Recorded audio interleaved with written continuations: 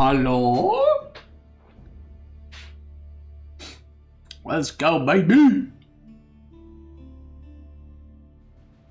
Fuck. Do I need a hoodie? Nah, bro. I'm about to start molding and yelling and shit. We don't need no hoodie. Okay, guys. It's happening. The grand finals is about to begin. And boy, am I hyped. Dude, I was never like a observer or like a viewer in the whole tournament. You know what I mean? Like I never just watched the tournament. So I'm like very invested right now. Do you know what I mean?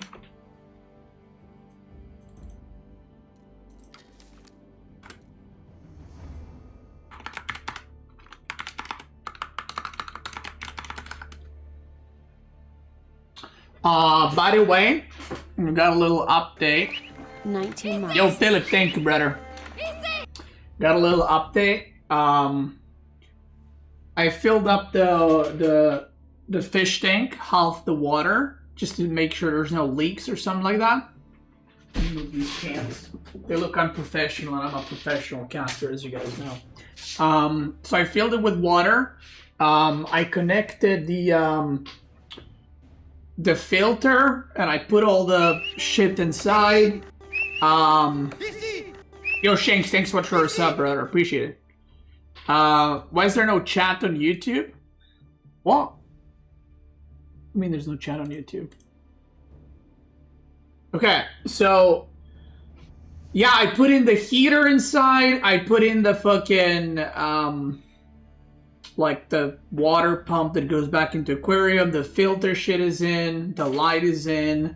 The water test is happening. I'm thinking, I don't know how, I might just leave it until tomorrow just to make sure there's no water leakage.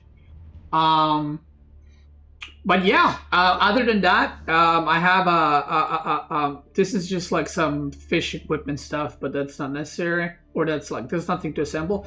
There's a bag right here that's basically what do you call it, air pump, that I just need to basically connect and put in, which should be pretty quick. And then yeah, then I gotta put a dirt, put a sand, and then plant the plants, and then put the bacteria shit in, and then we're good to go. So hopefully by Friday this upcoming week everything will be done. Hopefully. That's what I'm kind of aiming for. Oh, my stream deck works. Poggers. Cool, thanks so much for the 15 months, brother. My stream deck works. Let's go. Yesterday didn't work. I don't know why. Your shirt is Poggers. You guys like it? It's Hello Shitty.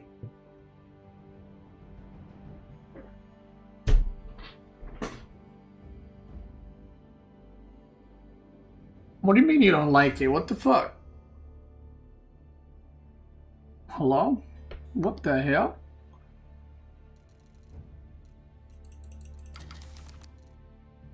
LucifroN's in the lobby, MarineLorD's in the game. Okay, they haven't started yet.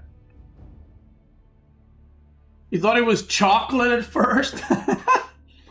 What do you think of the draft? So the moment I get into the observer mode, I'm going to talk about the draft and everything. Dude, I'm so excited about the aquarium. You need to add sand to the bottom. It says Mickey on YouTube. Thank you, Mickey. I know. I'm testing if there's any water leakage right now. That's what this is doing. I understand you gotta put put the stuff on the bottom.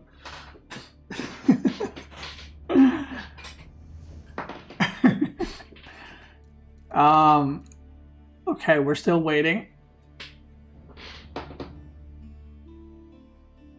What about plants? They're in the bathroom in the water right now. So I got the plants too. I'm not gonna do the plastic plants. I'm gonna do what are they called?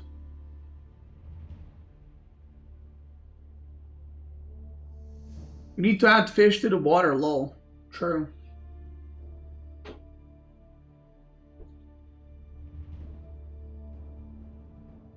What do you think about balance change in the new season? I think the dev change all passive incomes. I mean,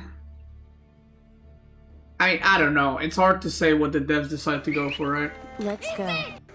Canton Brad, thanks so much for 28, brother. Appreciate it. Thank you.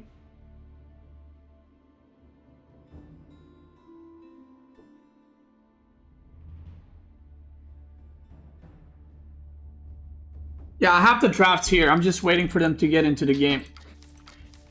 Oh man, my so I told you guys like past since Thursday I have been sore as a motherfucker, and because I pushed like every muscle group at the same time. And my arms, I feel like tomorrow I'm ready to go. There's still some soreness here, but I feel like I'm ready to go tomorrow. My chest only hurts when I press, so that's ready to go tomorrow. My lower back is a bit worrying because I kind of fucked it. I kind of fucked it up because I had sore back on like Tuesday, and then Wednesday, well actually no, on Tuesday I worked out, Wednesday I had sore lower back specifically, and then Thursday I was like, okay, it's kind of better, and I kind of fucked up because I did deadlifts, so I think I made it like a million times worse.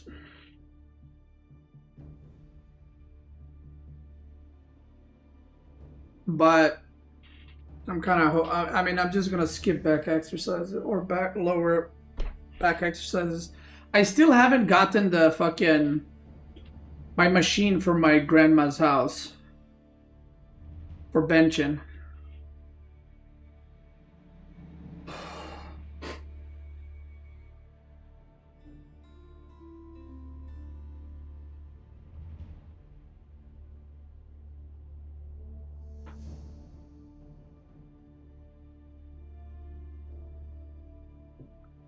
Because I have literally the bench for bench pressing at my grandma's house, and it was supposed to be here like 2 weeks ago because my mom goes weekly there. So she's like, oh, we'll just pick it up on the way back, and they just did not for 2 weeks straight. So kick doubling. Work on your core muscles for sure. No, that's what I did for like the first month of exercising. I just mostly did core because I was weak as fuck.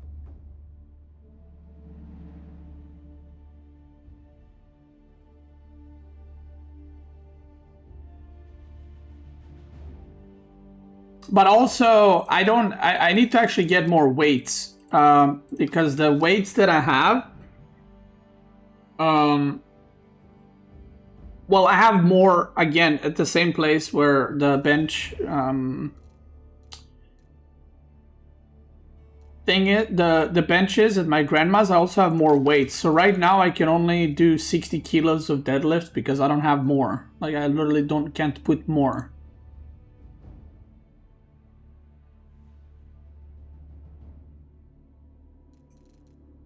Because I don't have more weights. So I do like 3 sets of 5. And yeah, but I don't know what my max is.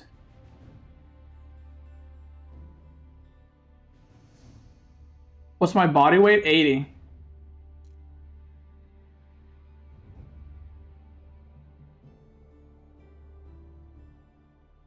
For now, you can increase the rep counts. Well, I can't because my lower back is kind of fucked. So I need to chill with deadlifts and stuff like that. Any exercise that affects lower back, I gotta chill a bit. Thank you to Panda. Thanks so much for 5 gifted, brother. Thank you.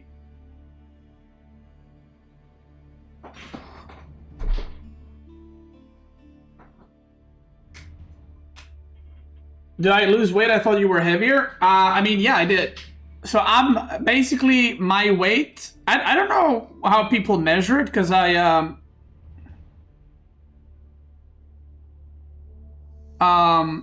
like in the morning when I wake up, I'm flat like 80.5, and then during the day I'm like 81.5, 82.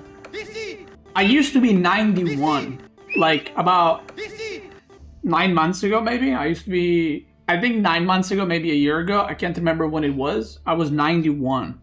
That was my highest I've ever been. Thank you to Panda. Thanks so much for not a gift, brother. I appreciate it.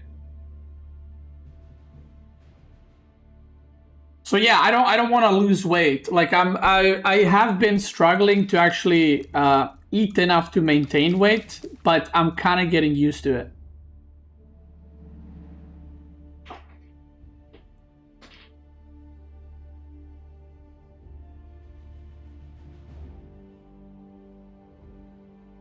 Do many people I know got hurt doing deadlifts? I mean, I don't know. I enjoy doing them.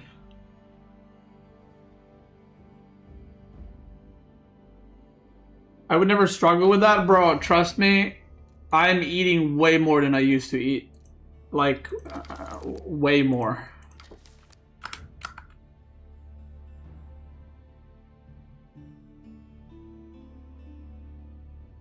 So, yeah.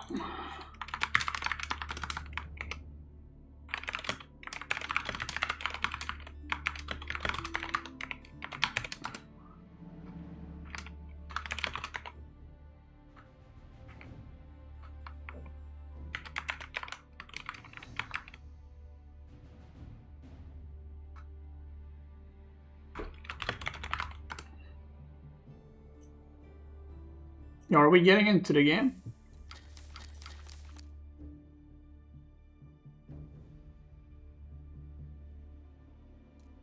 I mean, okay, I didn't hurt my back from deadlifts. I hurt my back, or I just, all my muscles are sore because I increased weight on everything. And then I fucked it up further by doing deadlifts, because it obviously puts strain on your lower back. So, yeah. All right, let's get started, bitches. Gamers, we're back. The shirt is ready. The aquarium is getting tested right now. If it's leaking, filter installed, heater installed, light installed, let's go. But we got grand finals today, and we got the draft. I'm literally watching live. This is as fresh as it comes, brother. So, we got grand finals between MarineLorD and LucifroN. And these are the maps. So, Kerlagular banned from LucifroN. That is a bit of a tricky map. And Excavation banned from MarineLorD. Both of those maps are very unique. So, I guess the players just don't want to play them. And they're going to be playing a best of 9. So, basically, the way this is going to work, it's a best of 9, but because LucifroN is coming from winner's bracket, if he wins the best of 9, he wins the tournament, okay? If MarineLorD wins this best of 9, then they're playing another best of 5, and the winner of that best of 5 wins the tournament, okay? So, yeah. It doesn't matter who's picking the maps, really, because the bands go first, and then they're just basically picking whatever, because you can pick your opponent's map or your map. Now let's look at the civs. So the game is about to start. Front range HRE versus Mongol. That is... I'm surprised about both of those picks, I'm going to be honest. And we see that LucifroN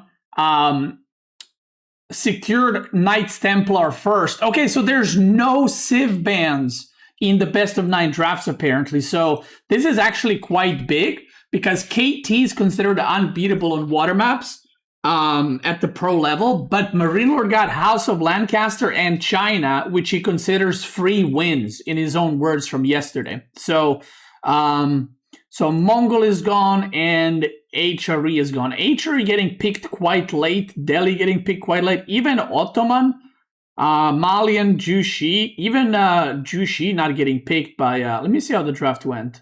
Okay. So MarineLorD picking Biz and Rus over Jushi Legacy. I mean, Biz yet, but Jushi, I'm a bit surprised about that. And then HRE French into Delhi Mongols and so on and so forth. These two civs are most likely going to be played on the water by MarineLorD. And if that is the case, if these two are played versus Jushi Legacy and KT, that's definitely a big advantage for LucifroN. So it's gonna depend a lot how they plan out their what's it called? How they plan out their draft, but obviously they need 2 water sieves for Holy Island and Archipelago. Every other map you can kind of play whatever you want. LucifroN picking Mongol here is kind of interesting because I don't really think Mongol is necessarily good here. Maybe he tried to like smite Byzantine or French, maybe. I don't really know. But yeah, H-Ray versus Mongol. So we'll see how it goes. As always, Spawn is going to have a role in this. And the first game is usually the most random. Because you don't really know what your opponent's going to pick, especially if you get a pretty straightforward map. Well, the map they're playing on, Front Range, is not necessarily the most normal map, but it's pretty straightforward, and a lot of civs can be played here. So because of that, you can get a lot of different matchups and a lot of different styles. So it's very random what happens first. The first map is the most random, and there's 2 ways you can play it. I'm not talking about Front Range specifically. I'm talking more... Okay. I'm talking more about strategically, right? So when you're playing best of 9 or 7 or 5, those are all different games and mind games that are happening. So you can approach it 2 different ways. You can approach it like, okay, I'm just going to pick a civ that's all around good. Like, it doesn't have any weak matchups and just play it like that. Or you can pick a civ you don't consider very strong and just see what your opponent's going to do. Because you have a lot of games in a best of 9, right? So if LucifroN here loses with Mongols, it's not the end of the world. You know, he got HRE, which is a pretty good civ. Or, you know, he lost to HRE, which is a pretty good civ still. So he will not be like, oh my god, this is terrible, you know. So, like I said, it very much depends how they approach the best of 9 and how they approach the situation and what their mindset is. So, like I said, LucifroN might have... he might have wanted to snipe Biz or French or something, or maybe he just... maybe he just threw out Mongol and be like, you know what, let me just... Maybe he doesn't like this map, you know, maybe he didn't practice it a lot, so he's like, you know what, I'm just going to play Mongol that's not super strong on any of the current maps, and just kind of see how it goes. So, yeah, we'll know more about the mindset of the players afterwards. So, for example, what's a good idea, strategically, if you're MarineLorD, if you do plan to play English OTD on water, and that's obvious, you can kind of pick the water maps if you lose to see what else is LucifroN gonna play. Like, he's gonna play KT and what else, you know? So yeah, but we'll see. Oh, mine work from MarineLorD. Okay. He sees it immediately, by the way, which is very nice for him. Wow, okay, mine work, this has to be pro scouting. Because if you want to go early farms, which hasn't been the meta in a while, I feel like if you go early farms, you kind of have to, go chapel. Yeah, this is very unusual for MarineLorD. Like, I don't think I've ever seen him go mine work. I'm not saying he never practiced it, but yesterday in the interview he said that LucifroN played a lot of strats, like, or styles, whatever he didn't expect, or that he hasn't seen from him. So I think maybe he's trying to switch it up too, you know. But he gets scouted immediately, and LucifroN probably thought that he's gonna go pro scouting. I mean, it's a fair assumption, right? So he went with the Spearman opening, but it's actually not gonna really do too much. He's made 5 spears total. No tower. So just 5 spears, nothing else. I guess if you tower here, he can just go to this wood line, so it's not a big deal. But towering here, would be pretty good, denying the backside over here, because that's a lot of food right there. He kind of wants to hit that prelate, actually. This attacking the villagers delays the prelate from inspiring a little bit. So he's like kind of doing damage, but not really. But yeah, Spearman Rush against HRE, I feel like it's usually not too good. Because, yeah, the con doesn't do anything. The Spearman can't even kill the mining camp because of emergency repairs. So I don't know how much I like LucifroN's opening, I'm gonna be honest. But again, I don't know what his plan is. I would assume, yeah, I would assume it's stable into Keshik now. Can he get that to burn? Probably not. And this archer is probably gonna push it back. Is he gonna stay to try to get a burn? If he gets it to burn, he gets the pillage bounty, or whatever it's called. And he's gonna try, he's trying his best. Oh. He's causing a lot of idle time, but yeah, it's time to bail. Okay, Warcraft 3 micro trying to block. Yeah, this was not worth it. I mean, staying here and trying to force that was definitely not worth it. Now, the problem that he has is, another reason why I don't like this is because the archers from HRE 138 speed, spearmen 125 speed. So his archers are way faster than the spearmen, so he can just catch him and kill them. He's trying to hide. It's pretty cute. He's gonna hide and now he's gonna pass. Oh, MarineLorD now checks at the bottom. Dude, he got him. Double horseman, actually. So he used the rest of the stone for the horseman. And what is MarineLorD gonna do? Right now, he is not going on gold. I wonder what his plan is. Is he gonna go for the boar? This might be a disaster. Yeah, I am very surprised about this, because even Keshiks would be arriving shortly after, and the fact that... Okay, the horsemen are here. The horsemen would arrive earlier than Keshik. So, maybe he's a little bit surprised about that. Ooh, a villager and an archer go down. Another archer, maybe? Yeah, okay. I mean, he trades out 3 spearmen and basically almost 2 horsemen. He did kill a villager, but MarineLorD does hold, and he's going to be on the boar, which is pretty good income. Probably going to make a tower right there. Yeah, there it is. And yeah, I don't want to be like this game's over, but I feel like this game's over.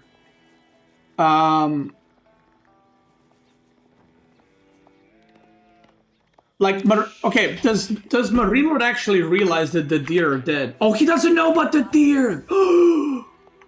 Oh, that's crazy. Wait, but he should know that they're there. Oh my god, LucifroN literally has 2 horsemen and they are here. If he just pushed into like 14 villagers, holy.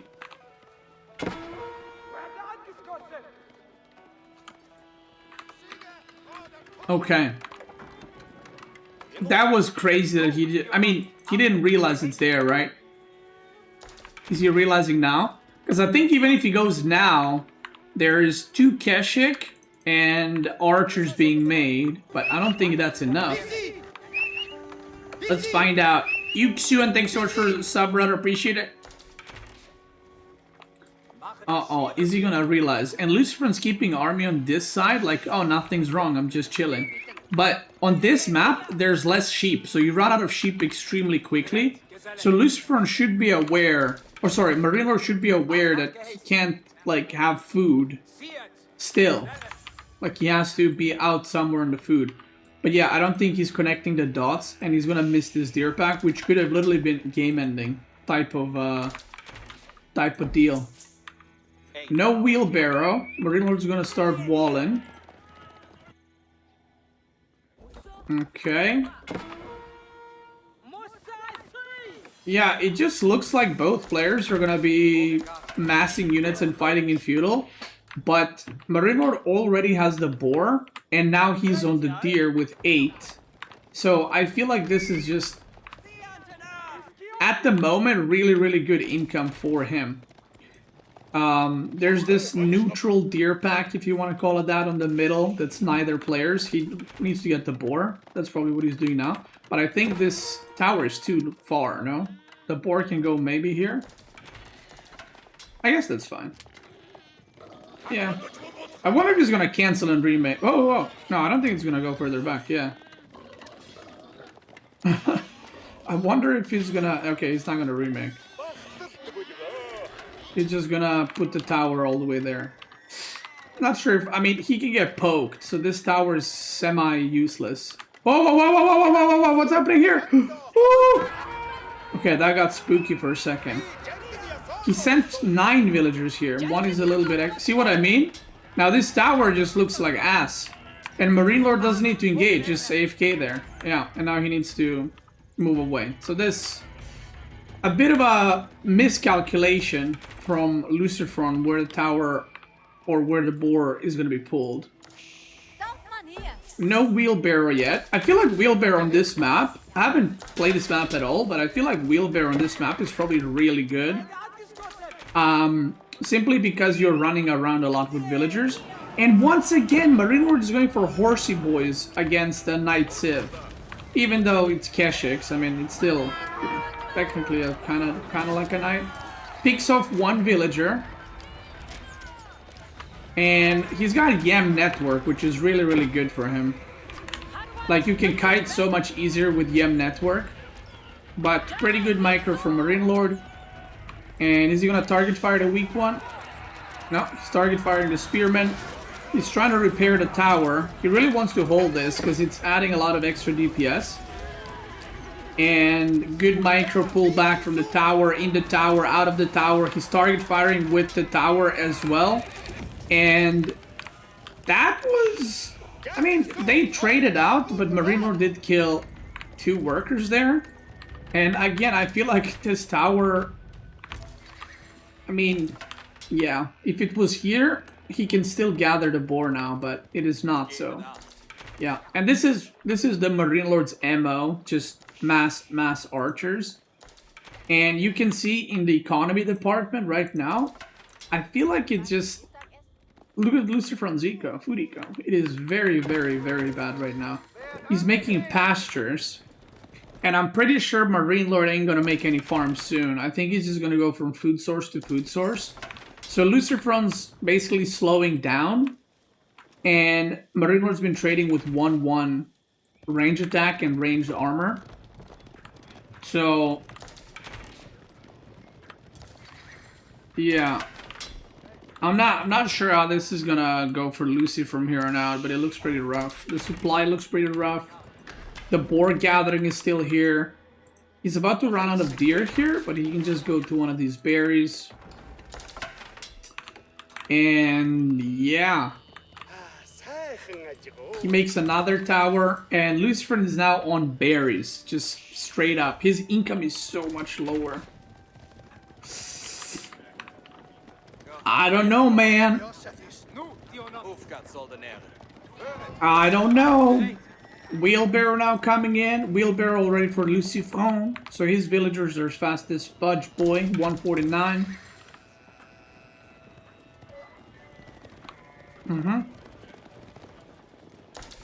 Yo, Michael, thank you so much, brother. Appreciate it. And congrats. Beat his ass, of course.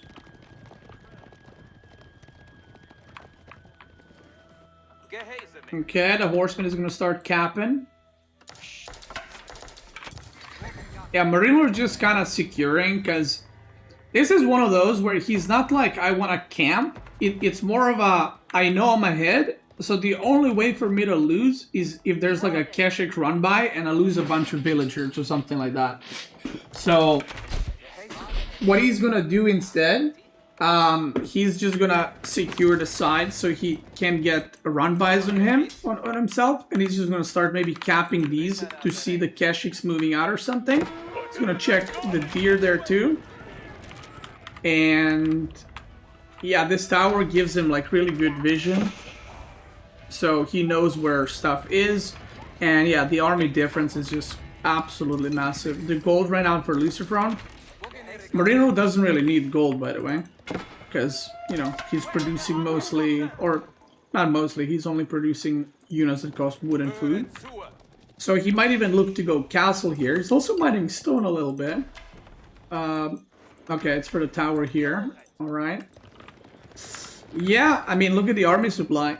41 archers. I feel like he can just kill him with archers if he kites. Yeah. This is a best of 9? Yes, it is a best of 9.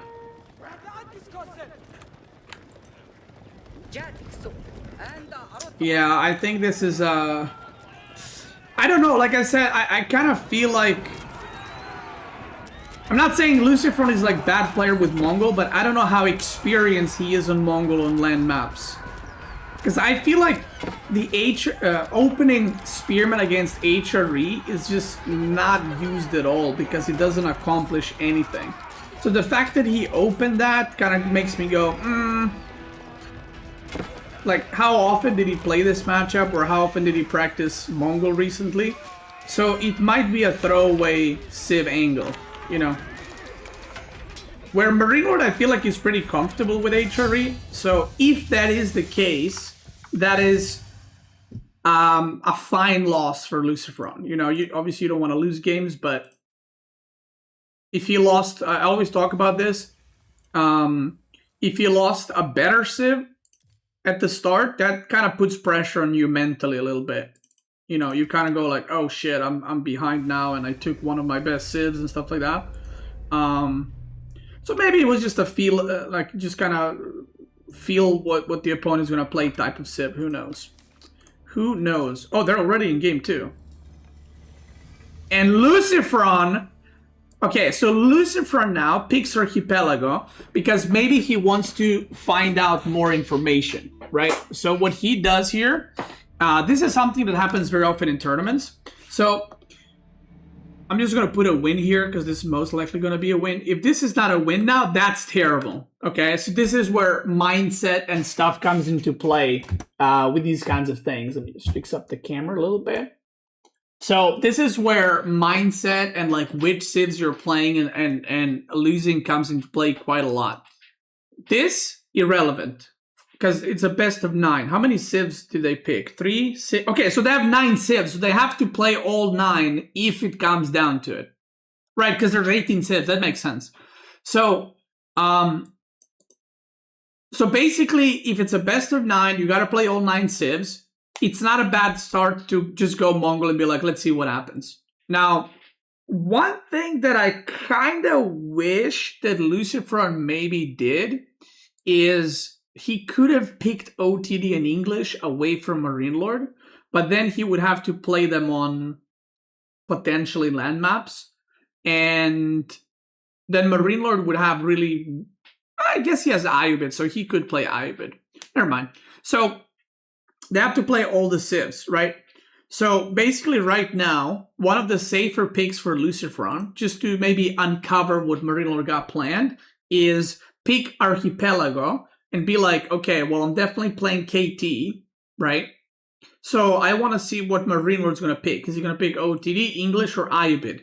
And now he knows that most likely, if you look at the draft, most likely MarineLorD will be playing OTD on Holy Island. So then LucifroN can decide to pick Jushi Legacy or maybe pick a weaker Civ because it's against OTD, right?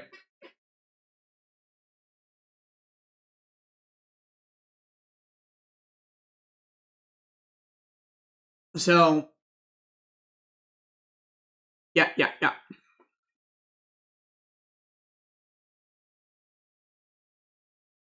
This, by the way, this is the reverse of the last game, I feel like. If LucifroN wins this, he is like, okay, I won. I was supposed to win. If he loses, he is going to feel very bad, right? Because this is like, this is his first pick Civ, and it's the most OP water civ. Now on the other side, MarineLorD, if he loses this, he's not gonna be like, oh, this is really bad, like I'm so screwed, because English is good on water, but I genuinely don't think it can compete with Knights Templar. So just because of the economy. But English does have the +1 range on their boats. You just need to survive to that point. So yeah.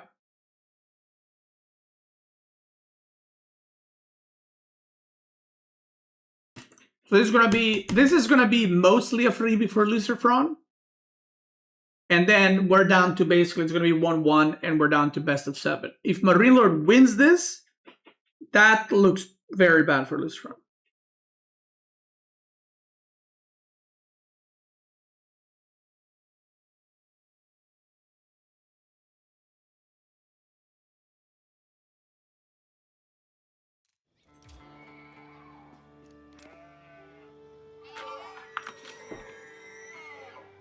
I'm just waiting for the plus to move away so you guys don't know when the game ends. There we go. Or not to move away, to show up, I guess. Now, another powerful thing about KT that I wanted to show you guys, he knows already where MarineLorD is. Isn't that great? So, when you play KT on water maps, like Archipelago, it is very strong because you immediately know where your opponent is. So he knows already that MarineLorD is over here. The reason he knows that, he sees the double relic here, which means that MarineLorD is in the bottom left corner. Whereas MarineLorD, if you look at his dock placement, he doesn't know. So he's not going either here or here. He's actually just choosing middle of the road kind of thing. Because if MarineLorD knew where LucifroN is, he would make a dock here to be as far away from him as possible, to have more time. So yeah, so it's pretty big. That's why LucifroN is making dock here. Because he wants to be as close to MarineLorD as possible so he can push as fast as possible. So I wouldn't even be surprised if his second dock like comes either here for this fish, but it's realistically going to be coming here for this fish, because those are super close together. So, yeah. He's trying to push in some deer for the extra eco. And yeah, I'm surprised he didn't. I guess you can chop 2 and then go to the wood. That's okay too. So yeah, like I said, this is going to be pretty hard for MarineLorD. I don't really know what either of their plan is, because KT can age up pretty quickly and have pretty good like immediate push. On the other side, English, I feel like if they age up quickly, it's not that dangerous. So yeah, MarineLorD's gonna go for pretty like safe age up. This is what, 6 on wood? Yeah, 6 on wood, and we'll see how many LucifroN goes for. Okay, LucifroN is also aging up pretty quickly, so he's not. He wants to put pressure immediately. MarineLorD is also not being greedy, so sometimes you see double docks, you know, sometimes you don't. I guess it depends on the players and the play styles, but like some players, if they're KT, they would actually go here with a dock, or like here and here, and then go double dock, like super greedy, because you know where your opponent is, so you just, you know, you move away from them basically, and then you go double dock super greedy, because the opponent kind of has to go, he has to go safe, like MarineLorD's doing right now. So, yep. So far, I mean, fishing boats obviously is pretty even, right? You can't really be ahead at this point if you're both one docking it. And MarineLorD's still pushing these poor deer. LucifroN kind of gave up after he pushed a couple and he's like, alright, I'm done. But there's nothing you need to do on this map, so, you know, might as well push the deer.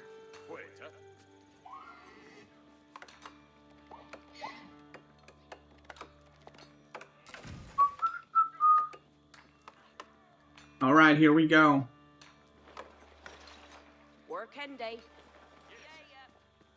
Yesterday I learned how to tell which side your opponent is regardless of the civ. How?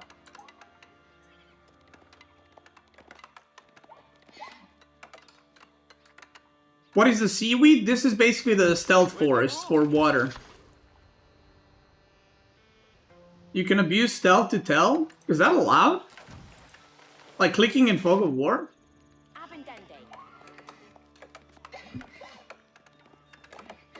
I haven't kept up with the rule or with the handbook. So I don't know. Yeah, I don't know. I haven't kept up. Anyway, Abbey of Kings coming up. Knights Hospitalier. It's gonna give his villagers movement speed, right? 10% movement speed. Civilian units health, which does not work on fishing ships. And increases healing from all sources by 30%. I still don't know if this works on docks. I think it is.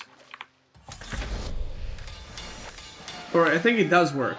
But yeah, fishing ships don't get HP or the movement speed, sadly. Only 4 relics? I mean, yeah, but relics don't really usually matter. Okay, King is in production. Transport ship is in. His force dropping off, getting that galley. And look at this. They both aged up at the same time. Look at the resource difference. And MarineLorD is on... Oh, sorry, LucifroN is on double dock. And he's making galley and springle ship. Like that...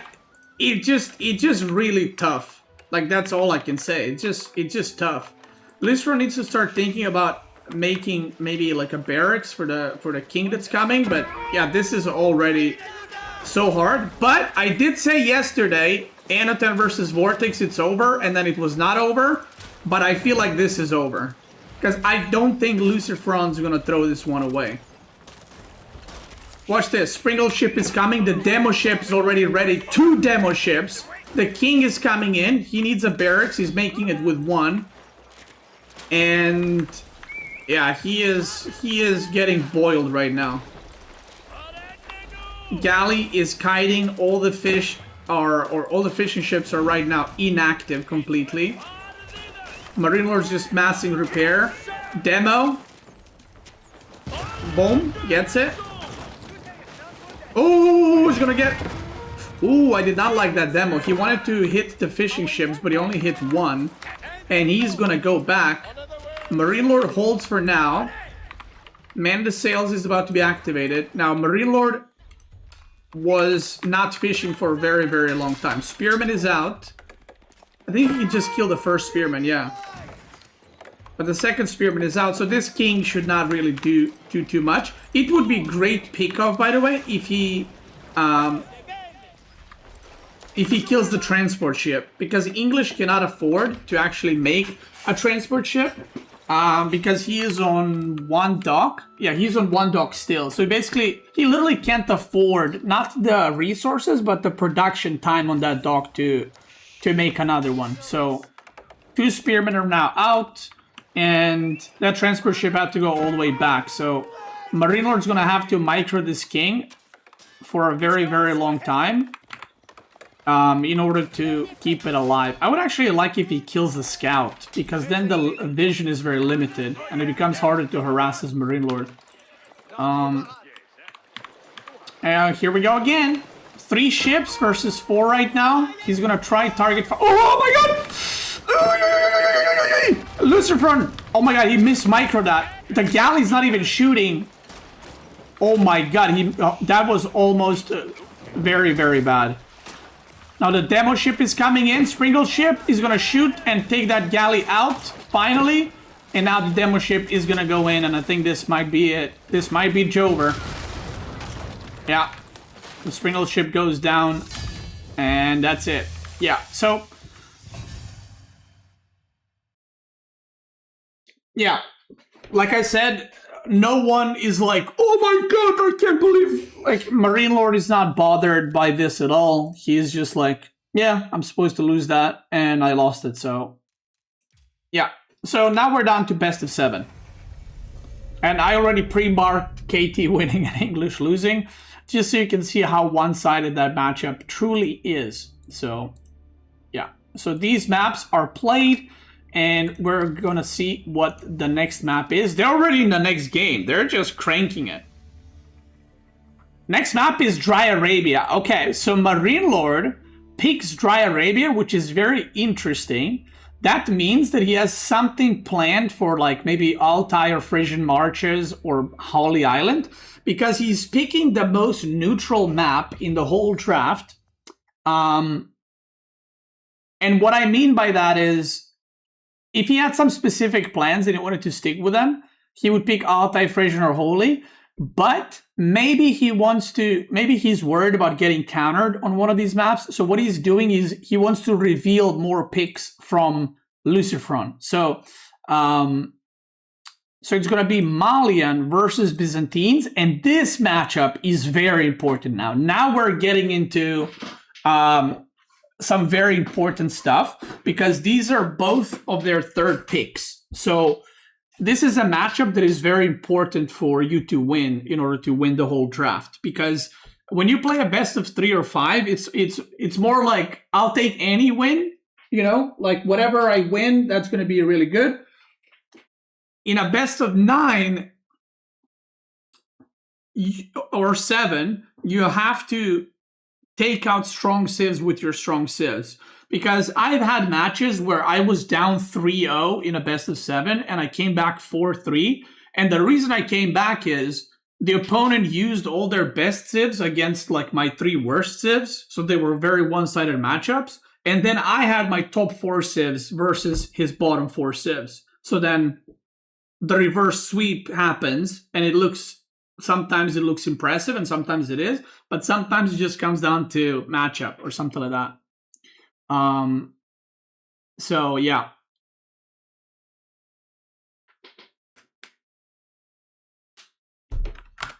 So Byzantine versus Malayans on Dry Arabia. Now Malian is a pretty neutral pick too. So Byzantine can be played on a lot of maps. You can play on Coastal, Dry Arabia, Gorge, Altai even, Frisian. And it's kind of the same thing for Malian. It can be played on a lot of maps, so both of them kind of going with non-specific civs, like nothing super unique. Maybe there was a chance LucifroN goes for Delhi or something like that, because it's Dry Arabia or JD or something, but you know, MarineLorD could have picked so many civs here too. It's another one of those, it's not an educated guess. It's just randomness in this one. Like the first map, the picks were random, as in any matchup could have happened almost. And now Dry Arabia, it's almost identical situation. Whereas Archipelago was pretty kind of obvious what the opponent's going to play. So yeah. Angry Jamie, thanks for 26 months. Thank you.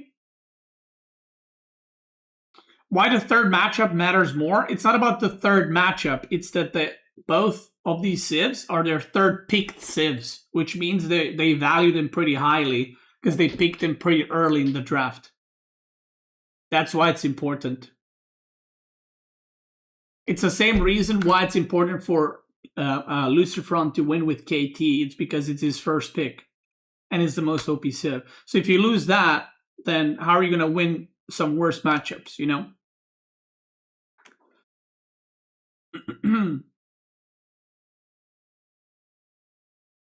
Would you rather go first and get KT or second and get Lancaster in China? I don't know how the drafting is done. Like, I don't know if now LucifroN is the top seed or MarineLorD was the top seed and he chooses who's going to be the first pick. I think personally, it depends.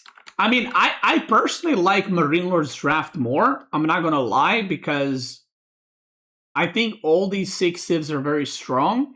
But then I don't play like Otto and Japanese too much. But he did get Japanese, which I think is super strong too. So I don't know. I actually don't know how the drafting works. Like if MarineLorD picks to be this civ or LucifroN automatically was seed A.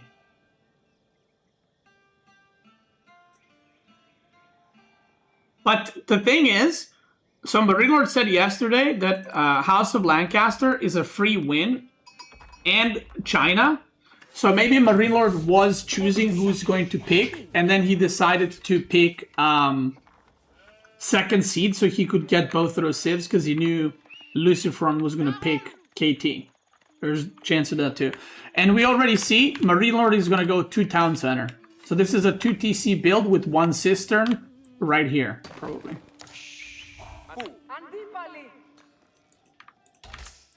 Whoa. Did you forget the cistern? Okay, he's gonna go there. I would have gone there, but... Okay.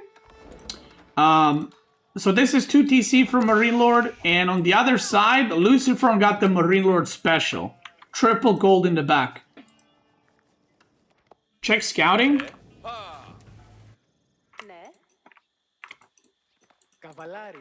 Cavallarios. Wait. Oh my god, he probably saw MarineLorD scout. He sent these sheep pretty far away. Let's see. MarineLorD got 6 sheep, he's gonna get 7. Where are the rest of the sheep? Let me see. Okay, neither player scouted here. And there are no sheep there. So all the sheep should be here somewhere. Yeah. All the sheep are on the right side of the map. And now LucifroN should turn around immediately. Turn around! Okay, there we go. He turns around, and this is the basically worst case scenario if you're a MarineLorD, because now you're behind enemy scout.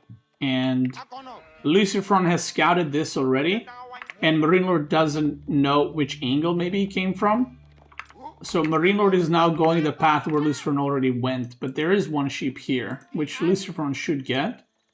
So, yeah. For the people asking why 2 houses, it's because he's going 2 town center. He's gonna, and he wanted to get enough stone to build the cistern. He could have also made a lumber camp, which actually would have been smarter, but it's further distance. And he's only aging up with 2, so this is definitely 2 TC build. He's gonna get that. That one. Ooh, LucifroN is turning around. There's nothing. There's 1 more sheep there. How's there only 1? Oh, they're playing. Oh, right. Okay, they're playing EGC Dry Arabia, which is like each sheep can only. You can't have clumps of 2 sheep. It's just 1 sheep at each place. So I think MarineLorD got 11, if I'm not mistaken. Yeah, MarineLorD got 11 sheep, which means LucifroN should get 9 total. If he gets this one. So, yeah, pretty even. Oh no, MarineLorD might get 12 if he gets this, but I don't know if they're gonna scout in the corner. Oh wait, never mind. Wait, what? Oh, LucifroN got 2 and then plus 5, so okay, never mind. So LucifroN got 7 sheep total, and MarineLorD is currently on 11, and there's 2 more neutrals right here. Okay, there we go. We figured it out.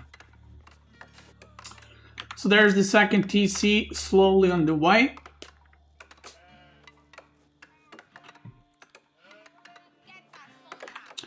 And I wonder what LucifroN's gonna do.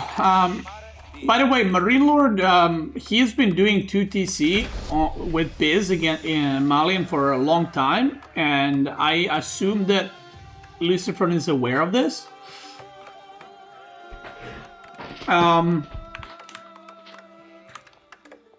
But I don't know how much practice he has had against this, because if you practice mostly against Vortex, I don't know how much 2 TC Byzantine. Wait, did he? No, he saw that for sure. I don't know how much practice he got against 2 TC Biz, because 2 TC Biz is like not good in most matchups, but in this matchup, it's pretty good. Second TC, maybe you go here.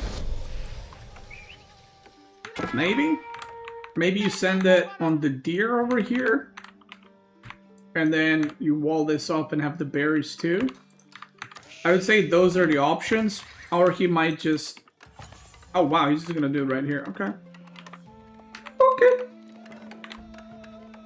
Is he gonna... Nah, he's not gonna go triple TC. Oh right, the warrior scout. Never mind, I'm done. No, never mind. I'm dumb. I was like, because usually when you go triple TC, you make a TC next to the stone. But I just realized he's playing against Mali and he has warrior scout, so he has to make it close to his TC. Never mind. Never mind.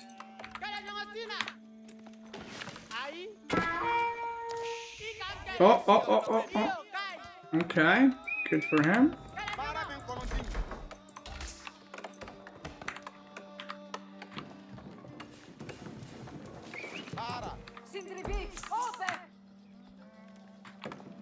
Horticulture first. And he's going so far archer, which means he's not gonna do cow booming, he's just gonna go for it. Ooh, how do we feel about that? Mangudai and Deserators? Bro, MarineLorD's not gonna go for mercenaries at a neutral trade house. You crazy? Bro, you crazy? Chill. Yeah, I don't know why he went horticulture. That's a bit of a weird one to me. Like, he's got 6 on sheep. Let's say 7. He's got 15 on wood. I mean, he has double broadaxe, but I would still go wheelbarrow. I don't know. He's gonna get the full mining pits. Now, are these just gonna be 3 moves, as I like to call them, into just full-on baboon aggression? Or is he going to actually cow boom? Because right now, it is not really certain.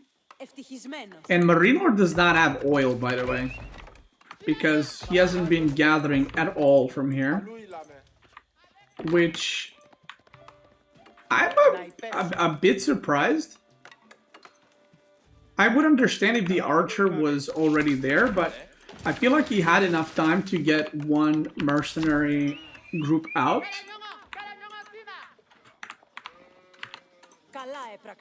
That has to be longbow, right? Longbow! Or is he gonna be spicy? Let's find out. Picks off the archer. That's a nice little pick off. Okay, he's gonna go for the moo boom. This cow is not in. Yeah, so he's gonna go cow boom, but he is putting some pressure. I don't know if I like this. Like, the archer is just gonna die.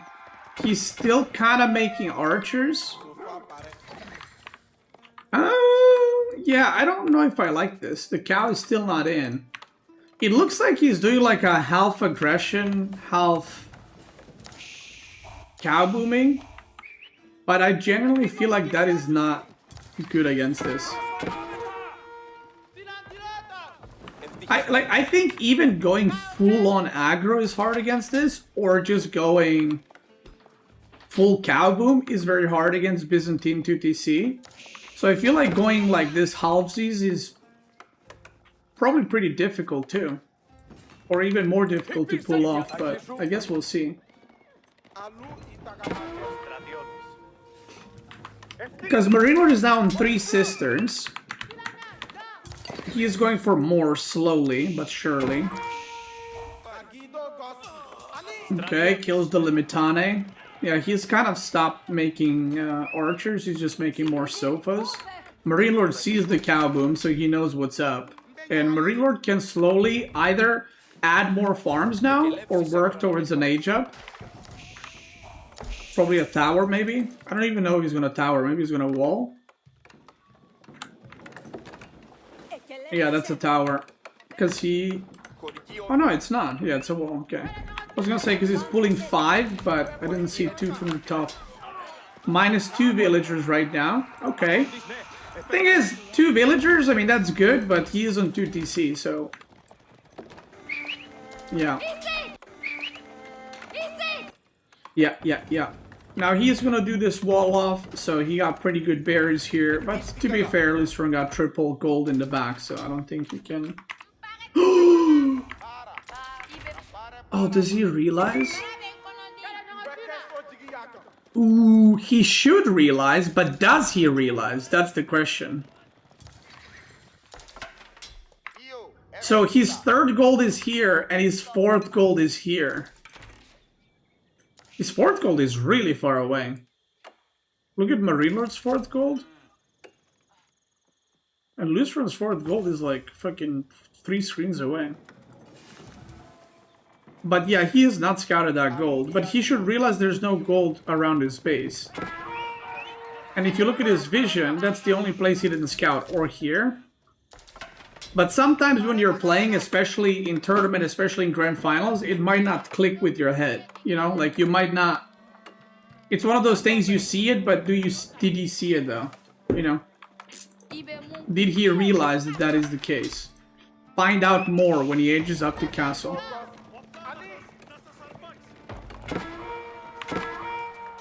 Ooh, another sofa harassment here. I don't know where that sofa came in. And MarineLorD doesn't either, considering he lost a villager. Supply capped for the mercenaries. Another villager. Okay, LucifroN's kind of doing pretty good damage.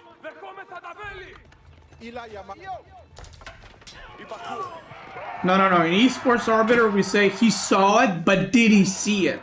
That's what we call it. That means he had vision of it, but did he actually look at it? That's the question. Like, did he literally see it? Now, cow boom is completed. 18 moves. Here, just make 20 cows, man. You know what I mean? And MarineLorD is gonna age up soon, and his economy is kind of in ruins a little bit because of all the harassment. So he's behind on gold. He's going on these berries, so he has pretty healthy oil income right now. But LucifroN is about to hit peak Malian gameplay, which is make archer, make sofa. Make archer, make sofa. I make archer, I make sofa. And you can see he's just spamming archers right now. I would love if he left these donzos in the back, like just like this, but just leave all of them in the back. Because there's a very good chance there's going to be some, you know, cataphracts or horsemen coming or something, so those donzos are going to get picked off into the fight immediately. This guy is on shield wall stance, so he's slowing down the army now because of it. This is a very important match, by the way. This is a very, very important match for the whole draft. By the way, I got nuts.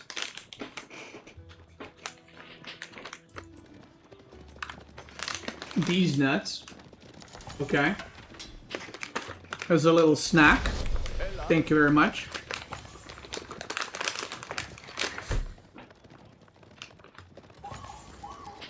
Almost dropped the first nut.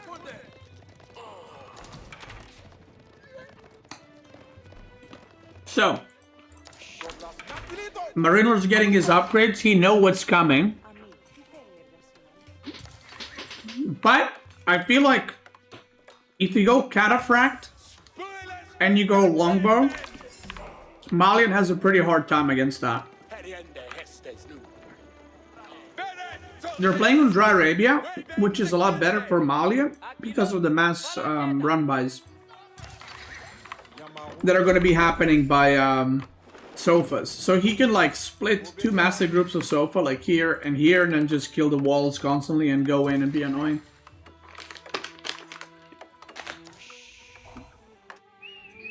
Yeah, you realize where the gold is, because there's nowhere else to be. He gets in again! 2 more villagers go down. And this is very annoying, by the way. This is why cavalry in top level games is just best.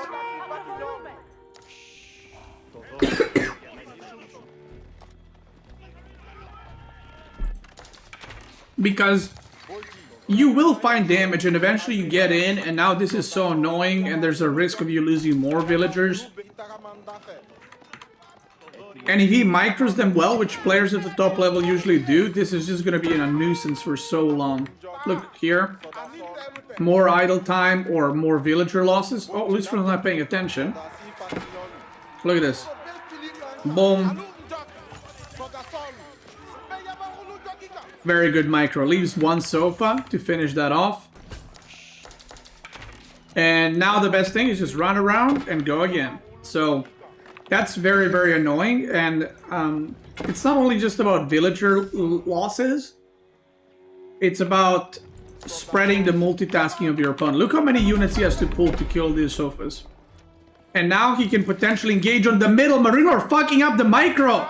Oh my god, the control groups are fucked. Does LucifroN realize? He realizes. Luckily, MarineLorD pulled his Limitare. Okay, that could have been a disaster.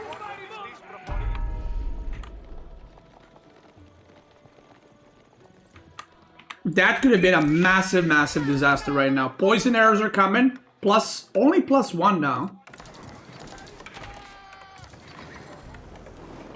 And now this is what I was talking about. When you have sofas now, you can just do this non-stop. You just torch. You go in with a few. You go on the other side. You torch there. And it's just very obnoxious to deal with. Because it feels like there is no right way to deal with it. Unless you put stone walls, which we're not there yet. Oh, the villagers might be dying. LucifroN could, at some point, add second town center. He got 3 relics, and MarineLorD got 2. So that's good for LucifroN. He aged up a tiny bit sooner, so... Oh. Okay. Should get the sacred sites. And Byzantine wants to camp. He still has... he has Limitane in shield wall formation, by the way. He's slowing down his whole army by a lot. Or actually, no, his army shuffle is really weird. Anyway. Poison arrow is completed. We see teardrop shields. We see cataphract switch right now. He's got a bunch of Limitane. 32 archers. I feel like he should be on a lot more at this point. But he does have 25 Sofa, which is quite big. He is gonna get in some Donzas in there too. So he's gonna mix in that. Look how tanky those cataphracts are. Isn't that crazy? Tanky as hell, boy. He's still got the shields on. Kick W. Alright. So let's see. He is right now on 4 archer ranges, 7 stables. And now he's gonna start target firing the Limitane. Now, it's in LucifroN's interest to move him out of the base as much as possible. The army difference is quite severe, by the way. That's what 2TC gives you. It's pretty good. And it's Byzantine 2TC, so it's extra good. And I feel like he just doesn't have enough archers. I feel like he needs more archer ranges. He added... Yeah, look at this. Look at the queue. He added more stables, but he did not add more archer ranges, which is very surprising. I wonder if he's going to realize and do that, because he definitely needs that. Now, the more MarineLorD is coming out, the more he has the chance to get completely overwhelmed and butchered. And LucifroN's going to go for a full-on engagement. Actually, cataphracts running through, I do not like that at all. I don't like that at all. I think you want cataphracts to tank the sofas. I don't think you want them on the archers. Like, they obviously did very, very good, but look at the army supply now. It's almost equal, and MarineLorD was way further ahead.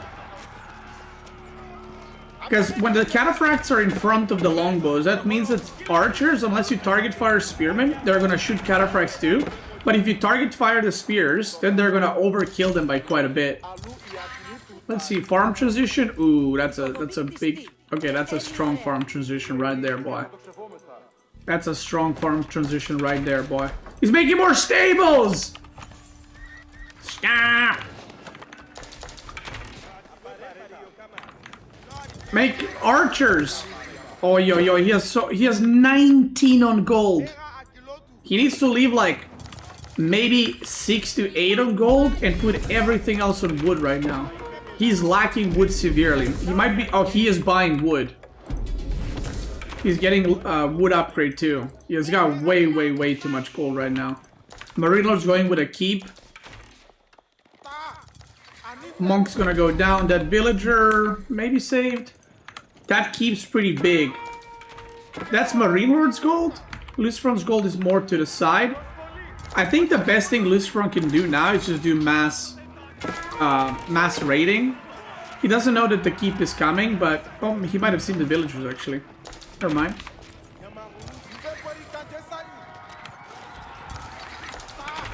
Because I feel like the longbows are just so good in these straight up fights right here.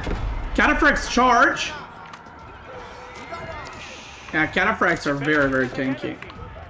Very, very tanky. Did he add more archer ranges? Let's see. 4 archer ranges, 8 stables, so still only on 4.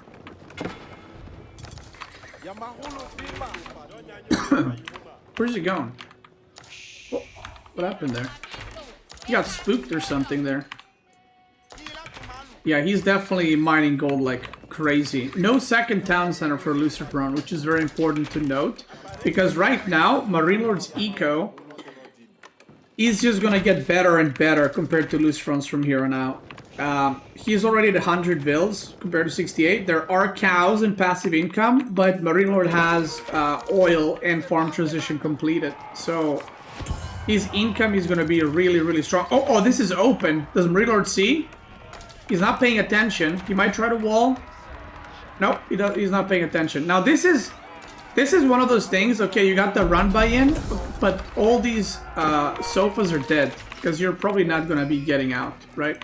But he should be able to do a really good amount of damage. Gold expires in the back for MarineLorD. LucifroN on the other side is getting Military Academy, still with 4 archer ranges. And he's just making a bunch of sofas. There's Limitane everywhere in these farms, defending as well. Still idle over here. Chaotic game right now. There's stuff happening everywhere. He could run by with another pack of sofa. And MarineLorD went all the way back with his whole army, and he still has some Limitane in the shield wall position, so they're just slowing down all the other Limitane. Wow. That's very surprising. Like, he's had this... Look, he's had it for so long.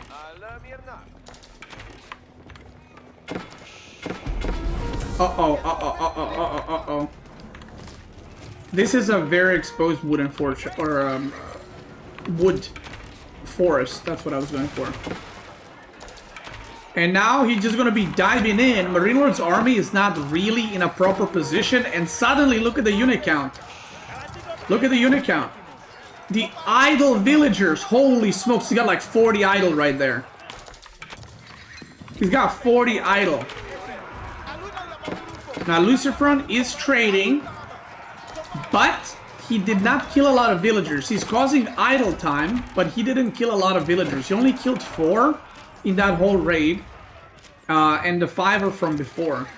I really think he needs to take the sacred site, because if he had sacred sites this whole time, it puts a lot more pressure on MarineLorD to like push out and do something. And right now MarineLorD's just kind of, you know, chilling. Like, he doesn't need to push out. He can just defend and go back here in AFK, because he has keep right here. I would love to see a little Trebuchet maybe here. And MarineLorD is looking like he's going to be aging up soon, which is going to be not very good news for LucifroN. MarineLorD is almost capped, by the way, and he is producing units, but like I said, his income is really, really good. So is LucifroN's, but MarineLorD is trading a lot better currently. No spread formation or line formation, which I'm very surprised about. Because poison is very good if you use line formation, because it spreads on a lot of different units and you can get a lot better engagements. Now that's a shit ton of sofa, by the way. And I feel like he can just push through this. I feel like LucifroN has the potential here to win the game. And this is the worst time to age up, because your army's about to get mowed down. Now there is a Mangonel Tower, which is the most annoying static defense in the game. He has to right-click that tower, because you don't know if 45 Outpost is getting upgraded or not. So when I see this, I just right-click that shit immediately. Oof, see that? He could also pre-spread and try to counter it that way. Good sofa raid in the back. Wait, did MarineLorD cancel the age up? He did. he cancels the age up so he can make units, but now so many food villagers are idle. He's down to 600 food. And, oh god, this is just... The rally point is just, it's not it. He's just getting farmed in the middle. Like, getting like 2 trebuchets, imagine this whole time. 1 or 2 trebs, just knocking this down. Oof, that'd be so good. Opens everything up, and then MarineLorD's in a lot of trouble. MarineLorD's not making Siege Workshop, and that's what I like to call optimistic Siege Workshop. Anytime you do a move or you make a building that was way far out, it's very optimistic. And well, this if I'm LucifroN, I kill this first. He still has too much gold, by the way. Is he still mining it? Okay, we see some farm transitions. No, I don't think he's mining any more gold, but he still has pretty good income. Which is kind of funny. MarineLorD is holding 4k wood right now. Holy macro. Yeah, you definitely don't need 4k wood. You could probably just go mass mangono at this point. He's making a trebuchet, and now MarineLorD's aging up again. Trebs are coming up for both sides, and he's target firing the outpost. This outpost doesn't even have an emplacement, by the way, so that ain't it. Trebuchet for MarineLorD comes out, and he's gonna start trebbing this. He's aging up, and LucifroN is nowhere close to the age up, so he's not gonna be happy about that age up at all. He is not going to be happy. Sofas are not in position, and I think the trebs might go down here. Oh, never mind. Sofas are doing a little run by. Well, kind of attempting something. Trebs are still trebbing, but only 2 is not going to be enough to bring this down fast enough. And MarineLorD got elite longbows and elite limitane. No elite cataphract upgrade, but he's getting royal cannons and Pringles. And this is looking like pretty GG for LucifroN right now. Because he just does not have the right unit comp. And the whole game is just not using line formation, which I genuinely don't understand. I think he's overkilling quite a lot with his archers. But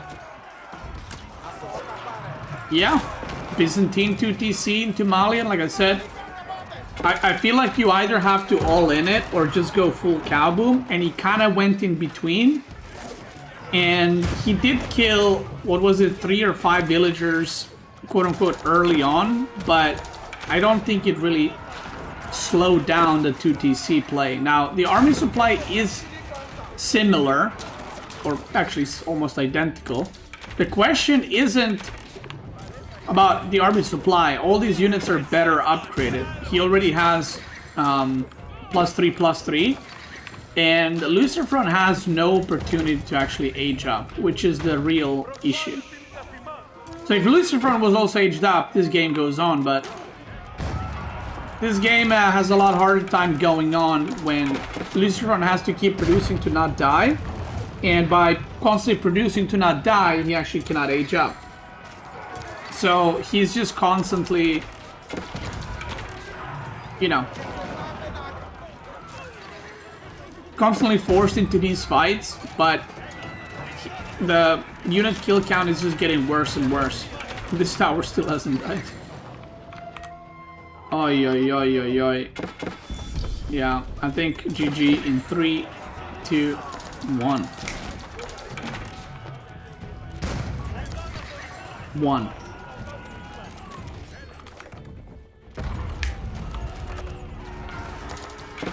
Three, 2, 1.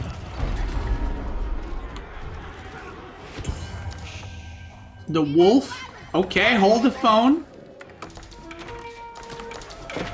I mean, again, it looks like it's a close game and anything can happen kind of thing, but you need to find out 2,400 food.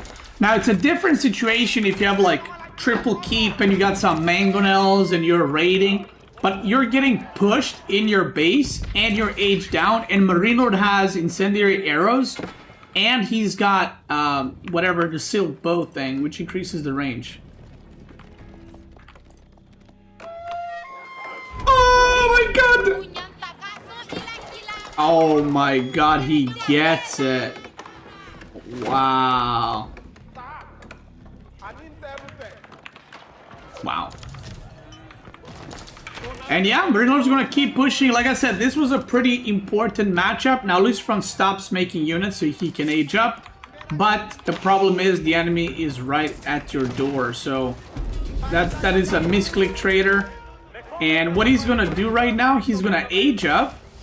And he's gonna try to raid with these guys to pull MarineLorD back, or to like make him not push as hard, maybe distract them a little bit. So this is just a bait raid so he can age up basically.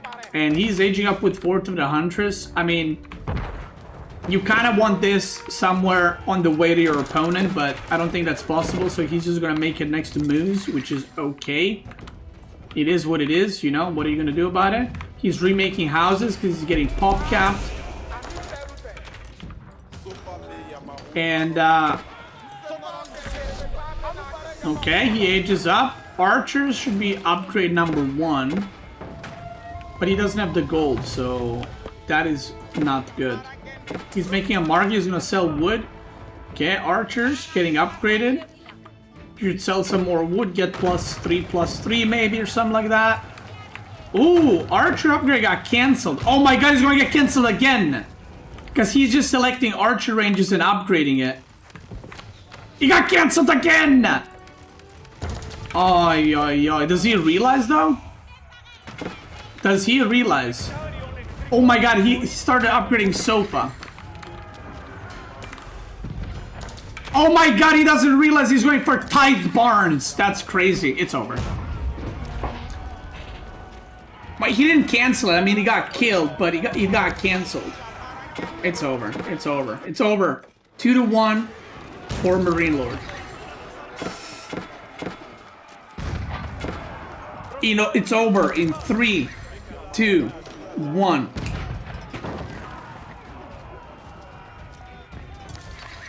Three, 2, 1.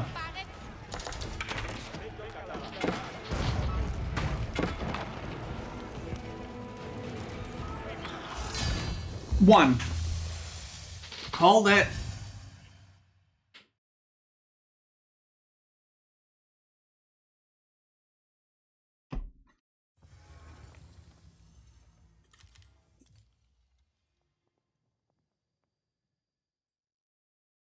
First try, thank you. Wait, the food count is surprisingly equal, by the way. I'm very surprised about that. I mean, you know, I have some words for olive oil. I have some words for this this olive oil thing. It's pretty good. Do you know what I mean? Olive oil, yeah. All right, let's see what we got next. So, like I said, this was an important match in this series. The next map is going to be I don't know.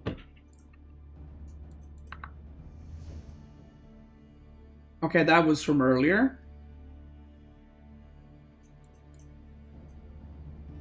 Okay, this is Holy Island. If you didn't know, that is Holy Island. If it's not, I'm shocked. I'm shooketh.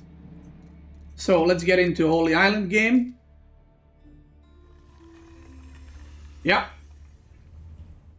And a bit surprised that LucifroN's using Jushi Legacy on Holy Island, but I guess the only other civ he could be using is like Japanese, but that's not really meta anymore. It's more meta on land maps, so yeah.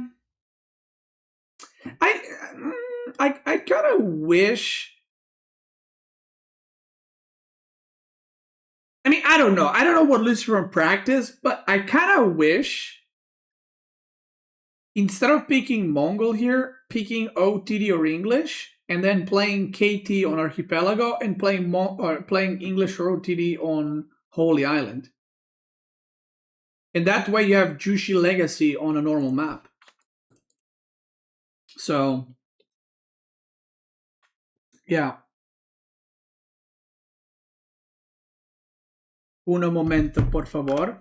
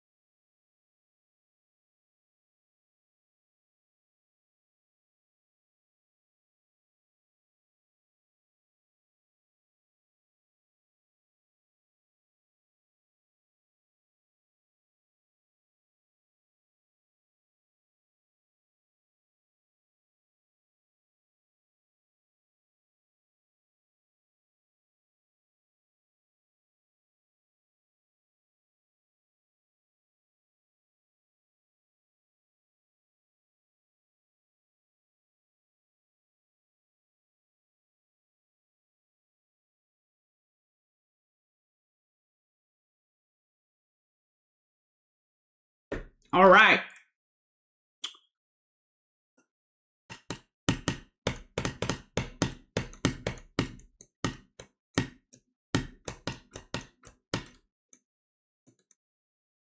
Would you shove a ray to change my mind? Kick W. Bro, what do you want, Core? You little shit. What are you molding?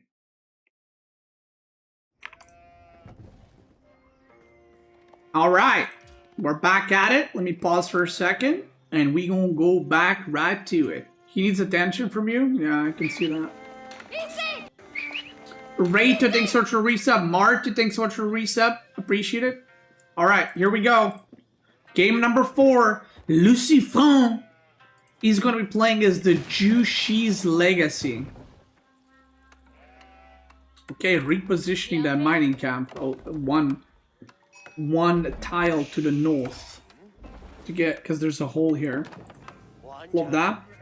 That's sheep. I don't know where that's going.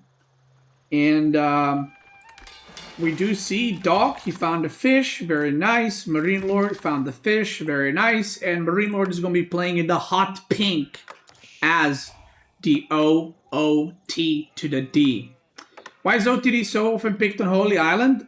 Because they have Akin Chapel and their income with wood is pretty good, and they're dog shit on land maps. So that's it. That's pretty much it. So, Holy Island can spawn 2 different ways. I think, unless they changed it. Sometimes you can have the forward wood line and then the back wood line pretty far away. And sometimes you only have... Oh yeah, it is like that. And then sometimes you only have the back wood line, but it starts like here. So it's your first wood line and there's nothing over here. So, sometimes when you play English on Holy Island, this is really good for English because they can harass like with king or longbows like this.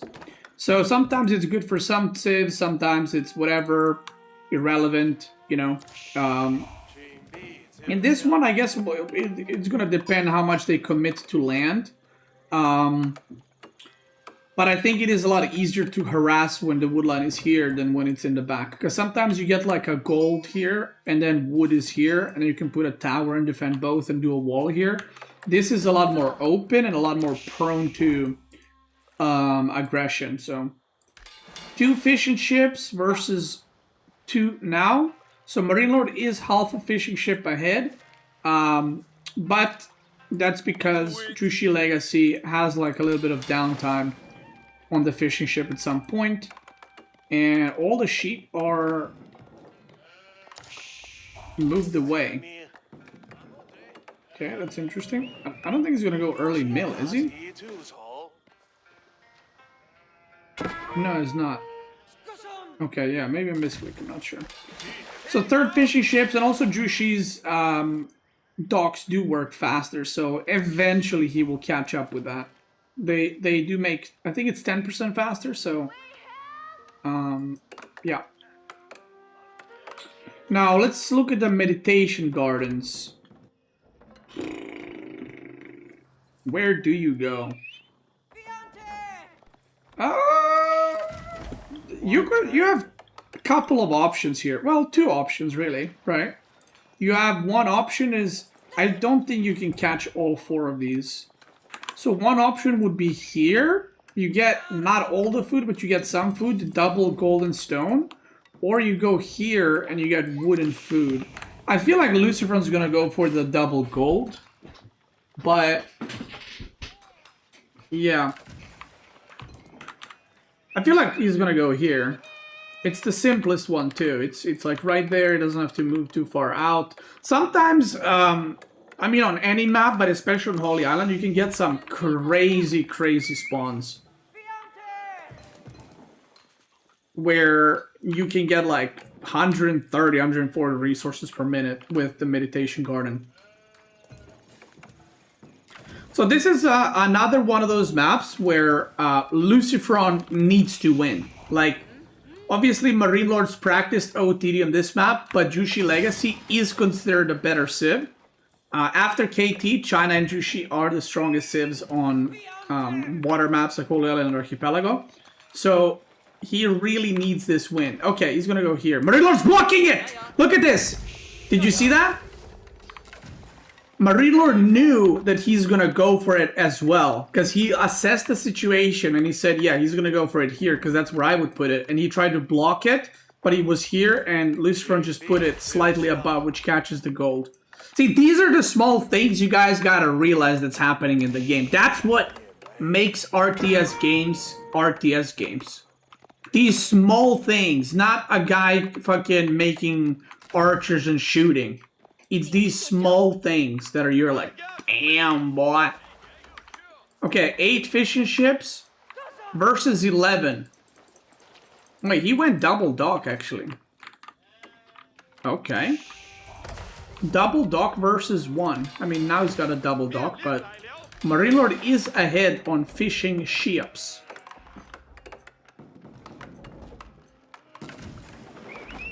He's putting more on gold, which kind of tells me he's about to be wild. Is he going to make a second IO, I wonder? Or he's going to do it manually? I guess you don't need a second IO for a while here. Right? Yeah. Springle ship and archer ship immediately. MarineLorD going for double broadaxe and a springle ship. This is going to be followed up by double demo. Right? He needs to get the taxes. No, he's gonna go double broadaxe. Okay, so I'm actually a bit surprised by that. And he goes back to fishing. So he's gonna resume fishing. That's kind of funny because I feel like if he followed up with double demo, there's a timing there for sure.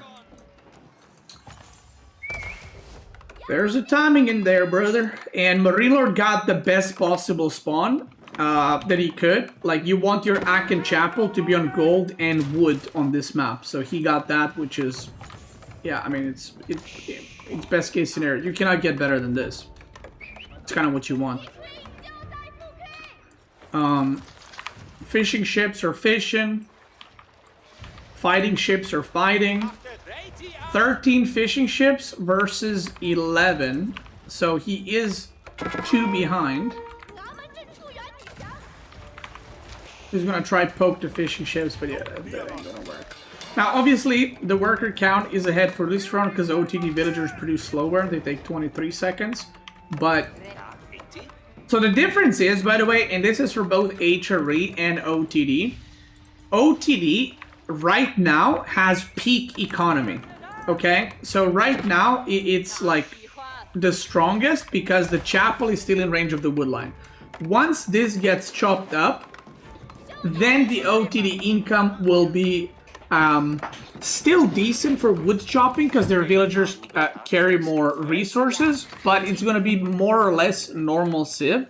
Whereas Jushi Legacy continues to scale because you will have IOs, you will have more villagers, and you get more bonus resources from the IOs, you get taxes, so Jushi in like 10 minutes is still gonna be really good, whereas OTD is gonna fall off, is what I'm trying to yap. Spearman is out, but one Spearman is not enough against all, or against the Gilded Horseman. Ooh, and he gets caught here! That is not good. He's gonna lose a sprinkled ship potentially. Does he have man the sails? He does, he's not using it. Wow, he's very brave. I would have panicked used that shit. So the horsemen are going to be running away, and now there's barracks men-at-arms, double barracks men-at-arms. Okay. Okay. I was going to say that he might go archers with horsemen, because against Zuginu, archers, especially from OTD, they have extra range, so they're going to be very nice. But yeah, he's just going to go double men-at-arms. He needs way more in gold, though. For sure, for that. Like, that is very expensive. I'm surprised he went double barracks. Because that's like going 4 barracks, so that has to be a mistake. Like, this is like LucifroN just adding like 3 more archer ranges or 3 more barracks. Like, bro, you can't support that. So you'll see, he cannot produce out of both of these, and stables. So, yeah, a bit surprised about that, but it is what it is. And the water situation is actually looking better for MarineLorD right now. 4 springalds only. 420 versus 0. And MarineLorD is doing his thing, which is no demos and just springled archer ship. And he actually said in the interview, by the way, that he thinks that the style he's doing with just springled and archer ships is better than the demo style. But if you mess up, you can lose the game, which I agree actually 100%. I think that this mass demo ship is very easy to win with. But also when it's not working, you're just sinking further and further behind. Now let's see if MarineLorD reacts. He does react. And basically, LucifroN's style, it's not like it reacts on your opponent making mistakes. It kind of is very much based into, I hope my demo ship connects, or I hope archer ship misses, or I hope I manage to snipe the archer ships and the demos go in. And if it works, it's a complete destruction. Like, you straight up just win the game. But I do think, I agree with MarineLorD on that. If you, in the perfect world, if you're microing perfectly, MarineLorD's Unicom should always win.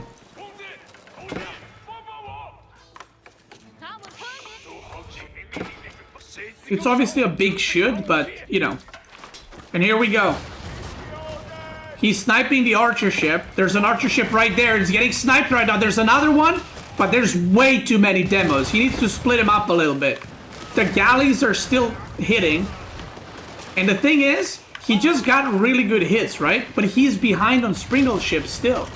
So this is one of those where you can't just get hits. You gotta get really, really good hits. More demos are coming. MarineLorD's got no wood. Oh my god, he went all the way in the back. He's got 0 wood. Wait, I missed this completely. I guess LucifroN came up with an army here. He has no wood right now. 0. And he's getting pushed in the corner. Oh my god, it's about to... Ah! Dude, I would have busted all over those fishing ships. With the demo ship, I mean. I would have clicked 100% of those fishing ships. I would be like, yeah, I'm sending it. But LucifroN, he waits patiently. In game, that's right. LucifroN waits. And he waits, and another demo is coming. Get on those fishing ships right now. He's not, he's just gonna kill that. And that's gonna be it. Holy shit. Okay, sorry, I missed.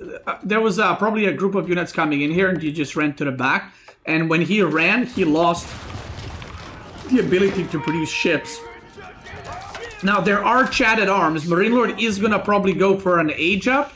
Yeah, he's got a bunch on food. He's probably gonna go age up and burger and try to play on. But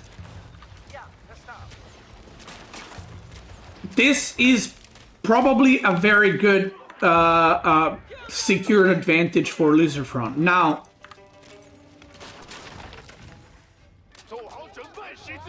I have seen LucifroN firsthand win water and after lose the game. But he played against tremendous player. Burgrave is coming up. Tremendous. That's right. And that player is just... But can the chimp do it? LucifroN needs... LucifroN knows he needs to age up. He's put a crap ton on food. He wants to age up immediately. How many IOs does he have? 2. Should make another one for sure. So he's killed everything. He's got them fishing ships. And he is ahead in eco. So right now what he needs to do is just age up and make crossbows. Because MarineLorD is most likely just gonna like go man-at-arms and be like, I hope this works. He's gonna put maybe more on the age up even.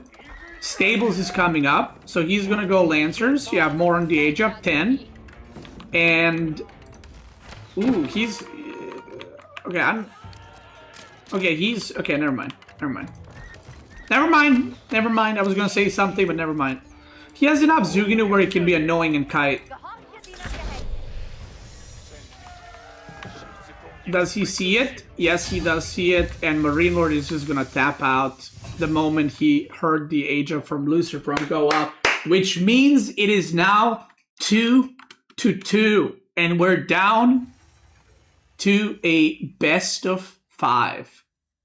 Whoever gets 3 wins from here on out, brothers. 2-2. 2-2. Huck 2. Huck 2-2. Thank you. All right, we're gonna jump into the next game. So it is now. I do want to say something. This is very important. Notice one thing. LucifroN's used 3 of his top 4 picks, and MarineLorD has used 1. Now, technically, these are only water civs, and I think that MarineLorD drafted a lot better, and I think the plan of LucifroN to first pick KT is very tempting, but I don't think the plan's good. Because you get baited into picking KT, okay, you got Jushi, okay, and then MarineLorD last picks these 2 civs and gets all the good shit on the land. Now, LucifroN has a lot of good shit on land too, but Abbasid probably going to be played on Frisian Marches, right? So let's see what the map is. Let me take a peek. Coastal Cliffs. Ooh, Rus versus JD. So it's going to be Rus versus JD. And I think MarineLorD is probably going to be pretty happy with that matchup. Because that, I wouldn't say it's like a counter to JD, but I would also not be like, ooh, that's a good map for, or that's a good, you know, matchup for JD either. Like, he would have much rather preferred to have Delhi versus Rus or Ottoman versus Rus. Japanese versus Rus would have been amazing. But, yeah. So, right now, like I said, it is not looking too hot for the rest of the draft with LucifroN. So, he's going to have to kind of buckle up from here and maybe mentally, like, not give up, but mentally be like, okay, this is not going great. Let's just keep playing, you know, let's just keep trying. And if I lose, there's another best of 5.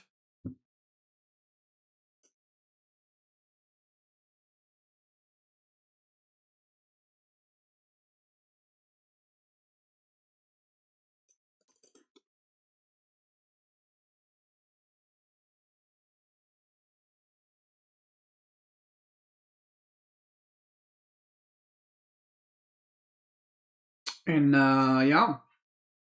Why does JD suck versus Rus? Because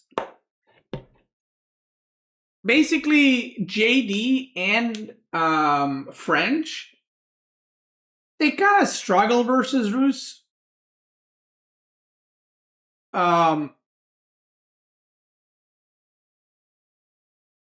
Because they both go Pro Scout, but Roos benefits a lot from going Fast Castle, and JD does not. So you kind of have to go Fast Castle then with JD, but then you lose the relics, and it's kind of weird.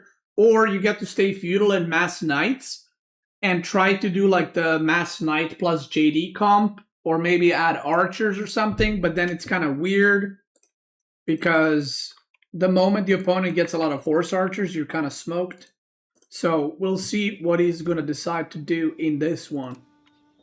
Bro, are they going to take a break? They just keep playing.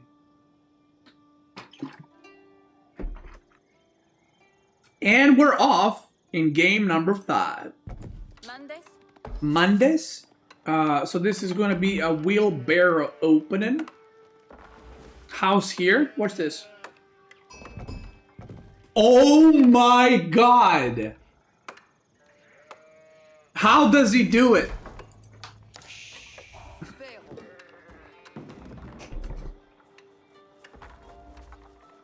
Wow.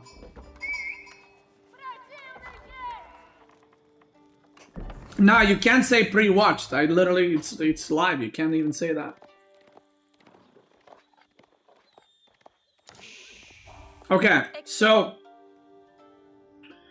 2 sheep right there, and if he goes the other side, okay, that's actually pretty good. He's gonna get 3 sheep there. He already found 3, so it's gonna be 6. And if he has these 2, that's 8. I mean, 8 sheep against Roos, I'll take that. You know, that's pretty good. Now, he's gonna go wheelbarrow opening, and then we'll see what happens. I mean, I'm assuming Pro Scouts from both. Now, gold is in the back, second gold is in the back, third gold is in the back. That's, I mean, and this is his 4th gold. This is LucifroN's 4th gold. And then MarineLorD's gold don't matter because he's Roos, and Roos doesn't need gold. MarineLorD gets the MarineLorD wooden or hunting cabin, which is in between 2 wood lines. He actually got this yesterday too when he played against someone. It was against LucifroN, right?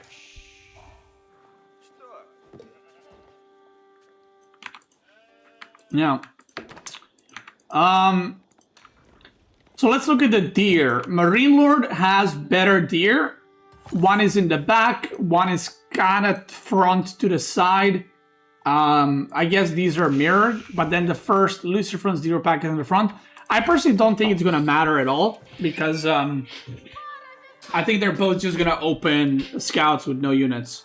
Would you go Archer JD? Yeah, for sure. You don't go melee JD against Roos, because Roos is most likely going to just mass Horse Archer Knight, so melee JD is just going to get fucking dumpstered. And Archer JD can actually be pretty annoying, especially if she's level 3. She can just snipe like Knights or Horse Archers one shot. Wait, he gets 2 more sheep here! Wait, is that him that just got 2 more? It is. He just got 2 more sheep, so it's actually 10 to 10 sheep. Yeah, 10 to 10. That's very good for LucifroN. Very, very good for LucifroN. That's like a mental win, by the way. For sure. Now, is this a Pro Scout from Lucy? 3 on gold? 7 on food? I feel like you need... Okay, never mind. He doesn't need 1 more on gold. He's just not going to make a knight. So it's going to be immediately scouts with Pro Scouting. That's the play.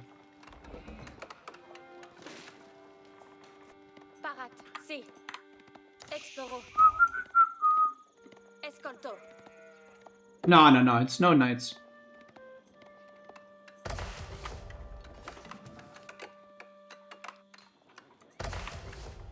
He can't afford it. If he goes knight, then the Pro Scouting is delayed. I don't think that's worth it.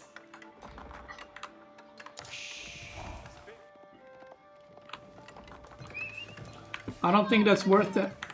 Yeah, look, it's gonna line up really good. I would be surprised if he goes knight. I think that's useless. I personally think if you go even on pro scouting with Roost, that's pretty good for you. Okay, he's gonna go knight. I don't like that. Like he... or it's just miss macro. Yeah, he's sending 2 more villagers. There should be a 4th villager. So... the reason why I thought it's gonna be immediately pro scout is because you cannot stop... Wait, he's not gonna pro scout?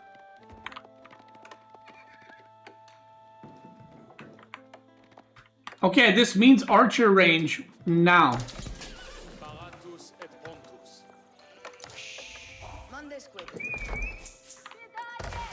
Okay, he's not pro scouting at all. I've tried this, and it can work. So this should be an archer JD, and he's just gonna skip pro scouting. He got survival techniques, and now he's gonna go on deer. But he wants to... oh no, he's gonna go for the boar. But he doesn't want MarineLorD to know, but MarineLorD has a scout. Shout out to best streamer on Twitch. Thank you, brother. I appreciate it. But MarineLorD is scouting. Ooh, melee JD? Okay, so... I think the reason he went melee JD is because he plans to all in feudal. Which I guess then would make sense, because you force spearmen, so you go melee JD. He's not planning to go castle, let's put it that way. He's going for it. There's the archer range. A bit delayed. I feel like it could have been a bit faster. Beastie's prediction this game 0 out of 100. Well, it changes everything if he doesn't go pro scouting. So, like, the meta is to go pro scout, but then if you don't, then you can just all in. And I was talking about Archer JD, if you go pro scouting into either Mass Knight or Fast Castle. But yeah, if you're going all in feudal, I think you can go both, to be fair, but melee JD is better if you're playing Mass Knight style. And Archer JD is, I guess, less impressive in feudal age. Right.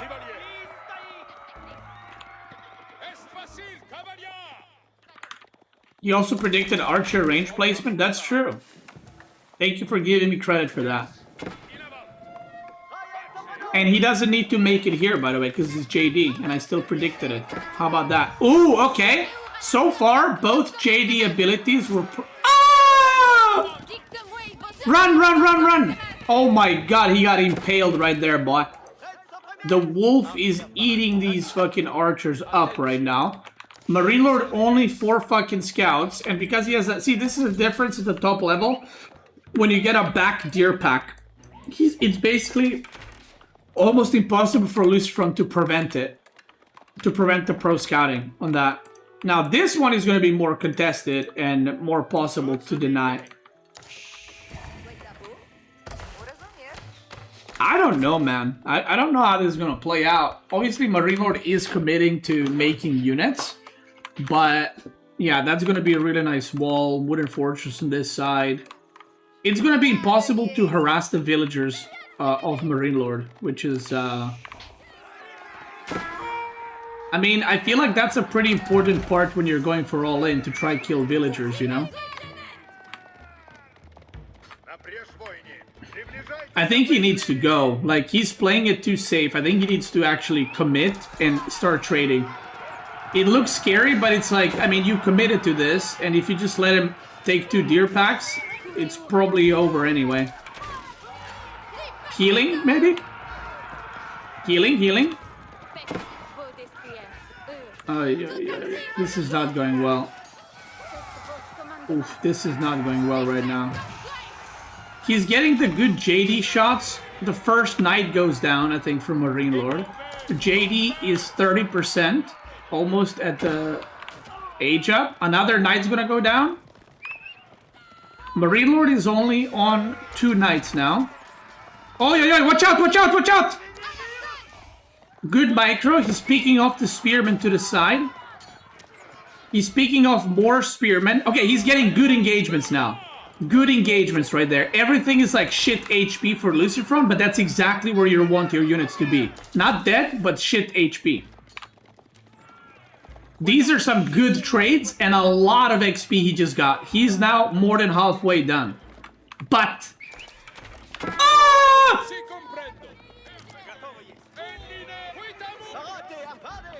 Loses a knight. He pro-scouted 11 deer so far, which I feel like is enough for fast castle now. 7, I don't think is quite enough. You might run out of food. But 11, I feel like is enough to push you through and... Oh my god. That's just fucking vile right there. That just, I mean...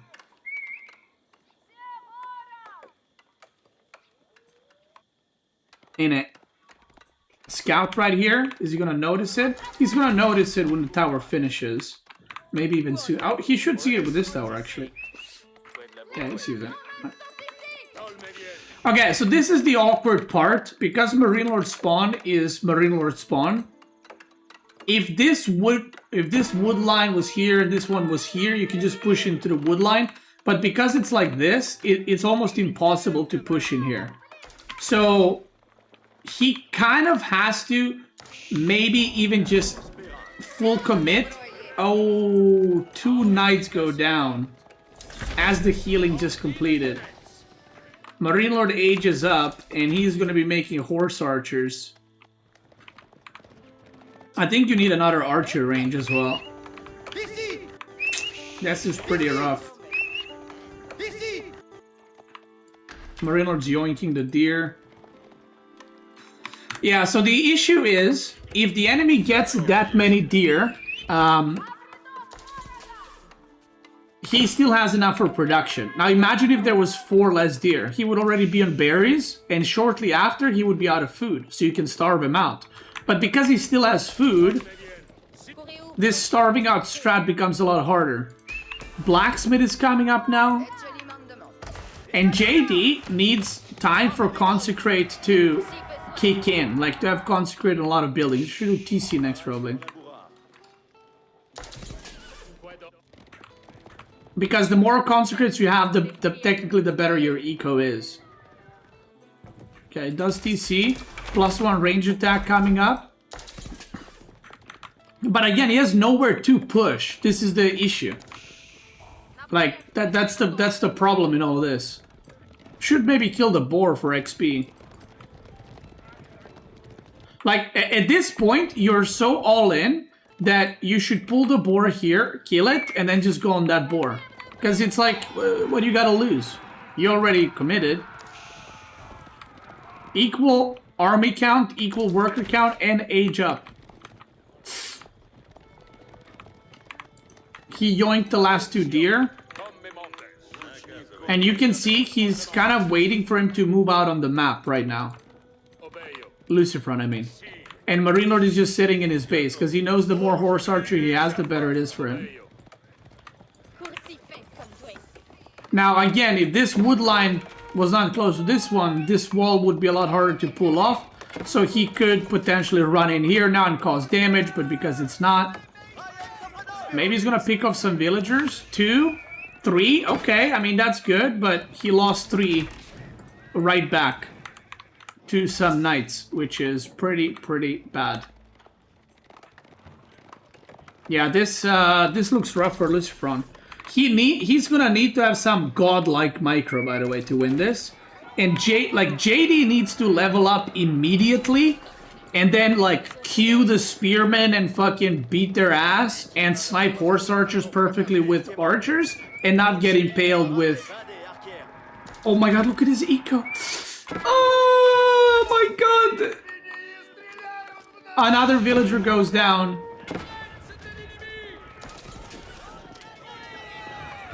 Oh my god, JD's not getting XP. It's a disaster right now. He wanted to age up. Oh, he's not paying attention. Oh. If he got the age up off right now and the game extended, maybe it's playable, but his age up right now is so delayed. His archers are all gonna go down. He's target firing JD. Heal, heal, heal, heal, heal. She goes down.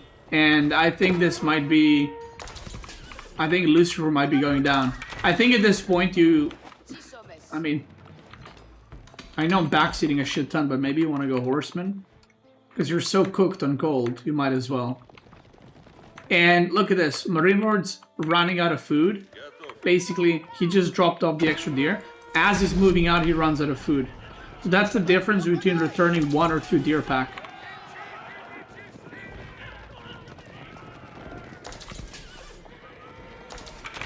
And he doesn't have ranged armor. That's also true. Yeah, the food is crazy right now.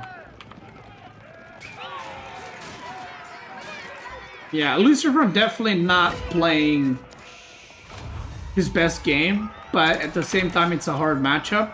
But I do think he could have played this on. I mean, no ranged armor is pretty bad, right? And if he didn't continue making knights and instead make horsemen, he would have still been able to produce units while also aging up now.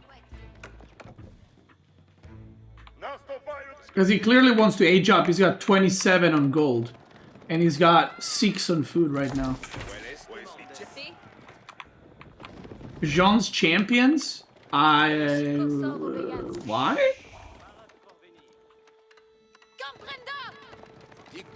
Wait, why did he go for these?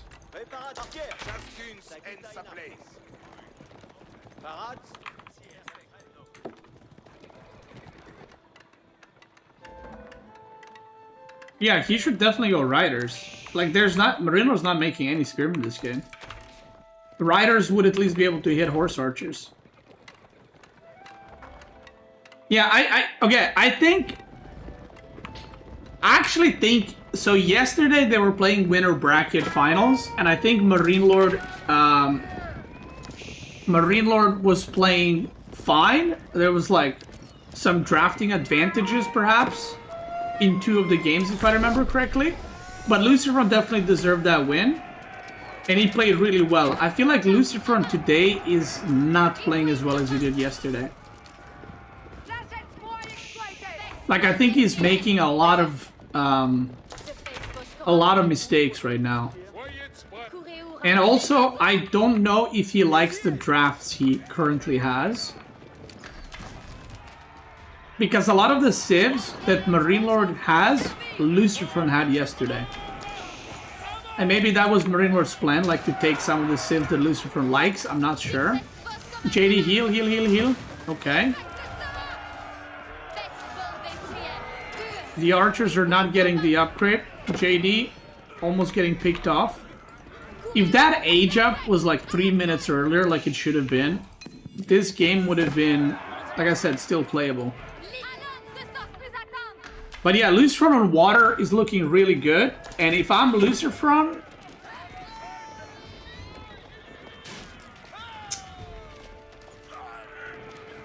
Yeah. That's a rough one, because I think...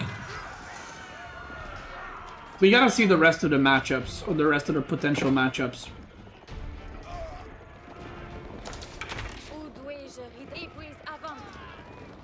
Yeah. Like I said, Rus versus French or JD is very good for Rus. You need to hit certain things, certain timings in order to have a chance. And he just kind of missed it. So, yeah. GG. MarineLorD is now leading 3-2. I gotta be honest. This series, compared to yesterday's winner bracket finals, kind of underwhelming right now. We had 2 freebies kind of on water. Holy Island wasn't a freebie. KT was definitely a freebie. Then we had Byzantine versus Malian, which I think is rough for Malian. Then we had Rus versus JD. Atri versus Mongol. I would say the closest game matchup-wise was probably Biz Mali and OTD Jushi. But even those were favored. So... let's see.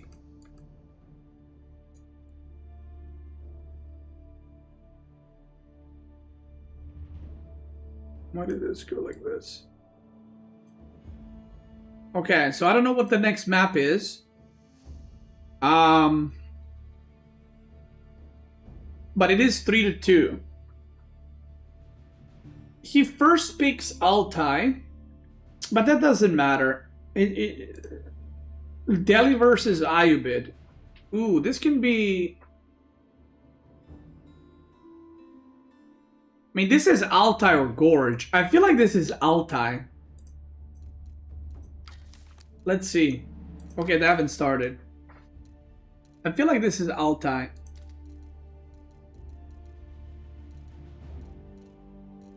Let me check. They might be taking a break now.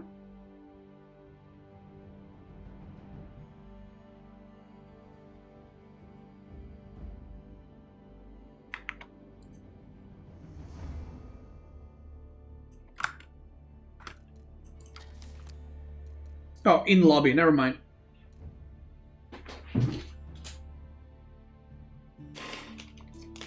Okay, I guess we just keep going.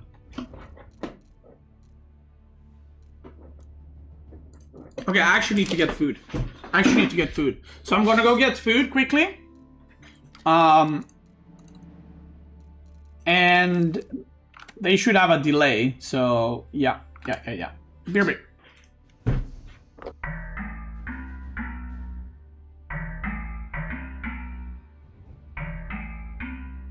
Cutie rap.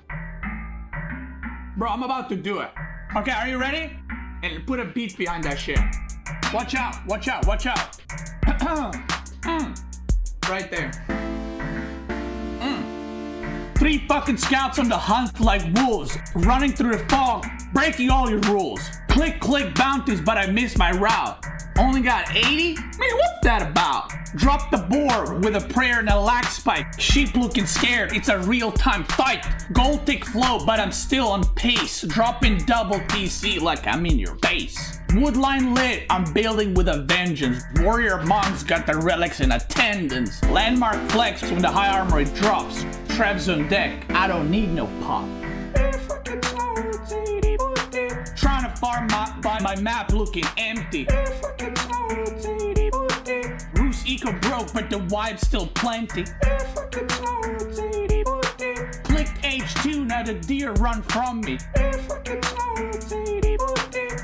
This build order really trying to punk. Stick with the streaming, you got no future in rapping. Yo, let me tell you something. Fast castle dreams, but the food's all gone. Vil idle while I'm vibing to this song. Scouting your base with a torch and a plan. I ain't got no knights, but I do got spam. Yam speed boost? Nah, that's cute. My horse archer shoot like a long range brute. Golden Gate cheese, I'm trading my faith. Click wood for food like it's 3rd grade math straight. Monastery glow, I'm grabbing the light. Sacred site tick while I'm booming all night. You push mid, but I'm flanking your dreams with a stealthy line that be bursting like beams. Roos life wild, yeah, it's funky. Only thing worse is your mangoodite rush, G. Low bounty, but I'm feeling lucky. In the Kremlin with the boys getting chunky. I don't know what that means. I got chills rapping that. That's how good it was. Can you get some poggers or what's up? What a banger right there. Wow.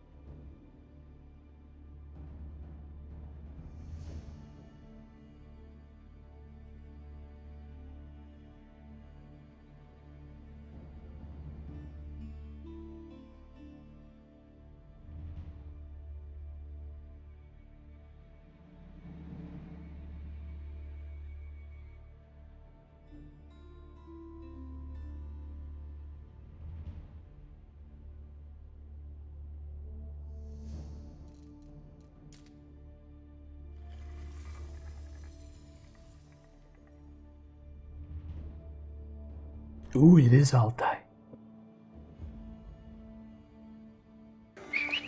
You 15 months of bliss and dentage.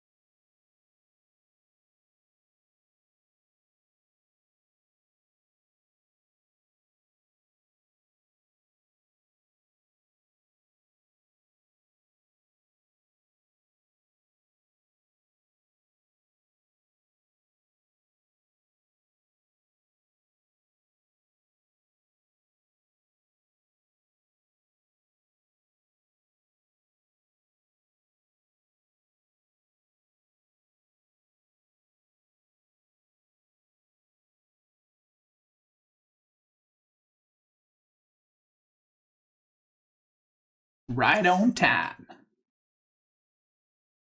Look at this cucumber. Holy shit.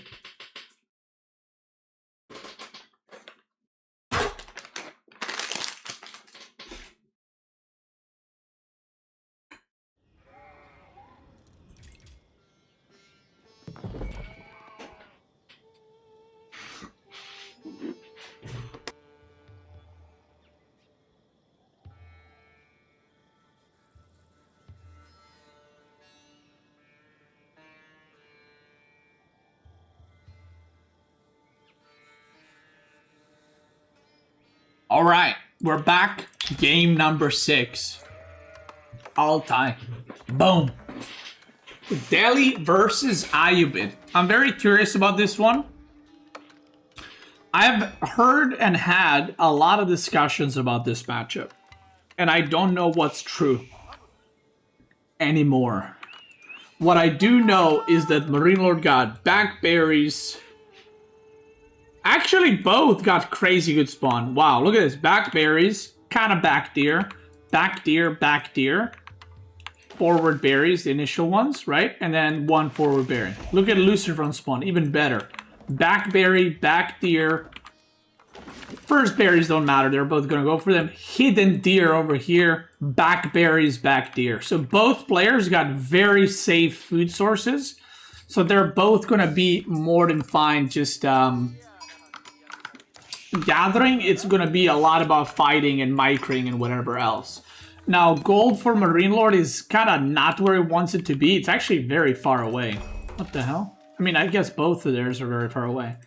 But yeah, that is very far away gold, and it's forward kind of ish, so it's not easy to wall off. Now, what I was saying is this is a very controversial matchup. A lot of players I talk to say that this is Ayubid favored, and a lot of people that I talk to say this is Delhi favored. So I don't really know who it favors. I've seen both civs win this matchup. So maybe if it's like a 50-50 in pro players' opinion who is favored, maybe it's an even matchup. I don't know. But maybe it comes down to preference, and maybe it's like MarineLorD thinks Delhi's better and LucifroN thinks Ayubid's better, and it's like, yeah. So I would say this is the first balanced matchup that we have. So hopefully we get a little bit of a back and forth, and we get a good game. Now sheep count, it looks like It looks like they're pretty much equal. MarineLorD has one more sheep. I'm not sure where the rest of the sheep are. There's one right there. Let me see what they scouted. So they pretty much covered the whole map except here in the bottom left corner, which there are 2 sheep right there. So I'm assuming LucifroN is going to go for that one. Or he might decide to skip it. Who knows? Neither player is probably going to use Forgotten Ruins. So I think that's going to be forgotten. In this game. Ooh, LucifroN kills a sheep. Okay. Dome of the Faith coming up. So, yeah. No second gold for MarineLorD? You are right. Uh-oh. Uh-oh. This actually happened in another tournament game recently. And I can't remember who it was for, but I kept saying, how did he get out of gold so quickly? Remember that? I was very confused. One guy mined out all his gold at 27 minutes, and I was like, that's not how it should be. And one guy spawned with 1 less gold. And now we're having MarineLorD spawn with 1 less gold. 1, 2, 3. Actually, no, he didn't. 1, 2, 3, 1, 2, 3. He didn't. So this is the confusion. So this is MarineLorD's gold. I think this is his second gold. And this is MarineLorD's third gold. On the other side, this is LucifroN's first gold, LucifroN's second, and LucifroN's third gold. So MarineLorD looks like he got double third gold, basically. He doesn't have a second gold. Kick W. Relic spawn? Yeah, Relic spawn is also quite MarineLorD favored. By the way, this is EGC Altai. Shouldn't it be like balanced and stuff? Like, why is it so... Look at the relics. What the hell? MarineLorD is 3 on his side. 4 on his side.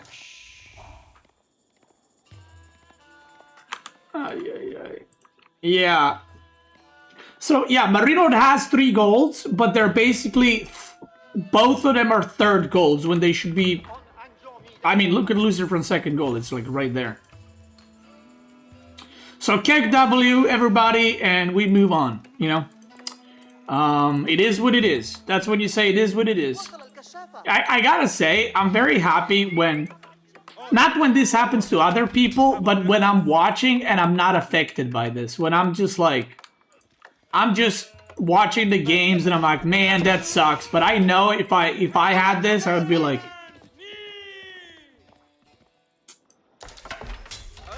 Do you know what I mean? So, echoing for MarineLorD. Echoing for MarineLorD. And we do have just Dome with the Faith, which is pretty standard. We do have Pro Scouting for LucifroN, which is pretty standard. Again, it's free, so why not? And it looks like it's going to be Spearmen into Desert Raiders, which it just looks like it's going to be a standard game with Feudal Fighting. MarineLorD getting eco upgrades immediately, which you usually do when you know you're going to commit to Feudal. So I suspect MarineLorD is going to go always for some Desert Raiders, or have one at least, and then go Horsemen, Spearmen into Mass Archers, because that's kind of how he plays. So that's his, like, play style, you know, just Mass Archers and fucking Micro till forever.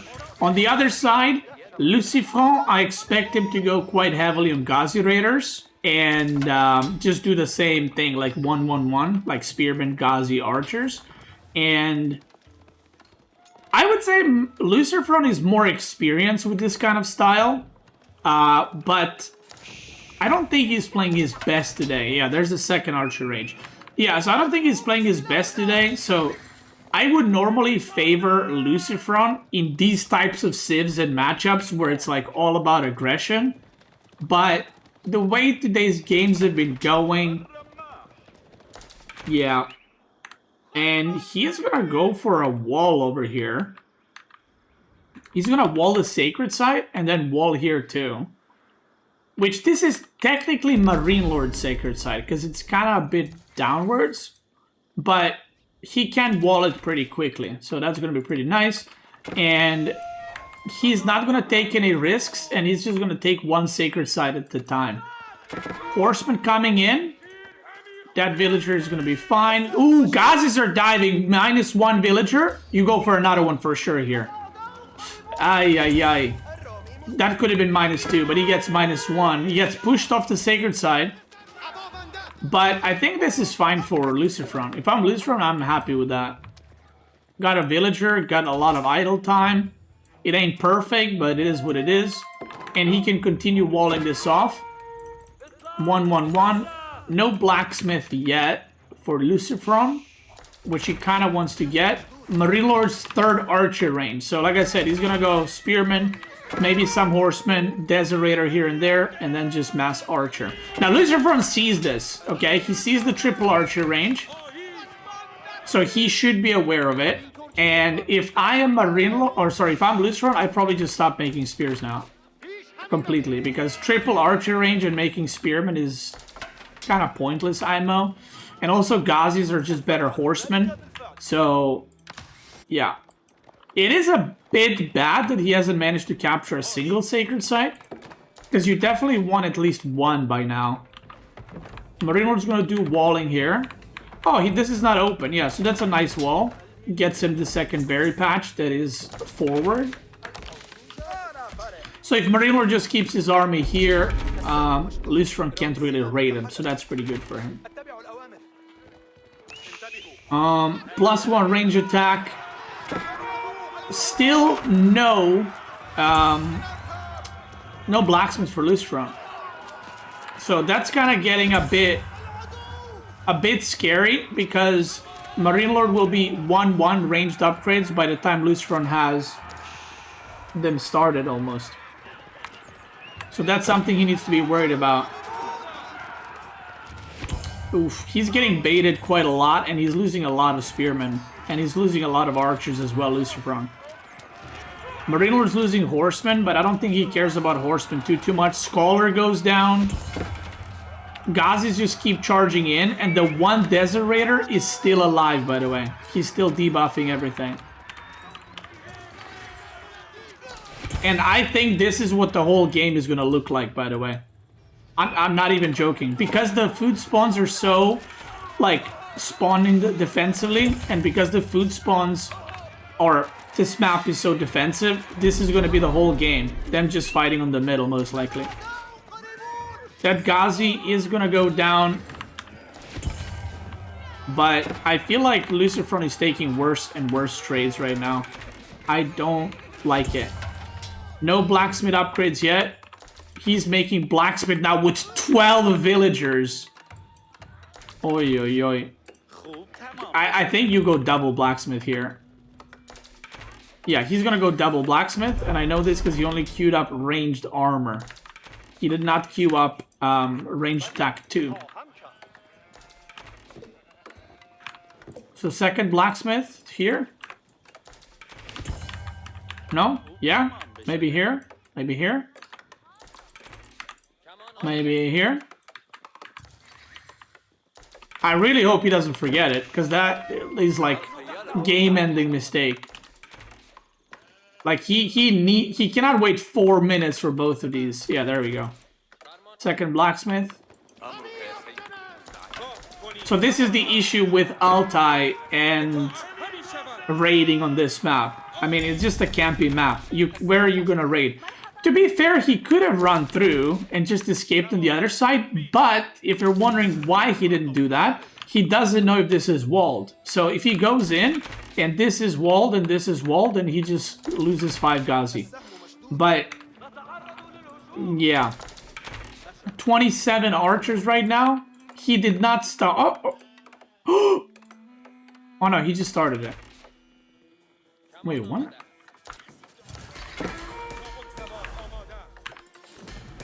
What the hell? Oh. Okay, he didn't start it, right? It just bugged. Yeah, he queued up these two. He didn't queue up +1 range attack. Okay, he remembers. Okay, he clicked it. Okay, he clicked it. He clicked it. He clicked it. It's okay. He did not forget. That could have been a disaster. And so far, this game is going pretty good for MarineLorD, who is going to castle right now. Not looking good if you're a LucifroN fan. Because 9 Ghazis do not beat 35 archers, I can tell you that. 800 resource difference. Like, when I look at this game, I'm like, yeah, Ayubit is better than Delhi, right? But I feel like if the map is more open, like Dry Arabia, I feel like Delhi has way better chances. Because this is like mass army versus mass army, but there's a camo. And now he's just gonna wall the sides. What is he gonna age up with? I mean, he could age up Dervish Wing or Military Wing. I think Military Wing potentially secures you the win. But Dervish give you so many relics. Oh, he's gonna go Advancement Wing. Okay. I did not expect that. But I guess he probably feels he's like in a really good spot. And all he needs to do is just upgrade his archers and end the game. Because that's kind of how it is. Like, LucifroN is just full babooning right now.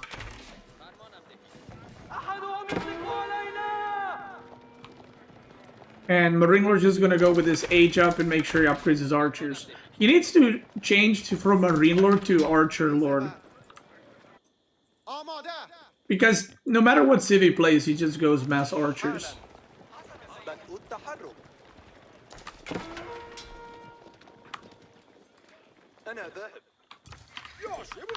We see stables coming up, which is probably going to be camel lancers, I would imagine, but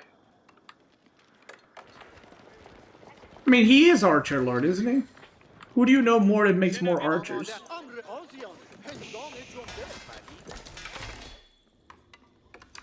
Yeah, the fact that LucifroN is just not even attempting to raid, like not running through, maybe his confidence is shaking up a little bit.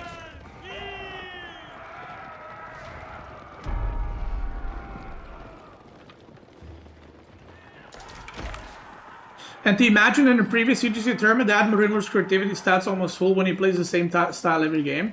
Yeah, I was surprised about that too. Because I was like, he's literally the most standard player. Like, I think I'm pretty standard too, but I spice it up sometimes, right? I do something funky. Heisman's from so far behind on army? Well, the army is actually equal. He has 10 scholars, and he took worse trades. So basically, the age up that MarineLorD paid is basically the difference in units destroyed. So, yeah. And this is gonna get caught, potentially. No, MarineLorD doesn't even care. He's just gonna push through. Oh god, this is gonna get caught. This is a disaster.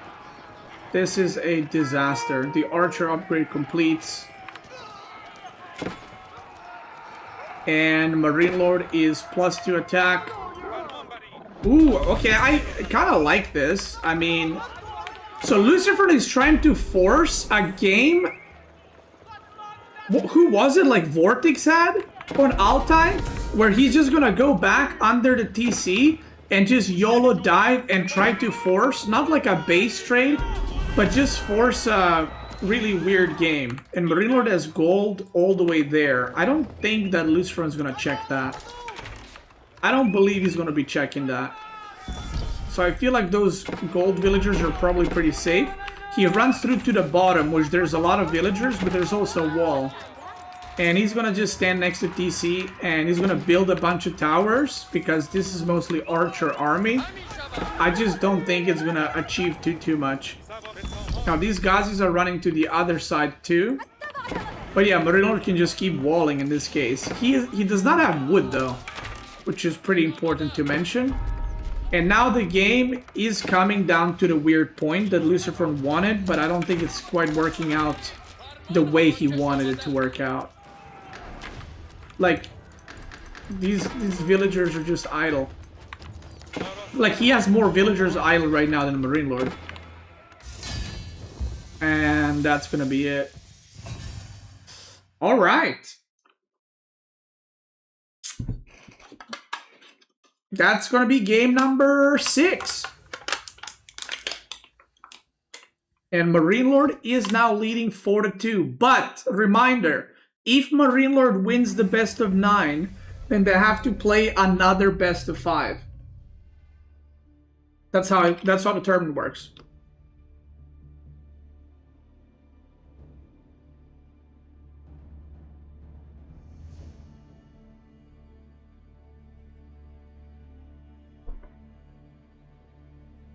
Are you shitting me? No, I'm serious. I ain't shitting on you, bro. I would never. Okay, Baldland, Lancaster versus Abbasid. Okay, this is... We're deep fried right now. We're deep fried. That's it. That's it. If MarineLorD considers Lancaster the best civ and LucifroN picked Abbasid like almost last, I feel like you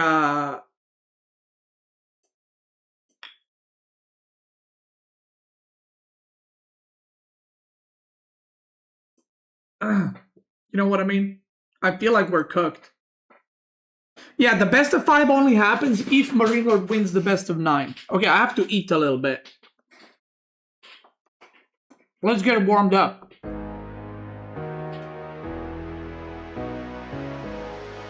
He's got fucking 10 farms. I have mined the whole map. I'm HRE with 4 relics.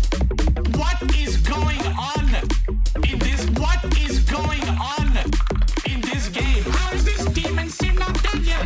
What the fuck am I watching? Bro, how is this in the game, guys? Are we watching the same game? He's got fucking 10 farms. Look, he's not even chopping trees. Like, I would harass his economy if he had any. Die! That's the shit that's producing all the units. He's got no villagers. I'm losing to buildings. What the fuck? He's got fucking 10 farms. He's got no villagers. I'm losing to buildings. What the fuck? He's got fucking 10 farms. He's got no villagers. I'm losing to buildings. What the fuck? I prefer not to speak. If I speak, I'm in big trouble. Oh, he's got no villager. I got nothing. What am I harassing here? Look at my army. Look at my army. Look at my army. Huh? These archers have nitro up their ass. For some reason, they're flying around the map. They also have an insane speed. And they have a fucking money shot. That's right, it's called money shot. Look at this! Bro, please tell me there's ending. JD on release is a fucking dog shit compared to this. What the fuck? He's got fucking 10 farms. He's got no villagers. I'm losing to buildings. What the fuck?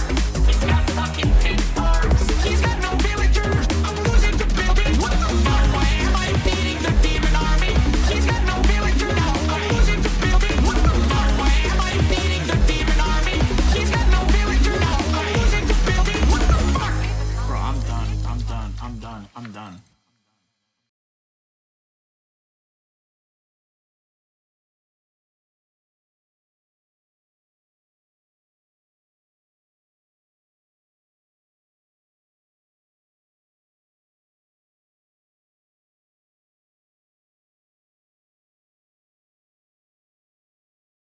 I'm still eating. I'm gonna go for another bite. Next subathon when? Never.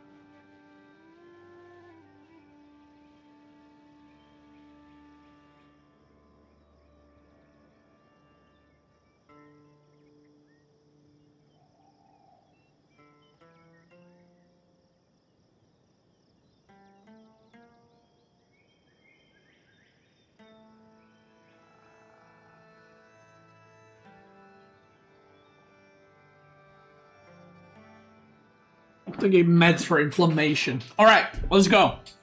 We're back.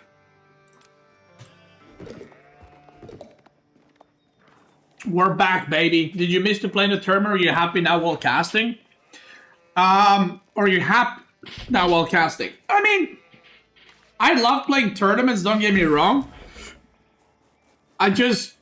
Do I miss the disconnects and crashing and bug map spawns and, you know, all that? I don't. Do I miss practicing for, like, hours every day and being tired from practice for, like, a month and a half beforehand? No, not really.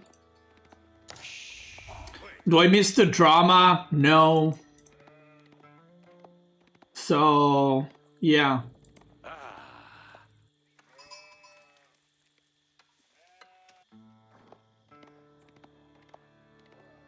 So, yeah.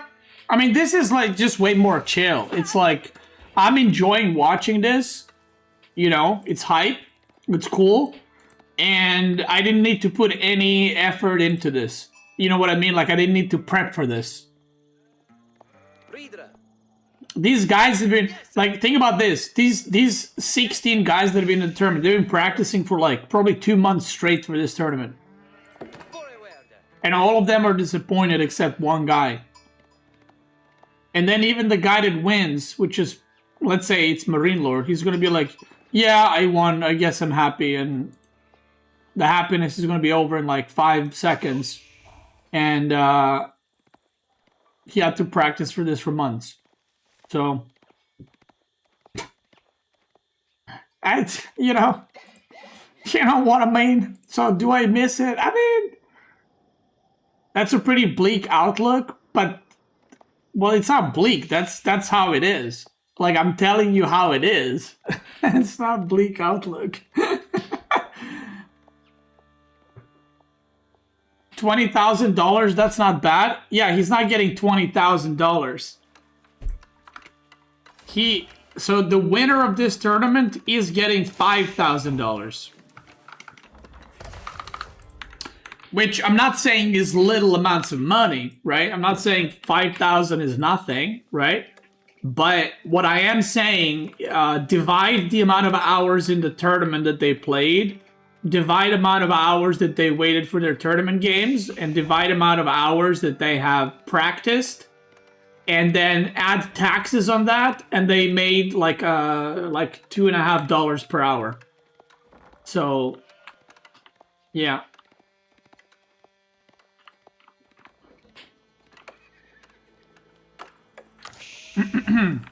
All right, let's go back to the game.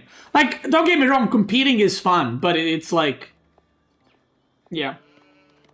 Casting is just so much easier. Like, you just fucking chill, you yap, you meme with the chat, you know what I mean? You cheer for the players, and you, like, after this, I'm not gonna be like, man, I lost that, I'm so bummed out. I'll be like, damn. That finals was sick, or that finals was shit, and then I'm gonna go watch a TV show and walk Totter or something. You know what I mean? Like, it's just whatever.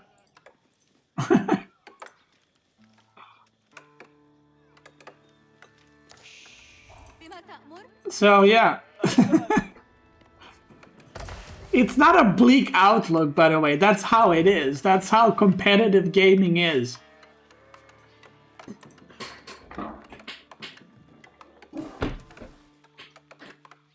Alright, so let's see what's happening. Military wing from LucifroN, and this just looks like 2 town center military wing. So let's go back to the game, and MarineLorD is just going for manners. Surprise Pikachu. Now,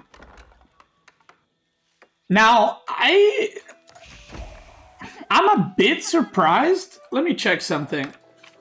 I'm a bit surprised that LucifroN picked Abbasid here, because MarineLorD could have picked China. Or French, actually. So MarineLorD could have picked China or French. And those are pro scouting civs. So it could have been...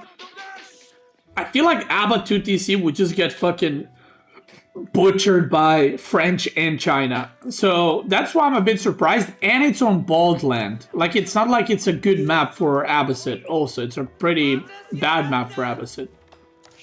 So I'm a bit surprised by LucifroN's pick. MarineLorD's pick, I feel like he could have done anything. You just downhype this final so hard, I'm just gonna go make dinner and play Switch? Wait, what do you mean? Wait, he didn't go! Oh no. Wait, what? Is this a mistake?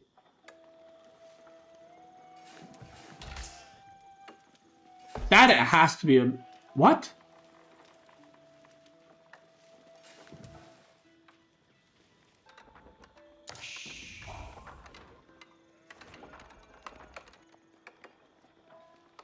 Bro, he doesn't have fresh food stuff still.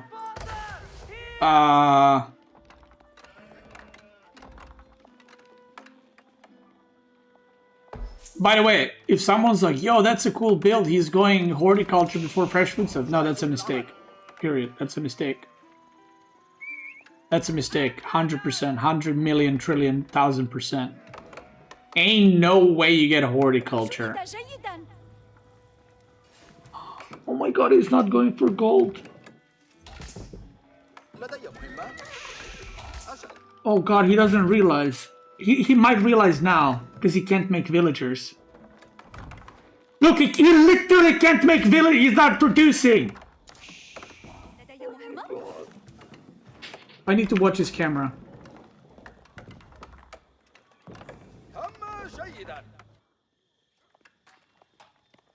It's over.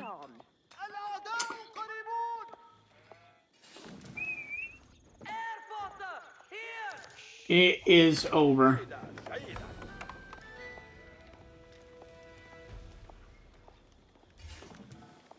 Oh my god, I think he just realized. He just realized. Oh, brother. Yeah, LucifroN's not playing well today. Like, if you saw him play yesterday and today, it's like...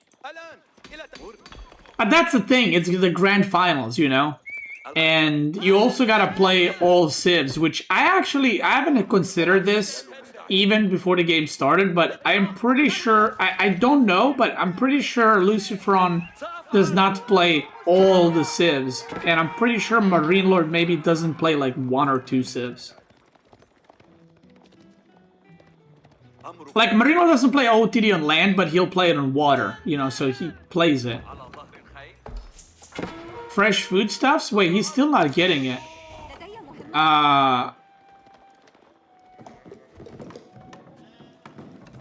Bro, what is...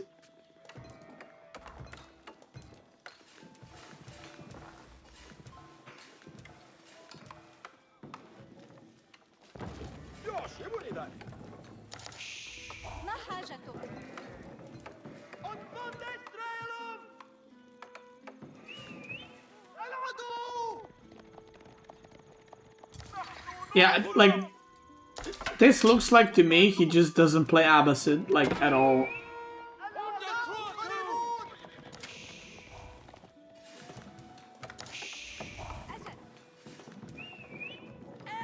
Like, no wheelbarrow, no fresh foodstuffs, no boot camp, no double broadaxe.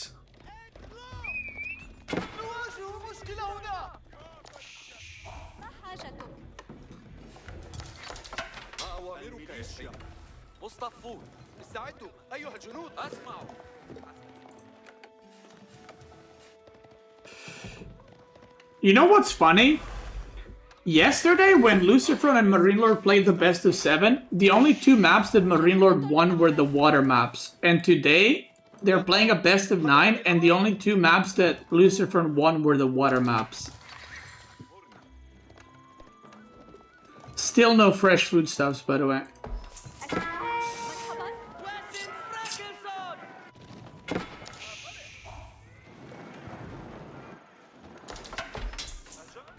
He's making another mill. What?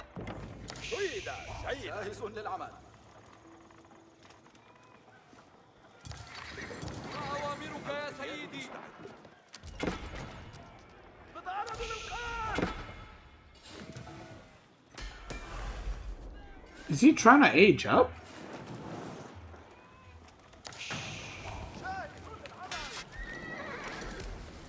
I feel like LucifroN.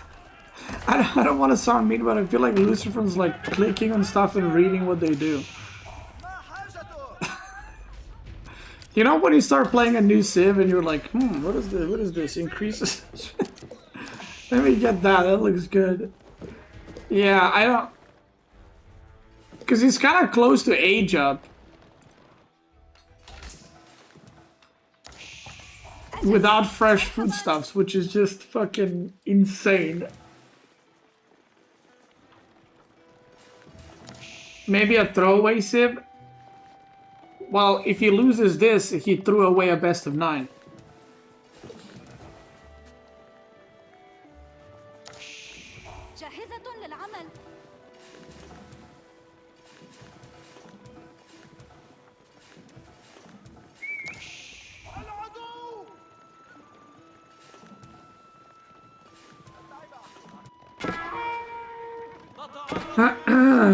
Alright, so we're just waiting. I'm gonna be honest, we're just waiting for the game to end.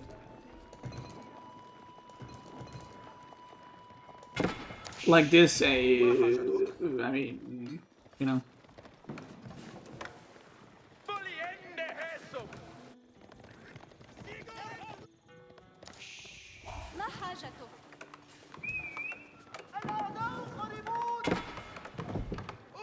I mean, there's a chance that he's like... So there's a chance that he looks at his draft.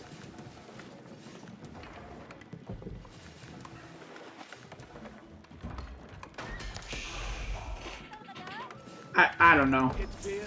Forgetting fresh foodstuffs is like... That's like the first thing you get as Abbasid. So...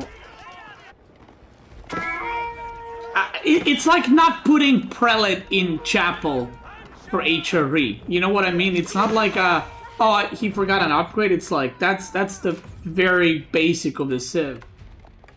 You know what I mean?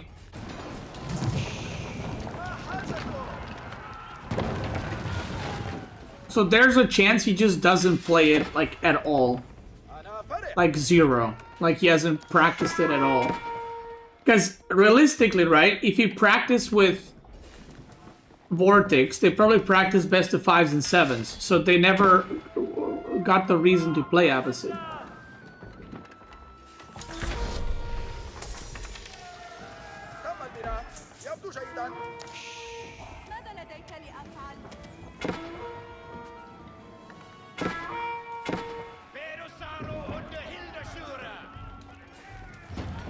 Like, even Abbasid on this map is so confusing to me.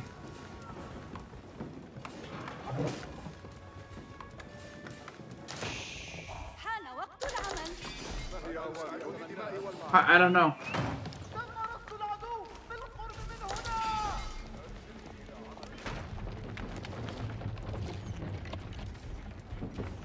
It's very confusing.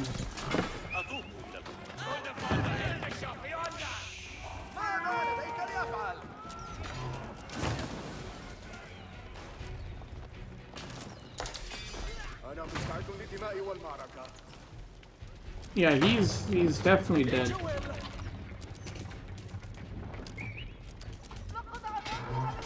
I'm gonna turn around to eat this cucumber.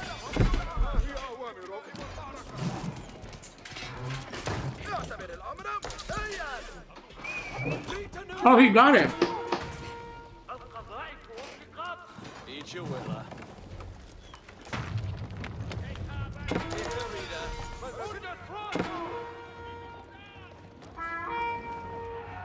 He's like, wait, what is that? Ooh, that looks good.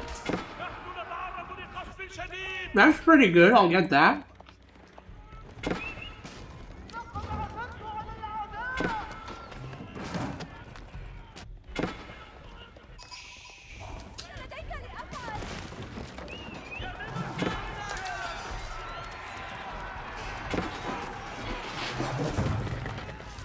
Guys, I'm not, like, there's nothing to commentate. Like, this is...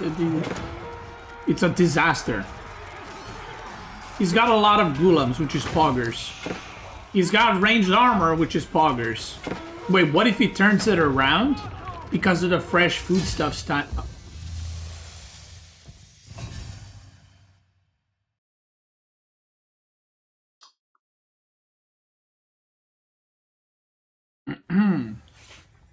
Okay. I don't wanna... Listen. Guys, you watch my stream because I'm honest, okay? You watch my stream because I'm honest. That was...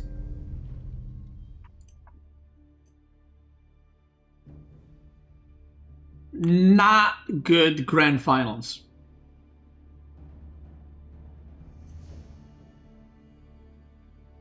Like, sometimes you have like a 4-0 and it's still a good grand finals. That was not it. Those games were pretty bad.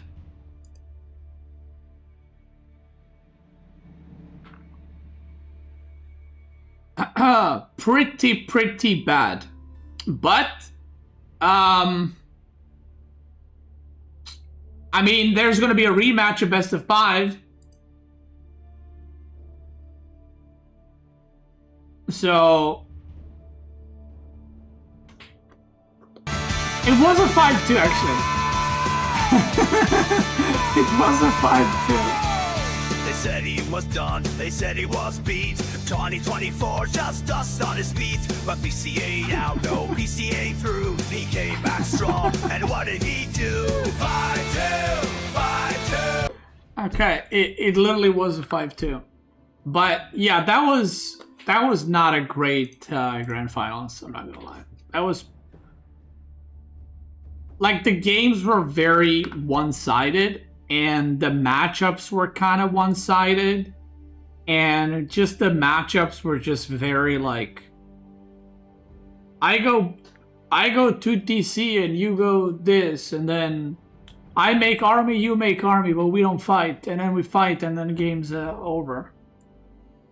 Like, I just, you know, like I said, I think the best or one of the best grand finals was MarineLorD versus Louis. That was really good.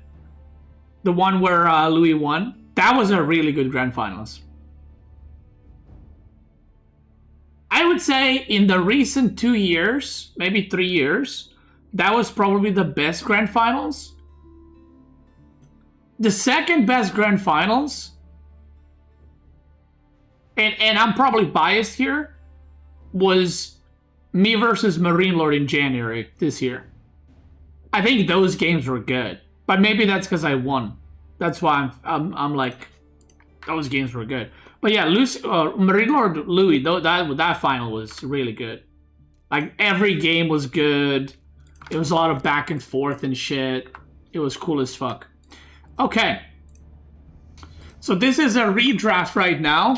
And we're about to have a best of 5. So for everybody asking why is there a rematch, is because MarineLorD is coming from loser's bracket. So LucifroN has an advantage. Okay.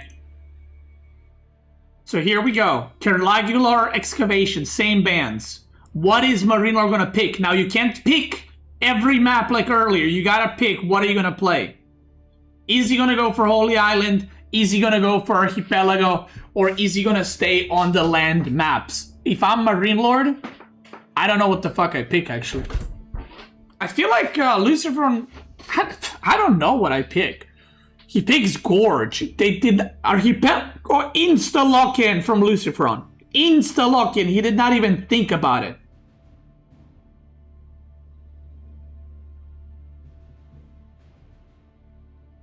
Holy Island ban. MarineLorD does not want to play water maps, which means both players will be banning KT.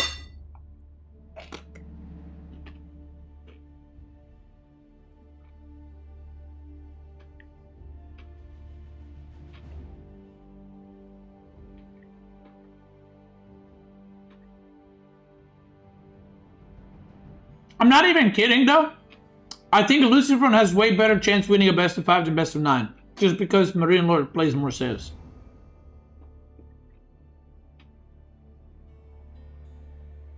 And I think MarineLorD is, I mean, he's obviously more experienced than LucifroN in Grand Finals and in Best of 7s and 9s. So I think Best of 5 is what LucifroN probably focused. And he picks Boldland again, and first map is Dry Arabia. So we got a little bit of everything. Civ picks. Ooh, let's see. How does it... Oh my god, I did it again. First ban is for sure KT on both sides. And then MarineLorD is going to lock in House of Lancaster. And LucifroN is going to lock in China and Japanese.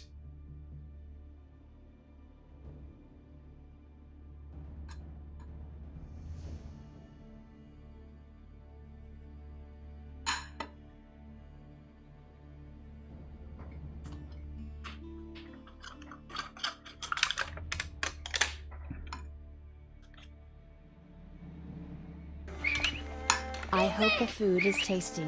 Smile. It is. Thank you. Welcome back.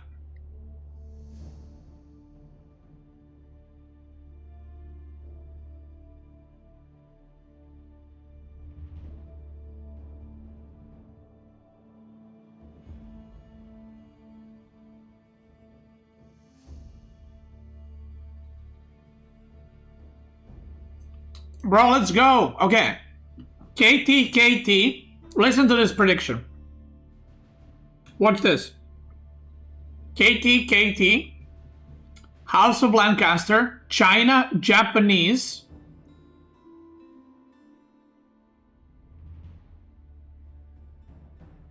Lancaster for sure. China, Japanese. Oh, it's bans now again. Ooh, I think LucifroN bans Byzantine here. And MarineLorD... what does he ban, actually? MarineLorD maybe bans... Rus? Jushi Legacy, both. Japanese, for sure. Okay. MarineLorD picks Byzantine.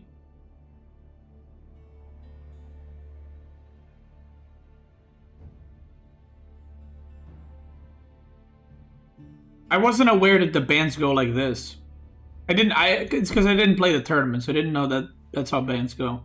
So this is going to be Byzantine, and then more bans. He might... No, he's not going to HRE. He's going to Byzantine. I don't know what he's thinking. This is a double Rus ban, I think.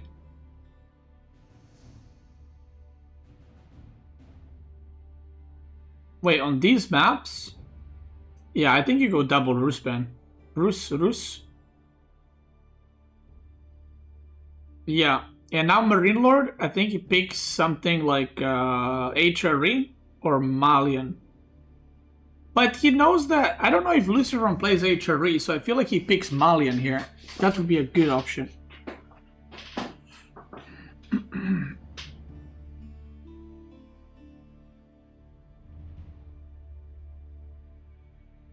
Now the question, I think LucifroN picks French. Normally the players would pick HRE here, but I don't know if he plays it. So I think he's gonna pick French.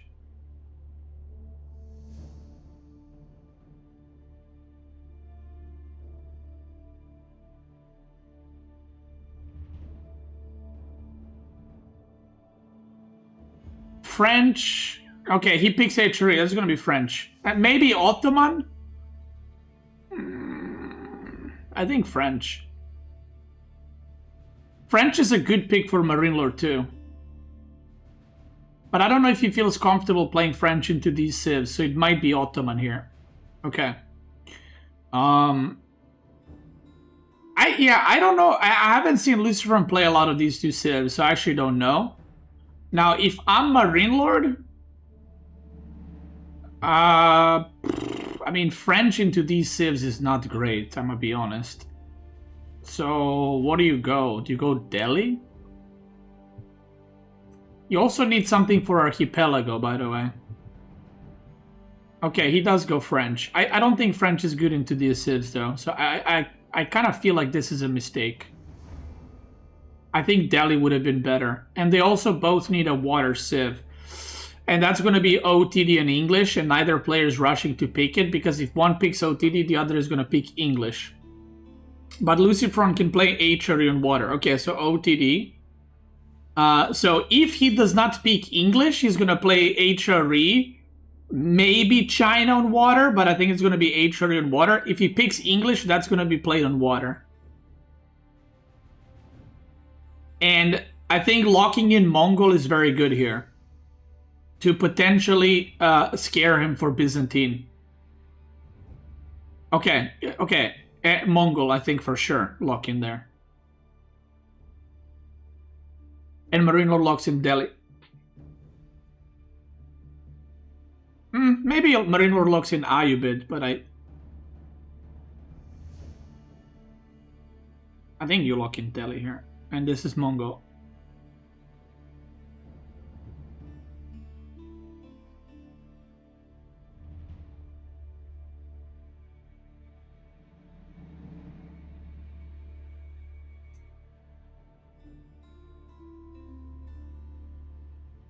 Okay, Ayubid.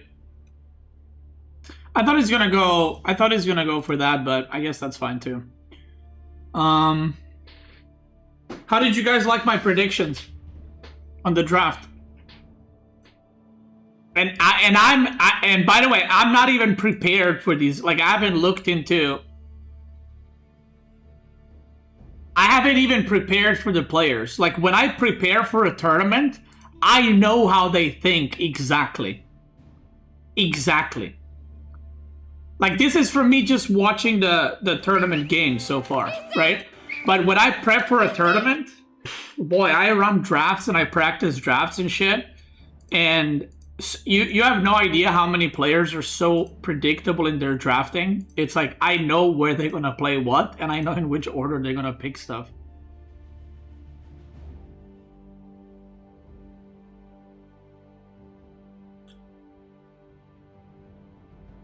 Who had a better draft in your opinion? Okay, so my style doesn't match either of these guys. I'm gonna be honest. Like, I would not have done this drafting order at all. I would have gone for something completely different. So it's hard for me to say, like, I haven't been playing, so it's hard for me to value House of Lancaster high, because I genuinely don't know how good it actually is, because I don't know.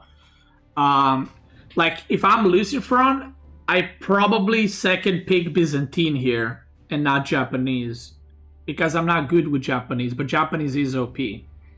And then yeah. And as MarineLorD here, I probably first pick China into Biz Mali, I like that, or into, like, let's say LucifroN takes Biz, I would take Mali HRE or something like that.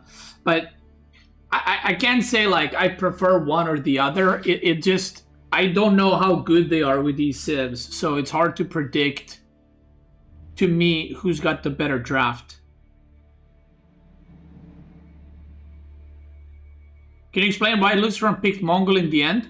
So there's a very realistic chance he will not play Mongol at all. He just picked it to make MarineLorD scared to pick Byzantine. And now there's another mind game. So the first map is Dry Arabia. You can play Byzantine on Gorge, Frisian, Dry Arabia. But I don't think MarineLorD's going to play on Frisian. So these two are going to be Byzantine. So it's a 50-50. Technically, you can do it on Boldland too, but LucifroN might snipe it. If I'm LucifroN, I probably don't pick Mongol here. I probably pick... Honestly, as LucifroN, I'd probably go reset mentally, and maybe I open with Japanese. And I think as MarineLorD, maybe you do like Malian or Lancaster or something. Okay, so LucifroN went with China, which is a good, strong pick. MarineLorD went Byzantine. So the reason MarineLorD went Byzantine is because it's a game of chicken, okay? And this is why the first map is so important. It's a game of chicken, because if, let's say, LucifroN picked China and Dry Arabia and MarineLorD picked anything else, then suddenly it goes from 33% chance to get Mongol versus Biz to 50-50. And then it's a game of chicken again, right? If they play Bold Land and MarineLorD doesn't pick Biz and LucifroN doesn't pick Mongol, then Biz is going to be played on Gorge and then LucifroN can snipe it. And it's a big advantage. Does that make sense?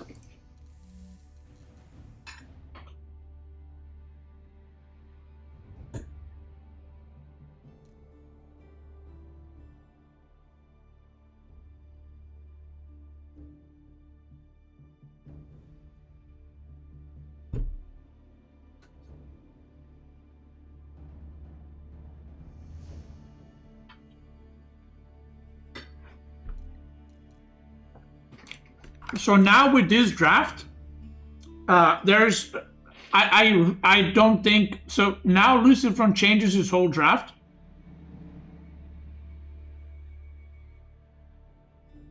And I think that Mongol is not going to be played at all. So English is going to be played on Archipelago versus OTD. So OTD English, so this is like it's like an equation, you know, or like a puzzle solving. So Archipelago is going to be OTD versus English, China versus Byzantine on Dry Arabia. Frisian marches can be actually a lot of things. It could be Ibid, French, or Malian, or Lancaster. And it can also be HRE, Japanese, or Ottoman. So Frisian marches is kind of like a wild card. And then Bold Land, realistically, you want a pro scouting Civ. So Bold Land is most likely French or Malian for MarineLorD. Versus, like, ooh, I actually don't like the Civ that LucifroN has for Bold Land. I guess he has HRE.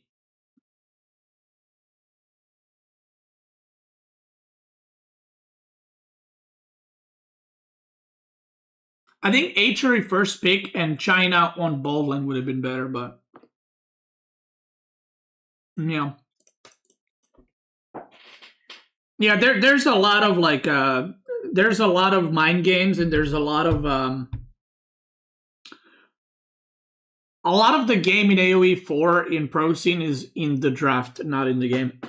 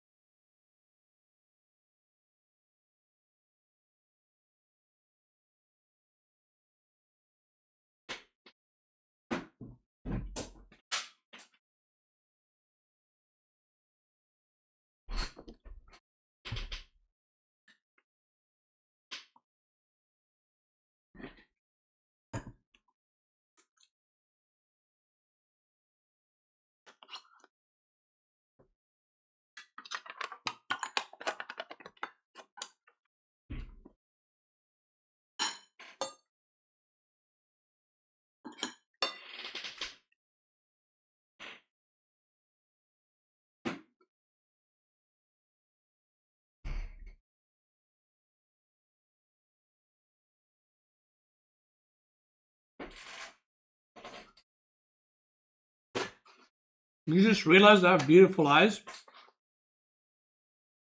Thank you.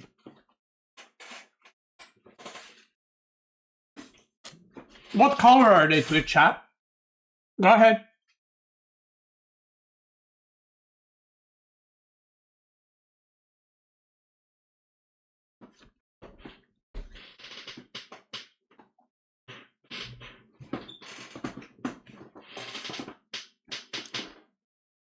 Everyone's saying gray. Damn.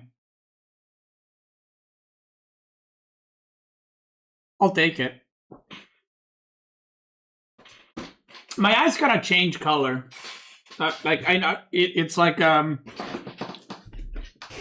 based on light, you know.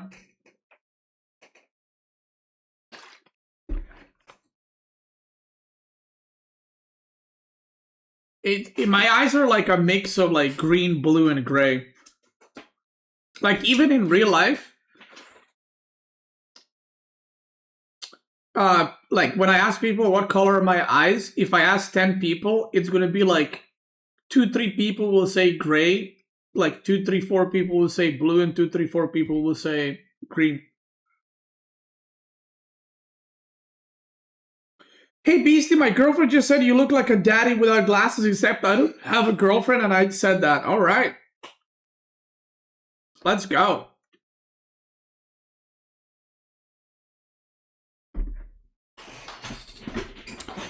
Okay. Riot, thanks so much for 30 months.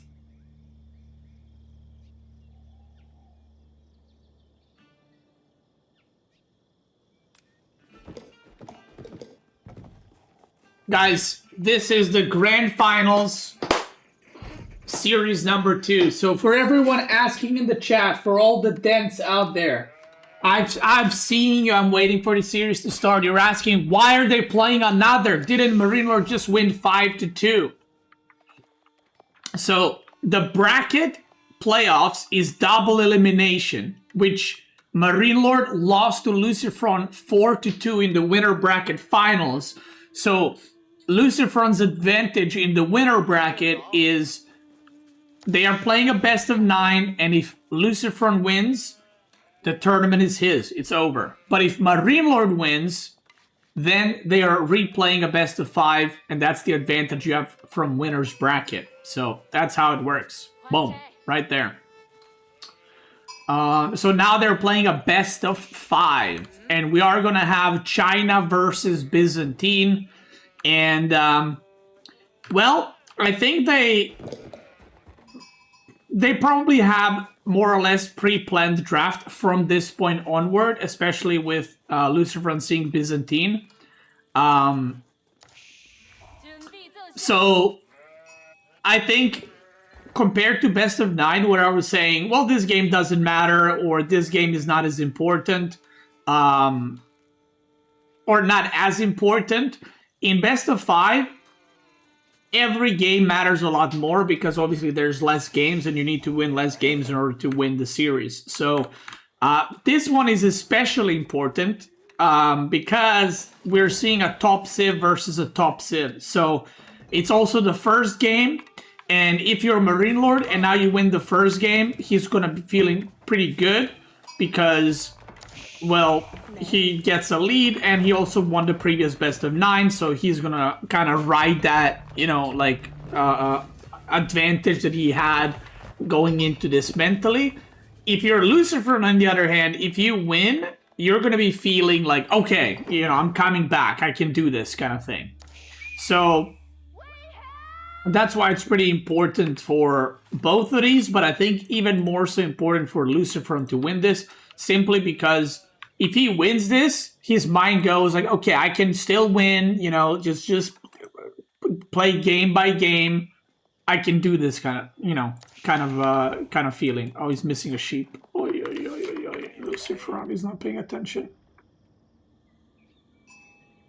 He is not paying attention. So, yeah, I would say this series is a lot more important for, or sorry, this game for LucifroN than it is for MarineLorD. Because MarineLorD also just won a best of 9, so if he loses a game, he's not like, oh man, I'm dead. It's like, okay, well, we got more games to go. He's probably more composed. steering less.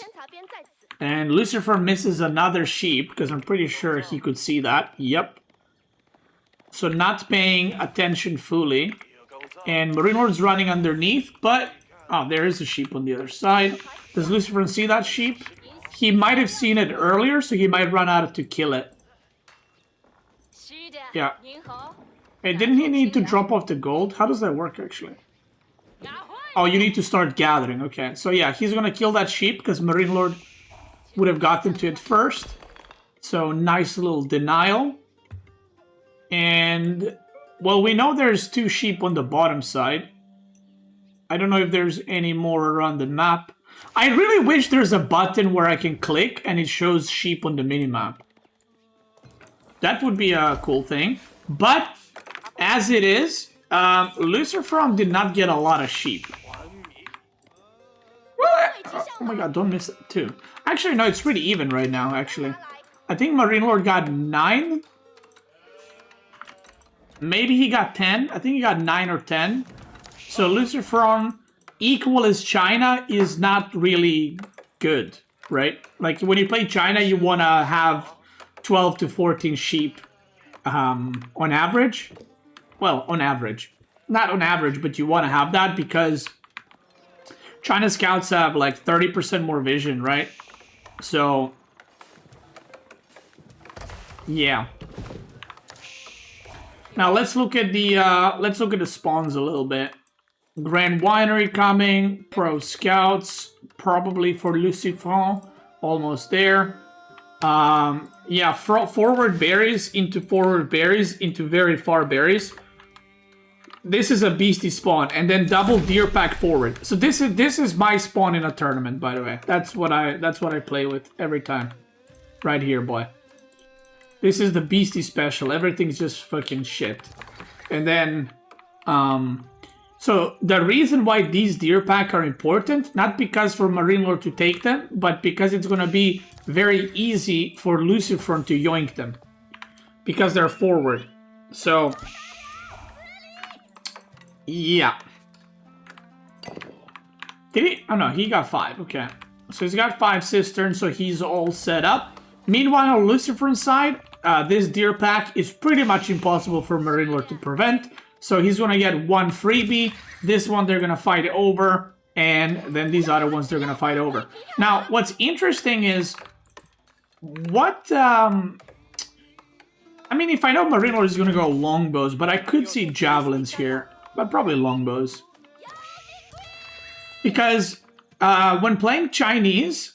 Yeah, it's just going to be longbows. When playing Chinese, you can actually just pump out million archers because Byzantine is making... Wow, look at that. He's waiting in the bush with the scout because he knows the spearman doesn't see him. That's actually so smart.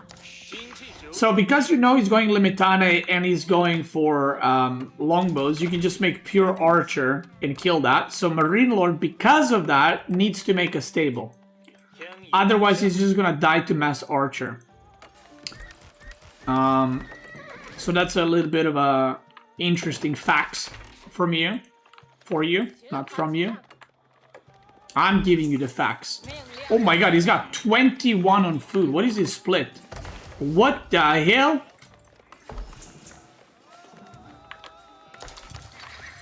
$21 on food. Okay, he's gonna make a crazy amount of units. I think 5 on wood is a bit low though, no? You definitely need some more there. The horseman? Okay, he almost ran straight into those. Now, killing this scout would be pretty nice, but MarineLorD has a stable, so you can just remake the scout. Yeah, this looks like, again, they're going to be fighting. And China is very scary. Like, obviously, you don't want to fight Byzantine, but China can produce, like, gazillion units very fast. And if you look at the incomes right now, both players are pretty good income. Obviously, MarineLorD has very good oil income because of the Grand Winery, but that's going to slow down soon when he goes to these. So, yeah, he's putting more villagers on wood. And he's actually run out of wood. Yeah, this is kind of what I mentioned. I felt like he had way too many on. Yeah, he's putting more on wood. Yeah, he's mismacroing quite a bit here and there. Because he can't consistently produce without wood. But now his eco should be good, because now the villagers are on... what are they called? They're now on deer, so the food income should be crazy good. And what LucifroN is going to do most likely is just mass spam units and use taxes to age up. Or he might just also send villagers to gold, but sending taxes to age up is pretty normal. He's getting +1 ranged armor. Should get attack 2 shortly after. And... yeah, like I said, Padrama, thank you so much for the Prime, brother. Appreciate it.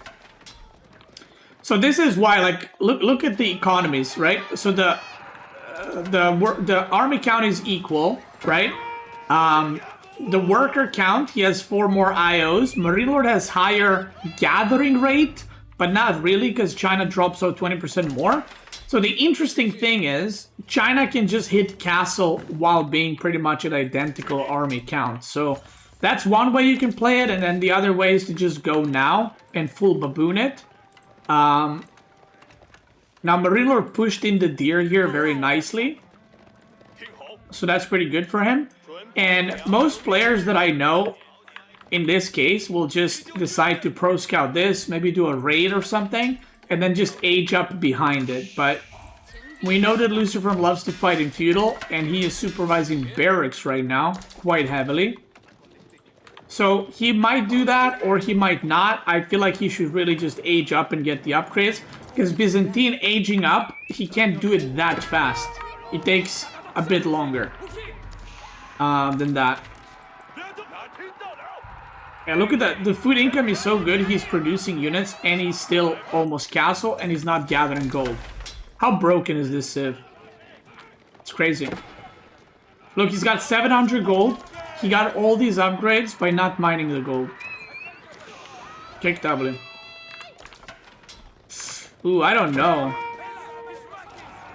He's gonna go for the engage, but I don't know if I like this for him, I'm gonna be honest. He's targeting the longbows, which... oof, I don't know, man. He has more army, but I feel like Limitane are just so tanky here. He needs to get us around with the horses on the longbows, or it's kind of cooked. And he gets a pretty good surround. Okay, slams them. Okay, longbows are going down. It's very important to get the longbow number down. Even if you're trading, like, maybe inefficiently, it's very important to kill them and reset the longbow count. Because if you reset the longbow count, then the spearman archer will kill everything, basically. So he kills 10 longbows. There's 5 more, but, you know, 5 is not as good as 10. And LucifroN needs to disengage here. He's overcommitting quite a bit. This is kind of why I feel like just aging up, upgrading, and then going and hitting that timing is just a lot better if you're China. Like, that's your advantage, literally. So I feel like that's just a better option in like 90% of the time. The berries ran out, and he cannot make another round of longbows. So he only has 5 right now. He's going to go on the top berries with a tower, so that's going to be very slow trickling. Imperial Palace. He did reset the longbow count, but there's going to be 10 more, or not 10 more, 5 more soon for a total of 10. And he is intercepting this, but MarineLorD is pre-sending Limitane, so very good play by both. But see, this is the problem. Now he's Golden Horn towering, and LucifroN could have aged up already and gotten his upgrades. So that's kind of the issue. He's gonna try pro scout this. Oof, he gets surrounded over here. And now you go full lancer and full archer.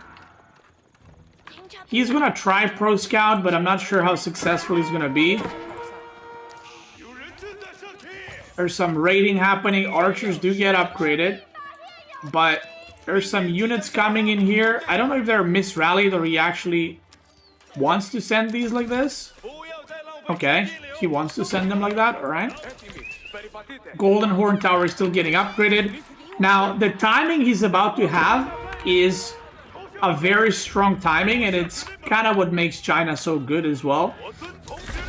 Where the other civs cannot have as many units as you and age up and get the upgrades. So now MarineLorD is playing at a disadvantage. But this would be, again, so much stronger if,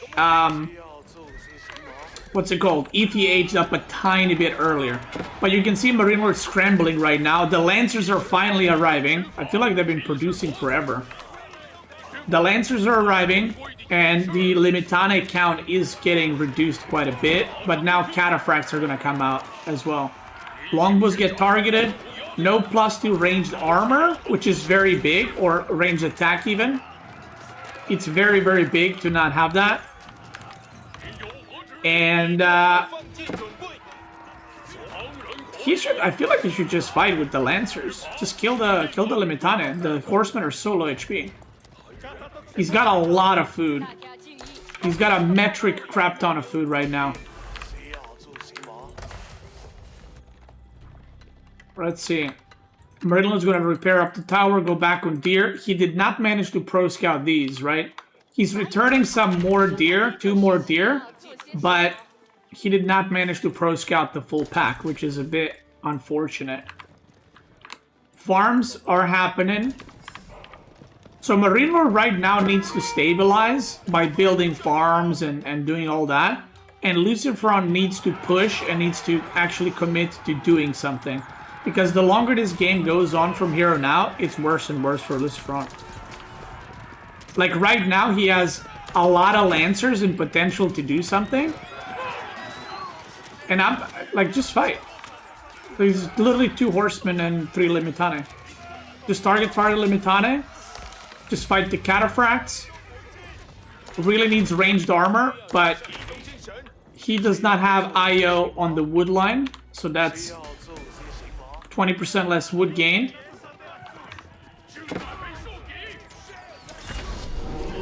Oi, oi, oi. Yeah, those longbows are doing so much damage, by the way. Holy fuck. Because of no ranged armor. He's gonna bail away. He's over here. Oh my god, he's mining so much gold. He's getting ranged armor now. MarineLorD's definitely playing it cleaner. And again, he just... Like, this is MarineLorD style. He's just sitting in his base, going archers, and just chilling. He's just chilling. He's making up an army. Getting more and more units. Relics are being taken. Cataphracts go down. Gold for MarineLorD runs out. The farms are happening. So he's gonna go on this gold. Which opens up possibility for even more raiding.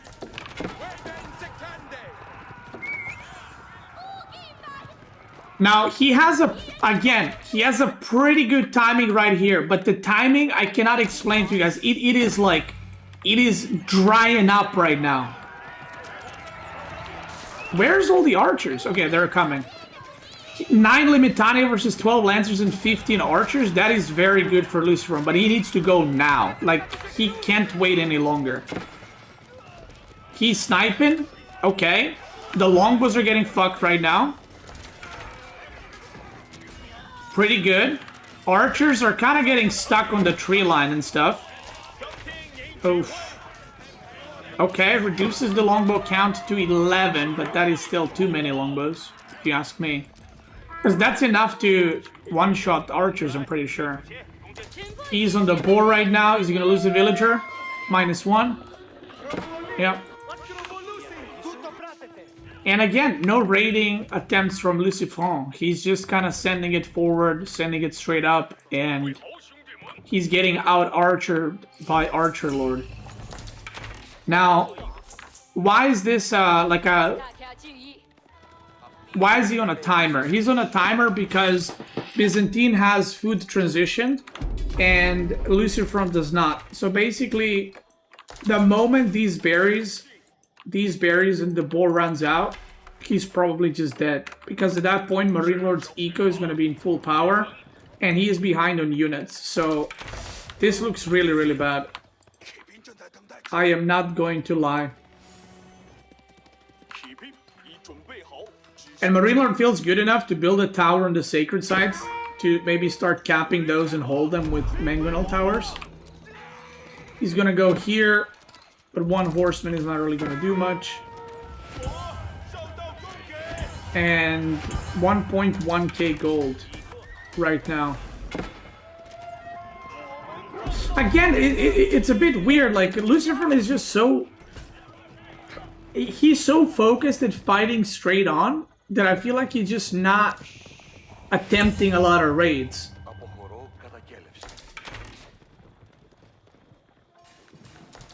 You know?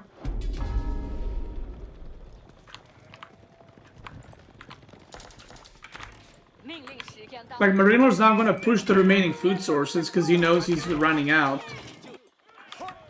He's gonna push the boar. The villagers run away. Does MarineLorD know? He doesn't know where they are. He's trying to find them, but he's gonna know that they're here. Okay, LucifroN's gonna push through the middle. Mangonel Tower coming up, which is just yikes. These villagers are dead if MarineLorD sees them. He definitely saw them on the thing, but did he actually pay attention? We don't know. Okay, now he's doing some damage. It was a mistake for MarineLorD to go all the way down, by the way, because his army is so out of position that he opened himself up for this kind of raid. Now, these units are very low on HP, to be honest, and the food income ain't looking great, and somehow these villagers actually survive. Kick W.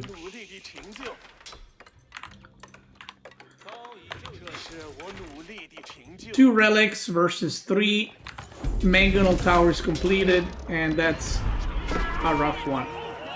Okay, gets another villager. That's good, but there's still a problem of massive gap in income right here. Okay, nice pickoffs, but now cataphracts and longbows are coming in hot.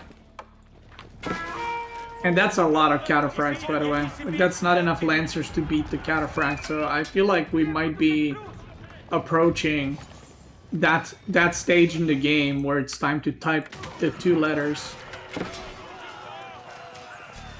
Like, now the problem aren't even Limitane, the problem are just straight up cataphracts. And archers are not gonna help much with that. Like, these raids, I wish he was doing these all game, you know? He's doing them now, which is great, but I feel like it's too late now. Like, the economy got out of hand. The micro is still good. He's speaking off a lot while retreating. The idle time for MarineLorD. Look at that. Very nice. Oh, yo, what happened here?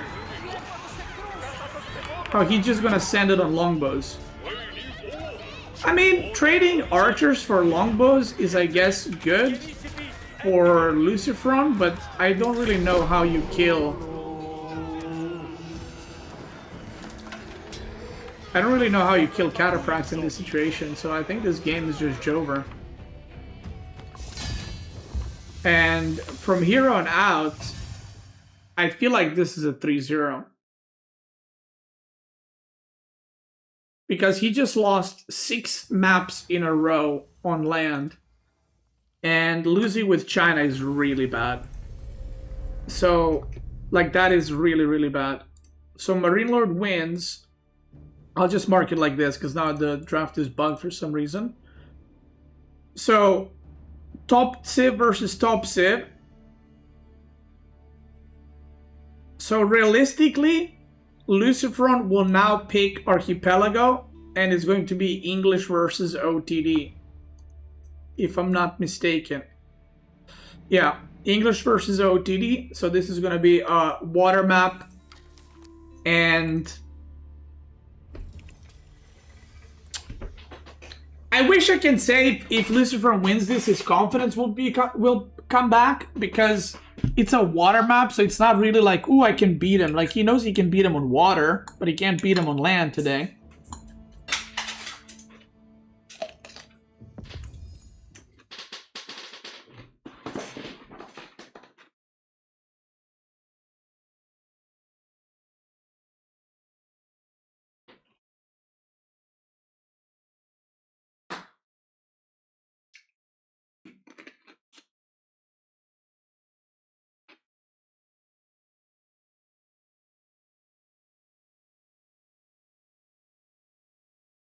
How do you guys like the format? Or do you not like it?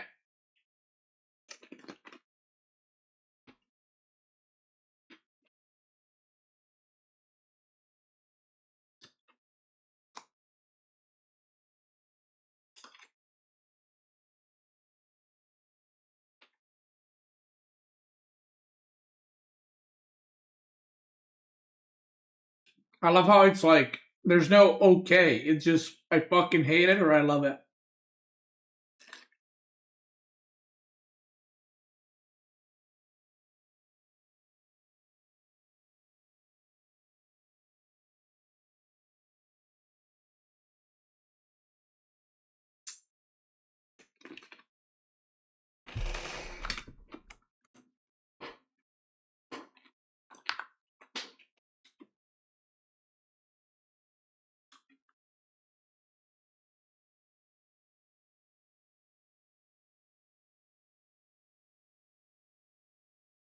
Wait, I can't see. How many viewers do we have on YouTube right now? Can somebody tell me?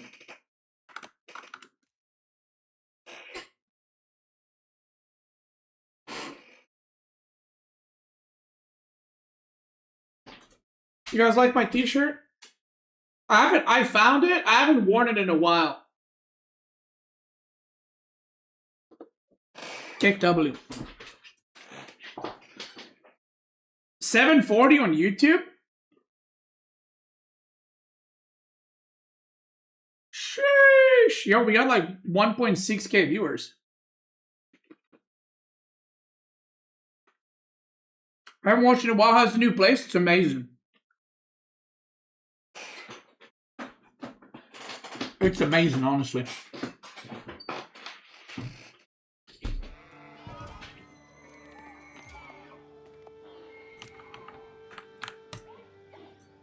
I've been getting. I'm just waiting for the plus thing to go away. I've been having a lot of projects around the house and just fixing up stuff and solving stuff. This one is my next one, the aquarium. Hopefully, I'll be done by next Friday with everything. Hopefully. All right, let's get back into it, boys. English versus Order of the Dragon. Now. Okay, he's gonna go for that. They're both gonna go on that side. Excuse me. They're both gonna go on the same side. LucifroN's gonna be playing English, so the advantage of English on water is very simple. There's 3 advantages. 4, actually. Number 1, you have Abbey of Kings to heal the ships. Number 2, your ships are 10% cheaper. Number 3, you have a king, which you can transport and be obnoxious with. And number 4, which is the most important ones, is you have +1 range on your ships, which is the best feudal upgrade in the game out of any civ. So Admiralty is OP as hell, but it's very expensive. Now, I do know that Vortex and LucifroN, probably because they play together, they have a very good build with fast Admiralty. Now, I don't know if that's what he's going to do, but that's what I would expect him to do. So, yeah. On the other side, OTD, what are their advantages? Well, they got no upgrades for ships. OTD advantage is their economy is really good. So basically, MarineLorD's going to have more ships, but LucifroN ships will have +1 range. That's kind of the extent of it. That's a TLDR right there, boy. And LucifroN needs to micro really well to win engagements, but if he micros really well, it's like borderline impossible for MarineLorD to get good engagements. But I think it's safe to say, if LucifroN loses this, it is 3-0. Because if he doesn't win the water map, the mental strength you would require to go from 5-2, losing 5 maps on the land in a row, to 0-2, and then winning, or like reverse sweeping and winning 3-2, the amount of mental strength you require for that is absurd. So it's very hard to come back from that.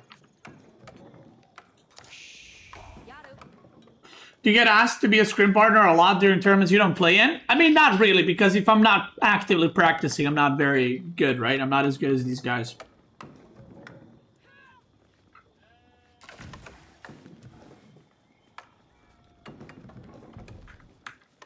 What's the best of 5 for? Guys, I've explained it 7,000 times.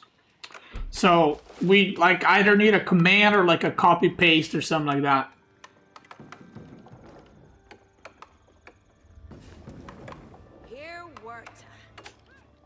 I don't wanna keep repeating, but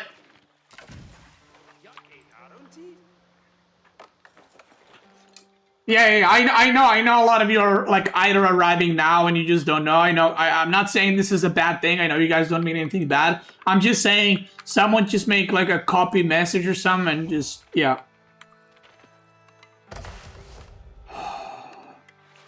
So, Abbey of Kings is coming up, 6 on the age up. LucifroN is gonna scout. Now, he is aging up first, and MarineLorD went for double dock. Okay, he knows. Wait, dude, I went, like he didn't scout, but he did scout. That's actually very smart from LucifroN. You see what just happened there? You see what just happened there? This fish... Wait, it can spawn here too. Oh, but he saw land. I guess it's too close to the land, so he knows that he's there. Because here there's no fish, right? So if you went there, there's no fish. The fish is way closer to the middle. Okay, that's pretty smart. And he didn't show his fishing ship. That's smart. So now MarineLorD, is he gonna be able to deduct the same, or is he gonna go all the way in? He sees the fish. He sees the land. Okay, well, he sees the scout, so he knows. Chapel is coming up with 5. Aeroship is coming up. Another villager is coming up here. That's interesting. Wait, is he gonna do something crazy like a...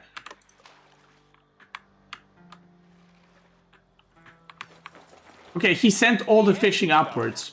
So you can see already, again, MarineLorD's gonna play defensive and just camp. And LucifroN is the one that's gonna play aggro.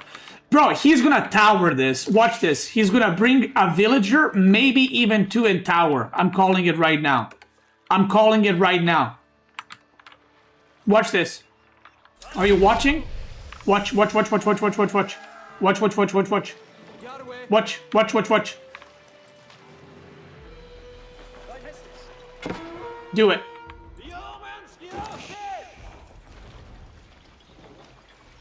What the fuck?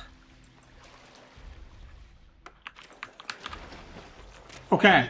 Harassment on the fishing ships. Probably not gonna kill any. He is causing idle time, which is annoying, but at the end of the day... Oof, oof, oof, oof, oof. That's a lot of damage. So, fishing count is 10 to 7. King is already out. And MarineLorD's making a horse, but that is a late horse, boy. The king has arrived, and the king is already beating his ass. Now, why did he bring a second villager? I'm so confused. Just for... There's no way it's for shoreline fish. Yeah, that's a bit confusing. Now, he is doing a lot of eco damage. Look, MarineLorD only made 1 Springle ship since the start, and that's it. So LucifroN maybe has some kind of timing here. And he is slowly approaching Admiralty, 250 gold, so he's going to be going for that soon. The king is now on the gold villagers. He should not be able to get any, to be fair. But he still forces... oh my god, I was like, no way that got stuck. He still forces MarineLorD to make a stable and horseman. Which is kind of interesting that he went for horseman. And not just like 2 spears. But I guess horsemen can chase it a lot easier. So he's just gonna back to transport and bail out. And if we look at the ecos right now, it is looking okay for LucifroN because MarineLorD had a lot of villagers on the sheep because of the harassment. So now he's just sent everything on wood. He's even getting stone, so he's just gonna get arrow slits to counteract the Admiralty upgrade. Wow. So he's just gonna be chilling.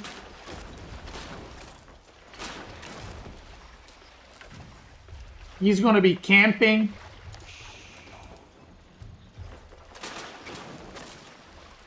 And he knows he has better eco, so all he needs to do is not die. Something died there. That's a fishing ship. Okay, I thought Galley got sniped for a second there. So he got +1 already, right? 7 tile, 6 tile, right? Yeah, he got +1 already. So in theory, if microed perfectly, LucifroN should be untouchable here. Just constantly going back. Look, snipes another fishing ship. You see that? This is why English is powerful. But if like there's a demo or something coming in from back there, another fishing ship goes down. And I'm pretty sure 7 fishing ships versus 7. So now the fishing ship count is equal. That's big. LucifroN's playing really well.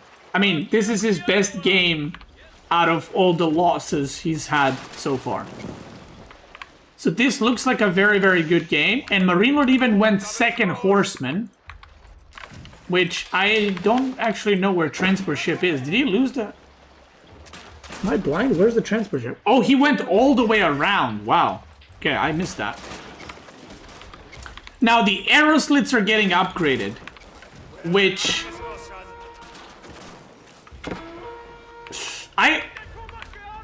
I always wonder if it's better to keep doing this or just push into the... just destroy the docks one by one. The gold is getting disrupted. The fishing is kind of awkward. It's getting a little bit idle here and there. MarineLorD's remaking more docks. And LucifroN is going for demos again, which...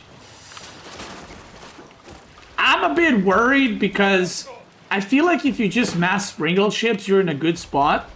But if you start making demos, that's when things can go south real quick for you. MarineLorD's doing a good job moving these fishing ships around. And he's just trying to deny the fishing as best he can. Look, he snipes another fishing ship. Needs to snipe a demo ship. Okay, LucifroN's, like, he's playing this really well. Like, almost no mistakes right now. He lost the king, but it's whatever. The king was a distraction.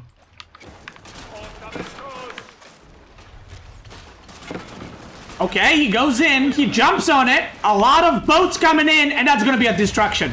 That's going to be it. That's going to be it. Call it. Call it. Call it. Call it. 8 sprinkle ships versus 4. And all he needs to do now is kite away. Don't get hit by demo ships. Just don't get hit by demo ships. And maybe even go heal at Abbey. You don't need to, but just don't get hit by demos and you got it. That's it. He's gonna snipe that easily. And that's gonna be it. GG in 3, 2, 1. Okay, it's that was a joke. I knew he's not gonna GG there. Okay, GG in 3. No. He's gonna wait for these and then he's gonna GG. 3, 2, 1. 1. It's over. 3. Oh, the horsemen are coming in. Oh! Oh! Just split. Wow. Okay, the horsemen are out. 2 villagers go down. 2 sprinkle ships are in production, and there is still arrow slits. Oi, oi, oi, sacre bleu! Uh-oh. Oh, whoopsie. This is not good. This is not good. Oh my god, oh my god! Ooh. Okay, he gets out. The demos, they get the hits. For sure, it's over. But MarineLorD's producing way more ships, and he's got the fucking thing. Whatever the thing is called. The arrow slits. He needs to clear up these docks. He needs to chill, stop going in, just clear up the docks. This guy, 2 HP. 2 HP right here. Go back. Okay, dude, he's microing it like he's never microed in his life before. And I mean that in a good way, like never better before, I mean. Not like he's never microed before. Okay, he needs to go back, go back, go back, go back! Ooh.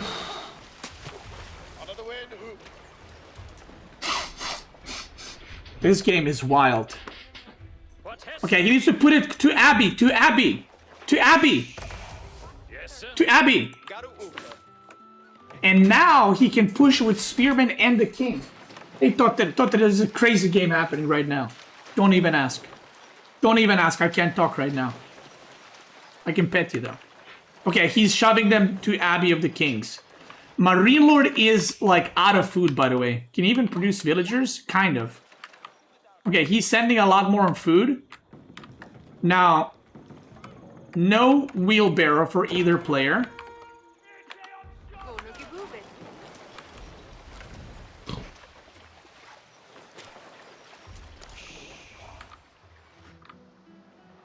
Petting the GG dog.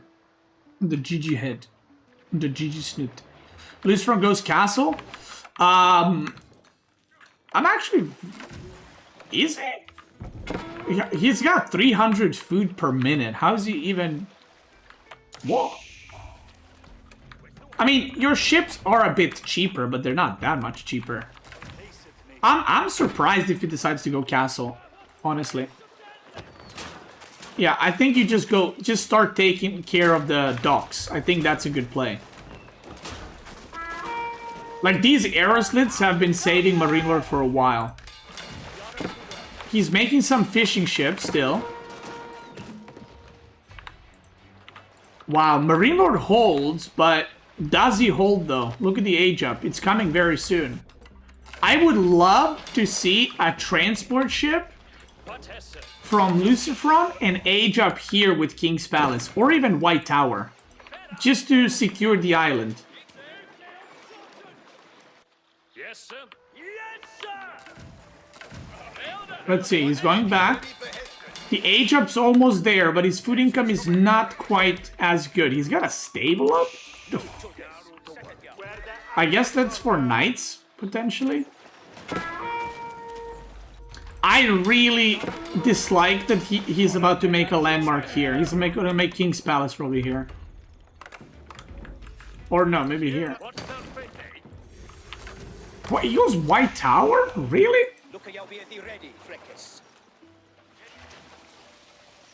I mean, okay, I guess because he wants to end the game, right? He doesn't want to spend more food on villagers, so it makes sense. I mean, the White Tower is not going to do anything here, but I mean, it makes sense that he's not going King's Palace. He can probably produce knights out of this or something, and then just transport them. But I would love to see a transport ship. There's an archer too. Okay. And MarineLorD, by the way, is so far behind, and he's so in his base, that he is not close to an age up, and I don't think he's expecting an age up at all. But seeing this many on gold, you expect an age up. Something's wrong. What the fuck? Look at this, 1.5k. Seeing this many on golds should tell you something, and right now it's not telling him anything. White Tower completes, upgrades immediately Springled and Armored Hull.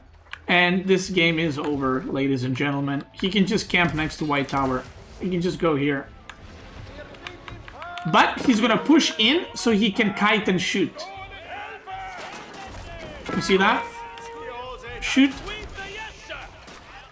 Shoot. Shoot. Look, one ship is like dead before the fight even started. And now he's got +2 range from Springled ships. So, yeah.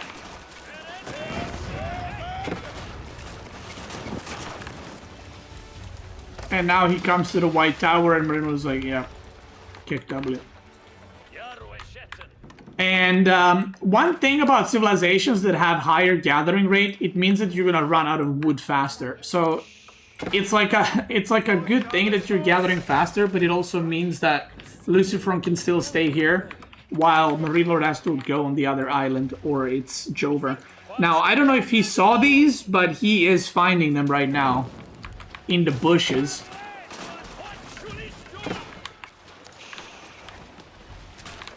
In the shrubs. This thing might finally go down. It's finally gone. And let's see.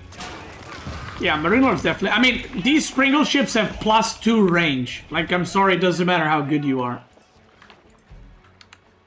Like, you're not gonna... It's 6 range versus 8.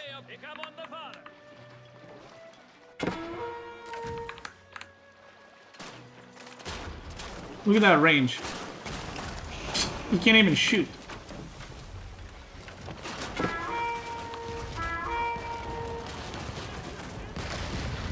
Damn.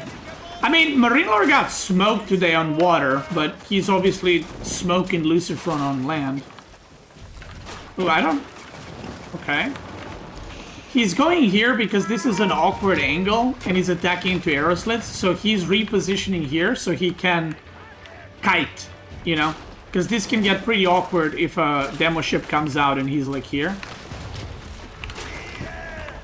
Burgrave is coming up. Over here.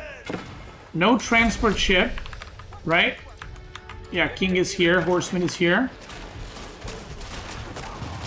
MarineLorD's holding on, but he needs to hold on another 30 seconds for Springled upgrade. Oh my god! That!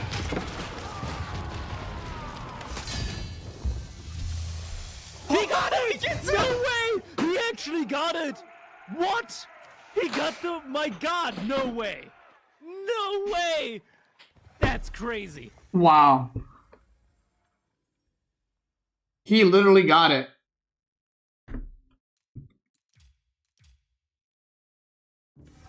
Dude, that's what we call a money shot in the business right here.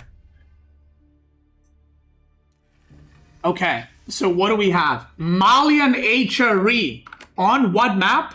Gorge. Gorge on these nuts. So, these two civs are gone. It's 1-1. It is down to a best of 3. Okay? HRE versus Malian. Ooh, okay, this is now very interesting. What are we playing? Gorge. Okay, this is very interesting. Now we have... Okay, now we have our full setup. Okay? Mongol is not going to be played. So, we have French Lancaster Ayubid for MarineLorD. I think... Ooh, there's 2 possibilities. There's actually quite a few possibilities for MarineLorD that he can play this. He can do French on Bold Land. And then Frisian, he can do Lancaster. Or he can do Lancaster on Bold Land. And Frisian, he can do Ibid or French. So I think MarineLorD can play all 3. But LucifroN, most likely, is going to be playing... Ooh... I don't know what he's going to play on Bold Land. I'm assuming Japanese on Bold Land and Ottoman on Frisian Marches. Which leaves MarineLorD to basically pick what matchups he wants. So if you know that he's going to play Japanese on Bold Land, what are you playing? Lancaster, I guess? And then it's going to be Ottoman, and then you don't want French and Frisian. And then it would be Ayyub versus Ottoman on the other one. Very, very interesting. Very, very interesting.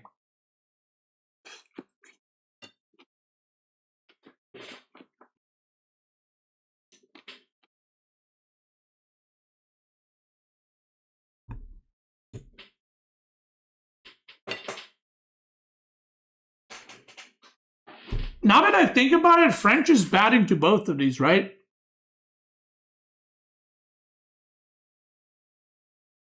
Which then leaves with Ayubid on Frisian and Lancaster on Bold Land.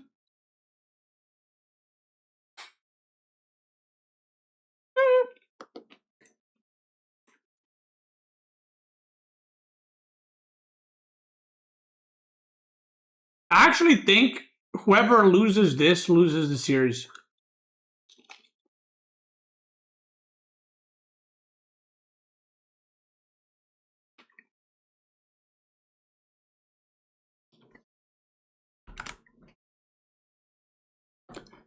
Because I think that it's gonna be...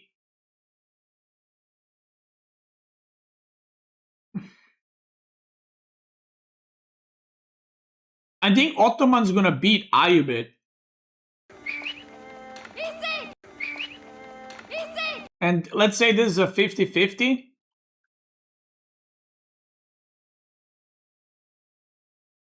Thing is, you can also do Japanese and Frisian.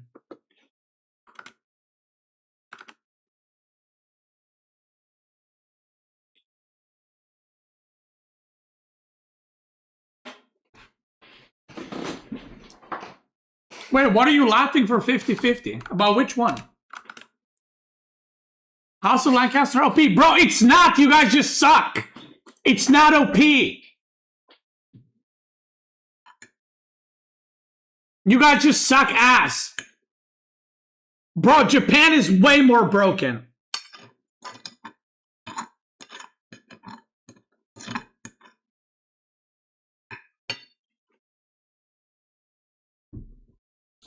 You guys just...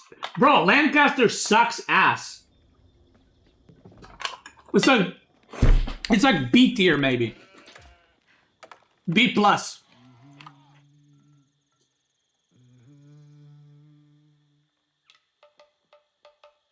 Nah, you guys got no clue what you're talking about. Bro, listen. It's Steel Series Tournament. You all told me Jushi Legacy is not that good of a civ. I haven't lost a single game with it. I was first picking it every time. And people are like, why are you first picking it? You should pick Rus. Rus is a HRB and Rus are OP. Did you win the tournament? I didn't, but I didn't lose with Jushi. I'm not even playing in this tournament, bitch. What place were you, Core? Huh? What place were you? I'm sorry I missed it. Round of 1,000 billion 24? Okay, thank you. Shut your mouth. Okay, we're back. Listen, you guys, House of Lancaster is overrated. Don't listen to these noobs.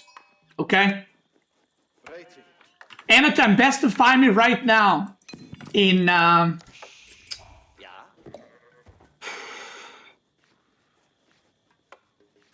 Counter-Strike.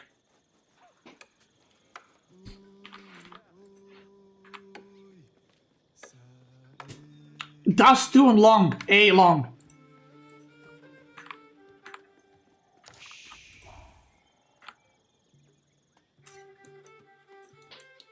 Core, you can't even beat me in AoE 4. Okay? Chill. What do you think you can beat me in another game? Come on, stop.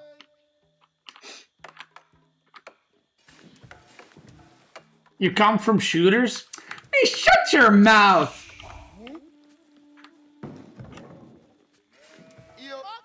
Where's that spear going? He is not going the right way, I can tell you that. That spear has lost the plot a long time ago. Okay, let's talk about the game. Stop arguing with the chat, Beastie. Stop arguing with Gold League Core. Thank you. Oh my god. Okay, that was almost a disaster. Okay, we got the, do we call this the Canadian Tower? That's the Canadian Tower. Anaton's gonna be like, I invented this. Anaton, chill, bro. So he's gonna build a tower, as he did, and now he's gonna gather from this sheep and garrison. So basically the spearmen forced the tower to be made. You're waiting on the new civs? Okay. Are you cooking already with the new civs in your head? Are you making build orders?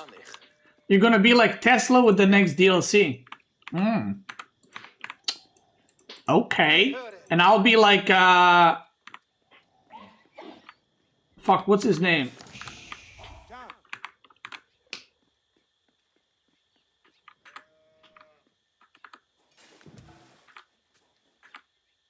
Tesla lost 10% today? Oh yeah, I'll be like Edison. I'll just fucking steal everything from you. That's right. We'll do the reverse. Even though I'm the Serb, you can be the Tesla, I'll be the Edison. I'll just steal everything.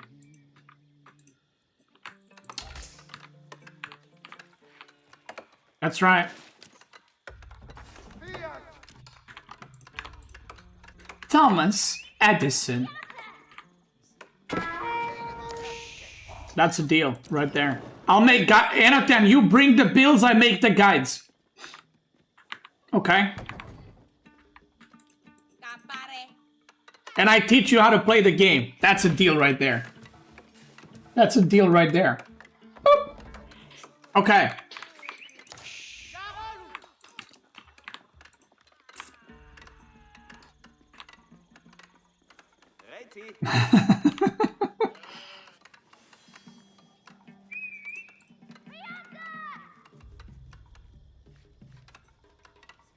All right.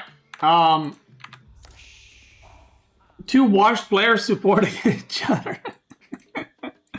Okay, let's get back into the game. I mean, nothing happened so far. He did a spearman rush, there was a tower, and that's it. It's a 1-1. It's a very important game. Sorry, guys. Whenever Core comes into my stream, he just derails the whole stream, so it's his fault. It's literally his fault. I got nothing else to say. He just derails it every single time. Just yaps how, like, oh, I beat you that one time 27 years ago, and shut your mouth. Thank you. Shouldn't H-Raise just tower rush here? You can tower rush, but it's not as good as you think it is. So, like, people used to tower rush this, but then they realized it's actually not that worth it, so they're just giving up on it. Okay, so pro scouting, which is pretty expected, I would say. Versus, we don't know yet. Okay, stable. What is this? Is this the Spanish bro building placement? What is this? Where's he gonna cow boom? Huh? It's just ruined. It just ruined completely. He can't put another... Did we swap players? Is this LucifroN? Okay. Scouts are coming. Pro scouting is almost completed. He should head back and start pro scouting, or he might stay to scout more. Okay, MarineLorD's definitely butchering the... I guess he's gonna cow boom here. But that's a weird one, isn't it? In it, bruv. And, yeah, the deer are right here. The pro scouting has started. Archer range is usually the next step. Right there. Or maybe right here. Or maybe right here. Nobody knows. He's still got 2 on gold. Ooh, blacksmith. Wait, what?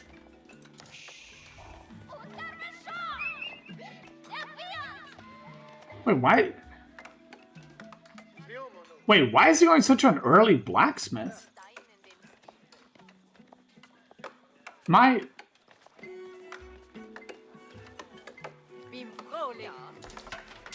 For +1 ranged armor? There's no archers. MarineLorD's going on the deer, which makes sense. You want to gather up the deer. But he is not making archers at all. Now, HRE has 2 ways to play this, by the way.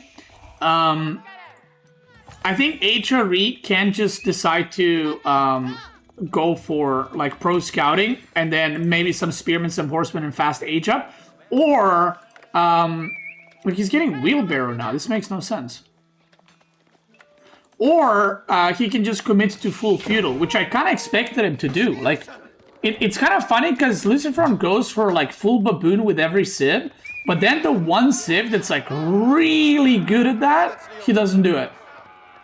I mean, China is good with it too, but maybe he's, like, trying to switch it up because MarineLorD's been defending really well.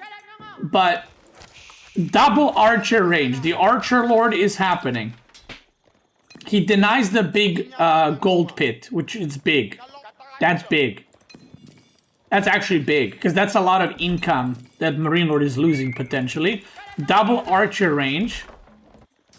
Okay, so far, this game is starting off pretty good for LucifroN.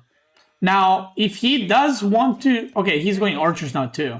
I was going to say, if he wants to fast age up, he needs to make a tower and like go 5 more on gold, because his food income is way too good for what he's producing.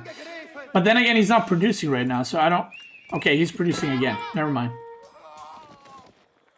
Yeah, I'm not sure why his archer rangers are so late. That's a bit weird. No double broadaxe either. By the way, this is shocking. He's not building blacksmith and archer ranges around the chapel. That's the Spanish bro special.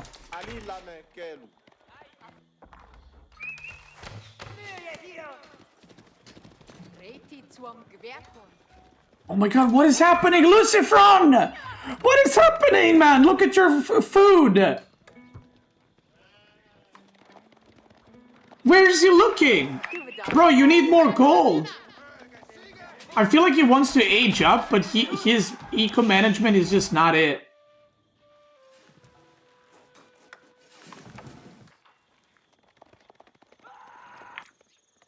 Bro, what? He put 2 more?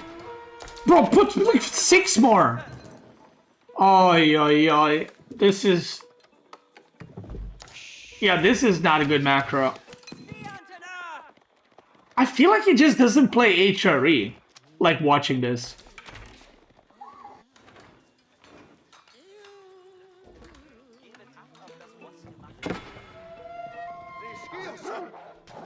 Like, just watching this, I feel like he doesn't play HRE, because HRE, the moment you go on deer, your eco just explodes. Oh my god.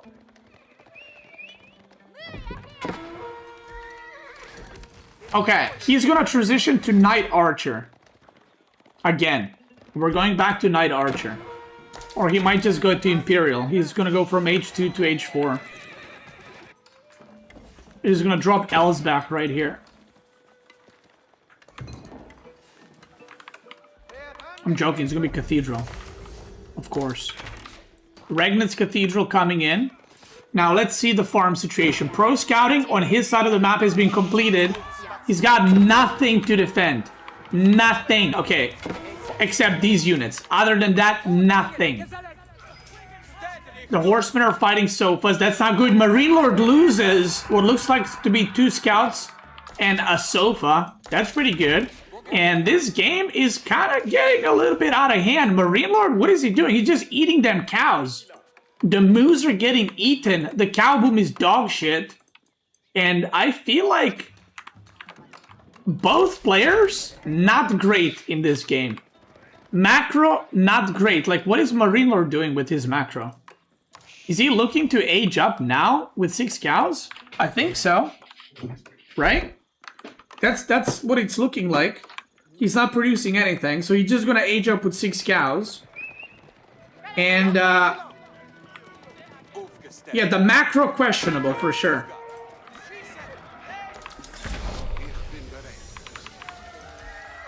Double Knight, archery, or archery, archer upgrade, I feel like should be first. Prelates are coming. Dude, I think this looks really bad for MarineLorD, actually. 6 cows into Fulani, and he's blocking it again. He's yoinking the middle relic, like the hard to get to relic, which is very nice. Where are the rest of his guys? That's 2 relics secured. MarineLorD's not even preventing them. He's just full defensive.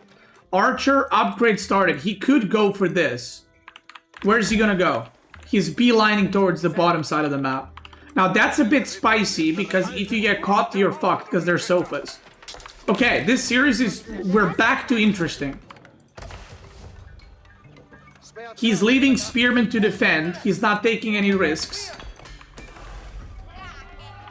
And he's going straight for that pit mine. MarineLorD's moving. The Knights... Where are the Knights? Okay, they're here. They were going on the middle, but they're coming back over here. Okay, Mon got the relic. It's because he shift-queued from TC, I think. Bro, he's gonna get 4 relics minimum. Minimum 4 relics. Okay, if you're Lucifer now, if you see this army, you move everything forward, including the spearmen. You need to move everything forward immediately, including these guys. Okay, he is! That's good! That's good! He's back! Okay, he's back! Wait a minute, hold the phone. Hold the fucking phone, he's back! That's a terrible engage, I think, for MarineLorD. All the Donzas are gonna go down. And once all the Donzas are down, the Knights are gonna reign supreme. Wait, he's back. That's a minimum of 4 relics. A minimum of 4. The cow boom is... Bro, this is not a cow boom. This is a fucking cow...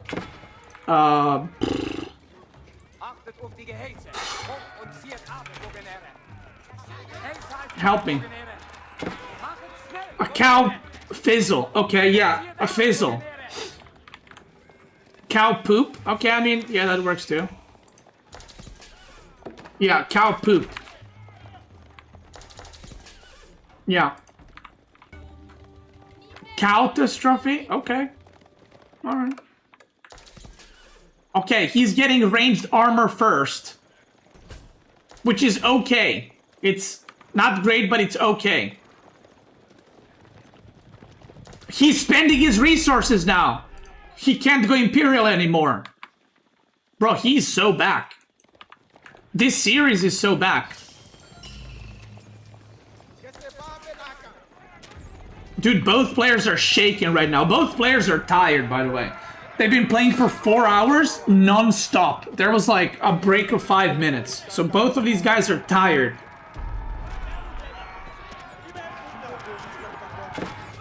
Wait, how old is LucifroN? Bro, I'd be sleeping by now. I'd be fucking... I'm too old for this shit. I'd be napping already. I'd ask for a nap break.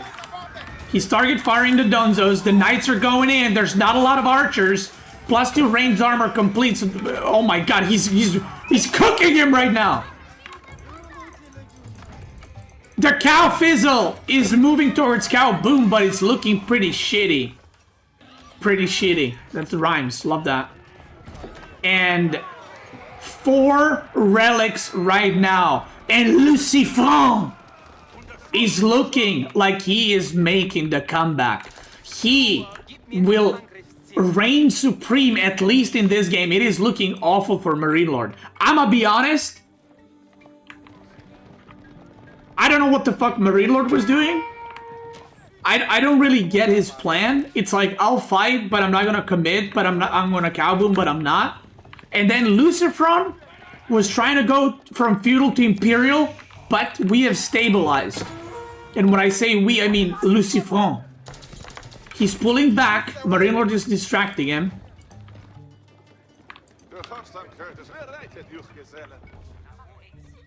Yo, this is a game 5 angle, I think. I think it's a game 5 angle. MarineLorD speaking Lancaster next, for sure. I agree with that. For sure you pick Lancaster next. What's LucifroN's plan now? He should just kill this.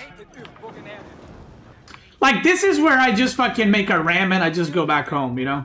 I'm just like, yeah, fuck yeah. Because this is gonna take so long to destroy. Or he should at least move back with his archers. He should not do that. He should go back with his archers, regroup, and just go again. That's a good Wallala. I think that finishes. Oh. That was so close. Oh, why did you do that? You're gonna lose all your archers now. Okay, the Knights are coming. The Knights are coming. He cooking still.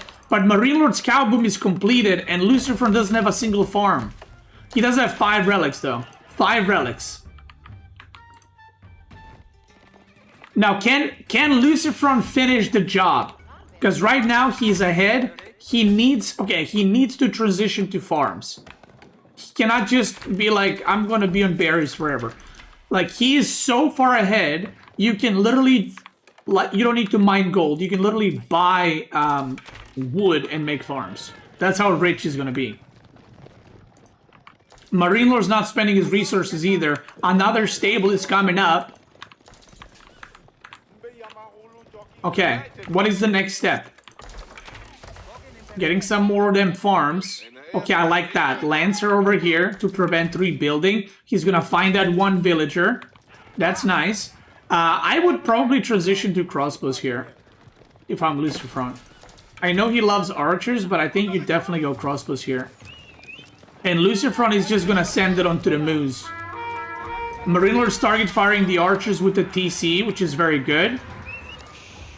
I think making archers here still is pretty bad. He should just go crossbows and just fucking mow down the sofas. Okay. He's got a big army lead. MarineLorD just making sofa, nothing else. Yeah, just crossbow and farm, exactly. That's all you gotta do now.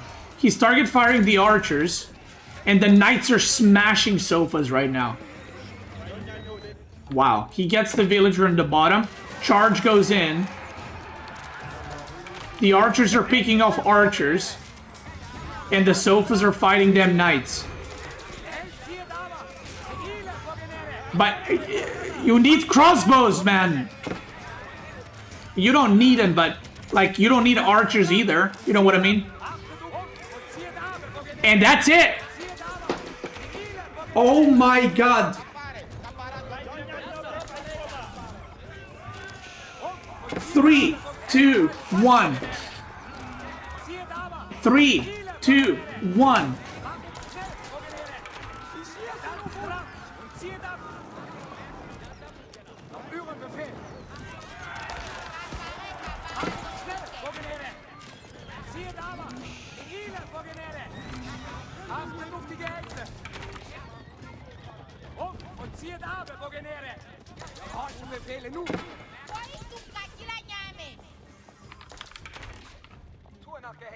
Okay, he's mining gold here, by the way. LucifroN doesn't know. Oh, that's so sad, actually.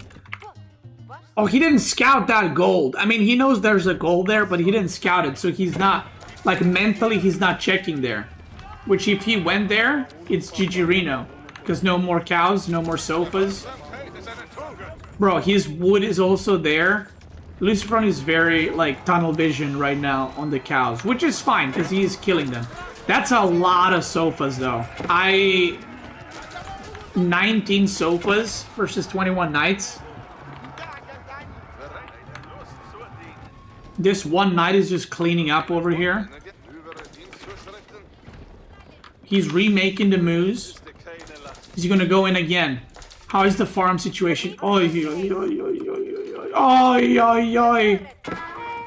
my god, this one sofa.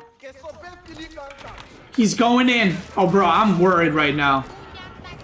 I'm worried right now for LucifroN. He's tunnel visioning so hard. Bro, just go farms. You don't have any more food. Oh, God. Is he gonna throw this?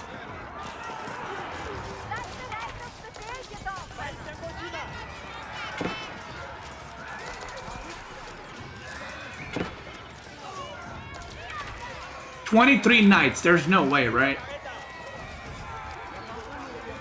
20 knights? I mean, I say there's no way, but I feel like this should have been a game over by now. He's making so many archers. Oh. 3, 2, 1.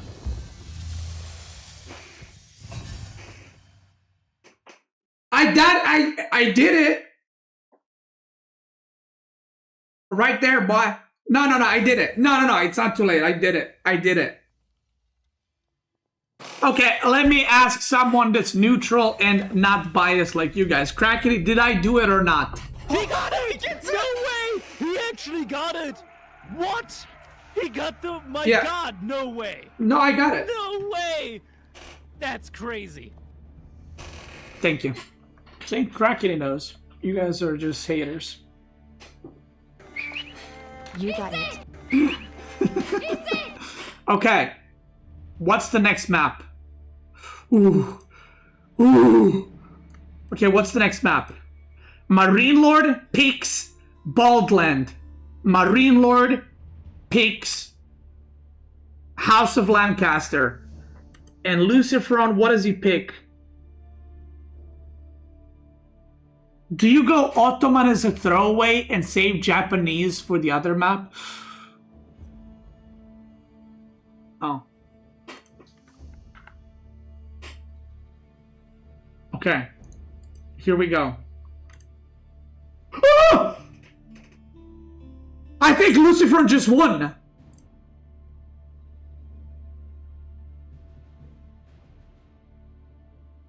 I think LucifroN just got him. I think he just got him. No, he just got him.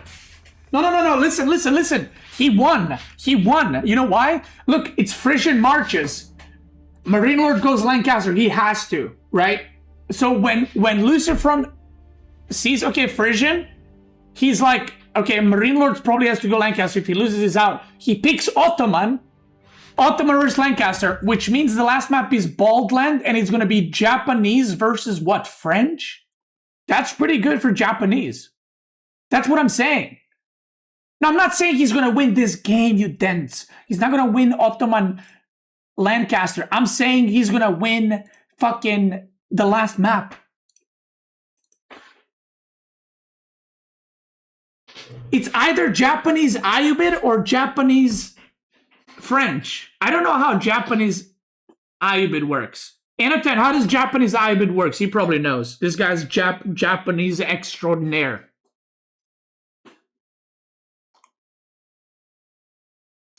Anatan says Japan owns. I believe him. If Anatan says that, I believe him. It's true. It's true 100%. It's 100% true and real.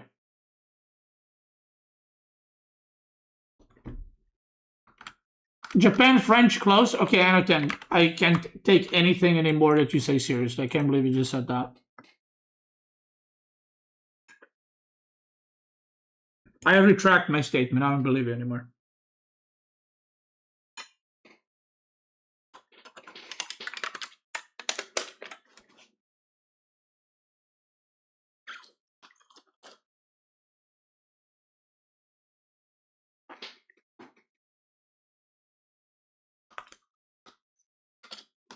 I don't believe you. Yo, Starflark, you want to do a best of 5 where you only play Lancaster and I'll play 5 different civs? You want to do that? I'll beat your ass.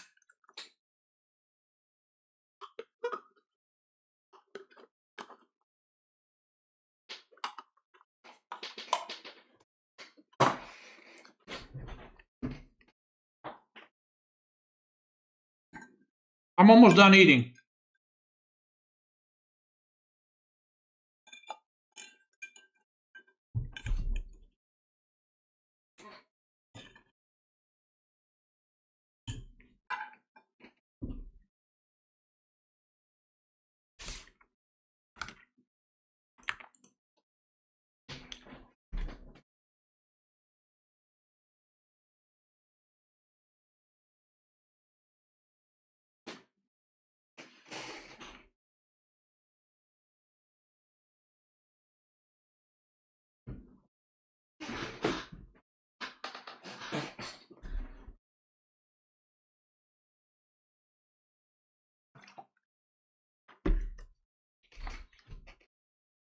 Nah. Nah.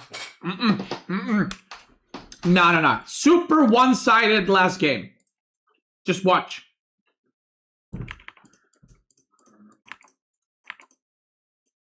Just watch.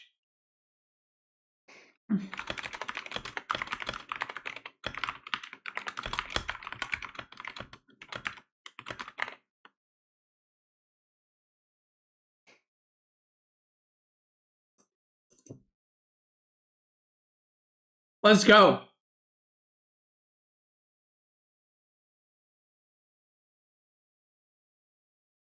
Wait, how many viewers are we on YouTube right now?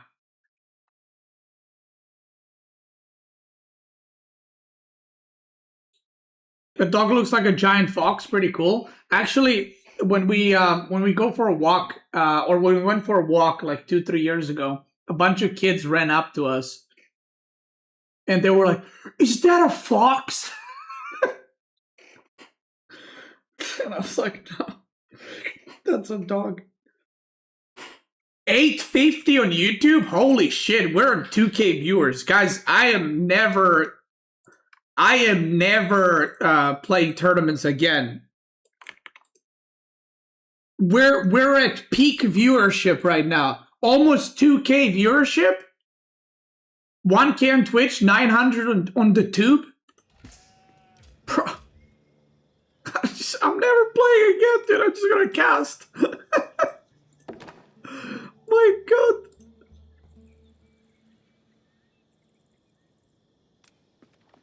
Okay, let's go. Let's get serious right now. Let's get serious right now.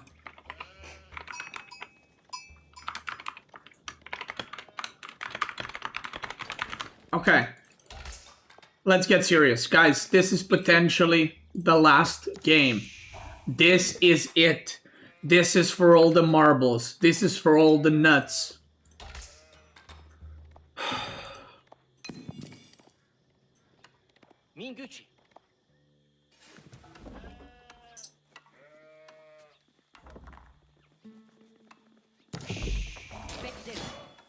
Here we go.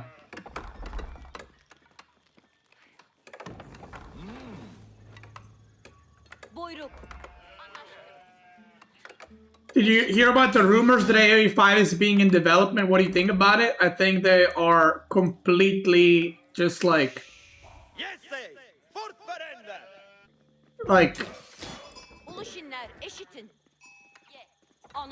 delusional. There we go. Sorry, I was trying to find a word.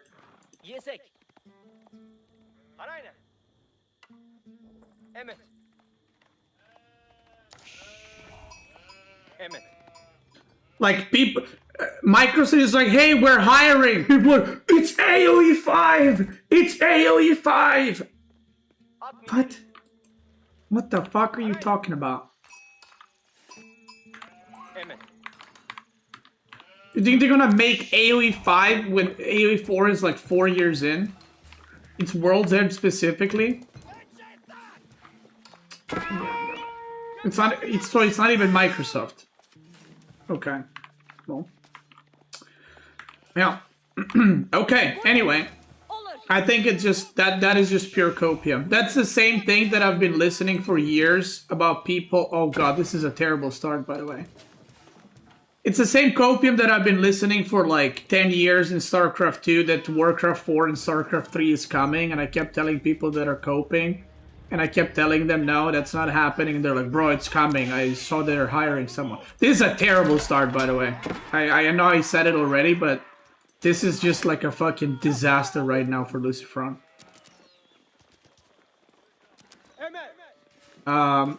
He is gonna finally be able to get that gold, but MarineLorD did invest quite a bit, to be completely fair.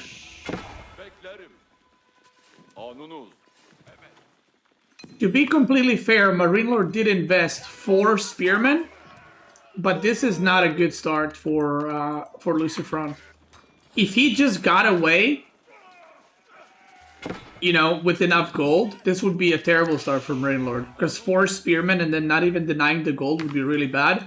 But this is really good. Now, one good thing for LucifroN is that once he gets Imam Vizier point, all these guys are going to get healed to full. So that's very nice for him.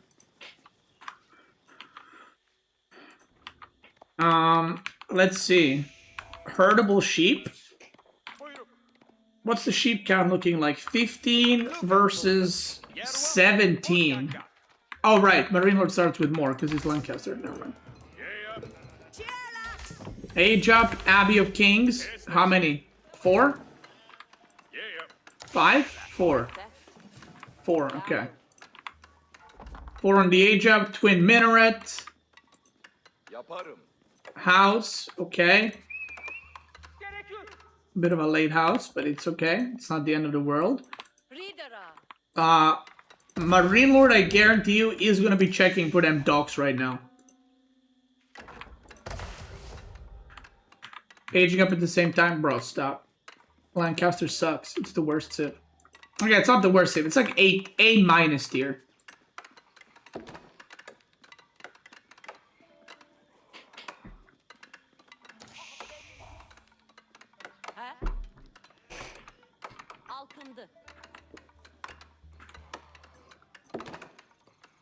It's A minus.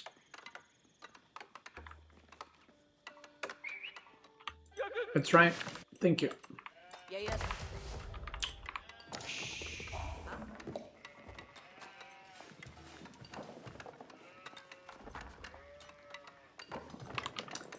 Dude, people are making like Lancaster is just auto win against every civ, bro. Stop. Stop.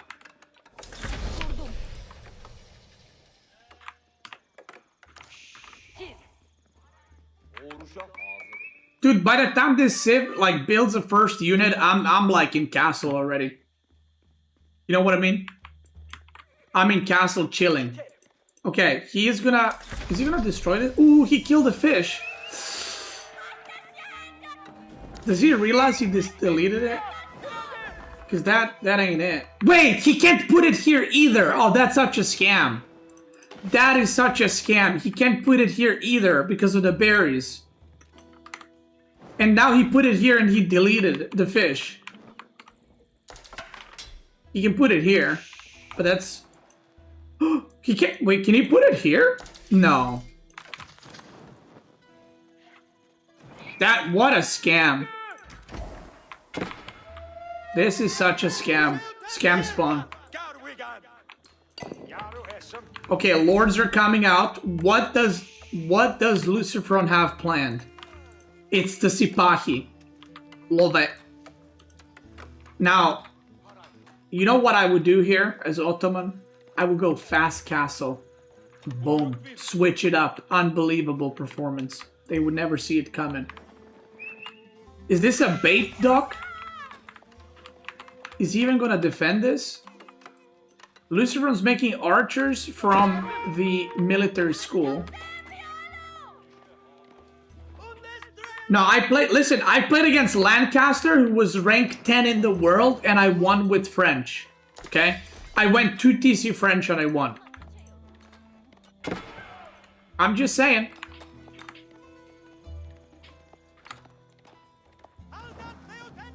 Nah, stop coping. Dento, stop coping. Stop. And that was 2 TC French, I was trolling. Ooh, archer ship. Okay. I mean, he can just go back to Abbey. This would be big if it was a normal civ, but it's a demon civ, so he's just gonna go and heal. You see that? So it doesn't really matter.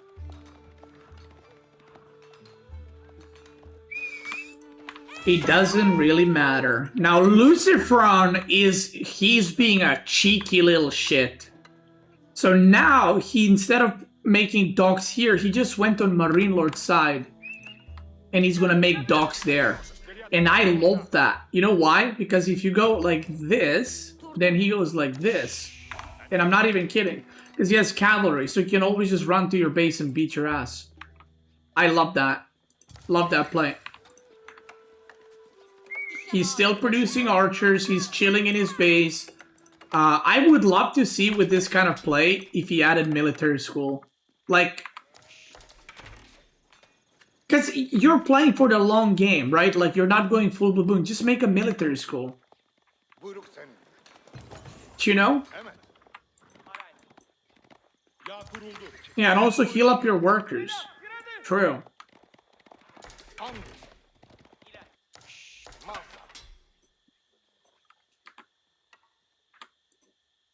Dude, you know what I would go? I would go Lancaster Castle, and I would go 9 manors right here.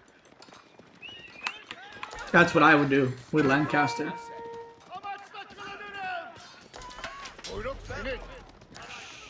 Boom. Nobody would see it coming. It'd be the easiest win ever.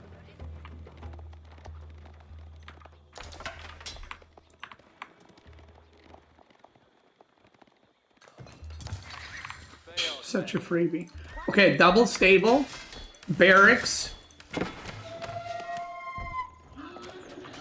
Okay, he's gonna kill the boar. Oh, he's gonna go on the boar. Okay. By the way, guys, I've been casting this 5 hours straight, so if I'm losing it, that's why. You know. +1 range attack over armor. Interesting. He sees the yeoman.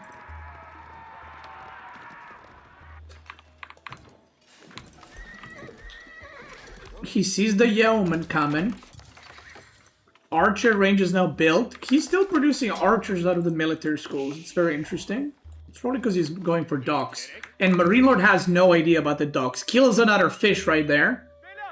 Yeah, MarineLorD's got no idea about the dog, so he's getting bamboozled literally the same way as he got bamboozled in the winner bracket final by the same player. Now, military is not correct. MarineLorD has way more.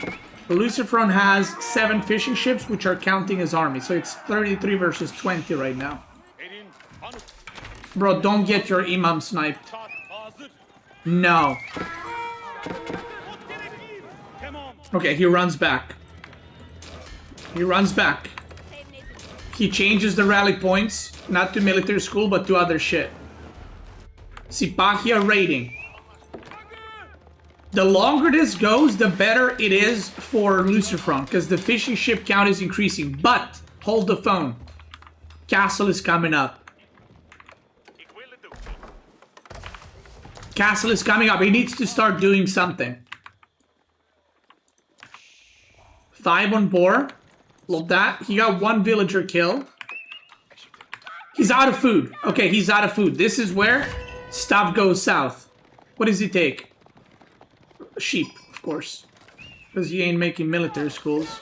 You know what I mean? Okay, I like the rating. +1 range attack for MarineLorD. He's just making everything. I think LucifroN, now you just go for fucking gold and you go age up. Because he should know that Lancaster is going to age up soon too, right? Like, I think this is a bit too much on the... Oh my god, he's... Bro, he keeps destroying the fish because he can't place the docks. He's getting scammed so hard. Because he can't place the dock properly. That's crazy. Should put it here, because here you can make it.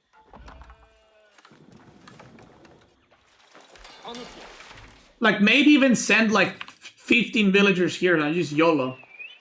Look, he checked! He checked for the docks at the bottom. And LucifroN is fucking... Oh my god, he is deep frying him so hard right now. Holy... MarineLorD is checking for the docks at the bottom, and he's making docks on his side.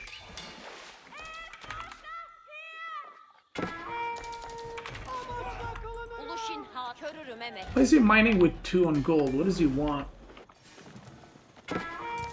I don't know what he wants, actually. He can kill that, maybe. No. No. And now he's gonna go back. He's not gonna go for this? Why not? Does he not know? Oh, he knows. I mean, I get that he's not going for this one because it's too close to MarineLorD. Okay. Okay. Oh! Oh, I don't know about that. Oh, Mekter.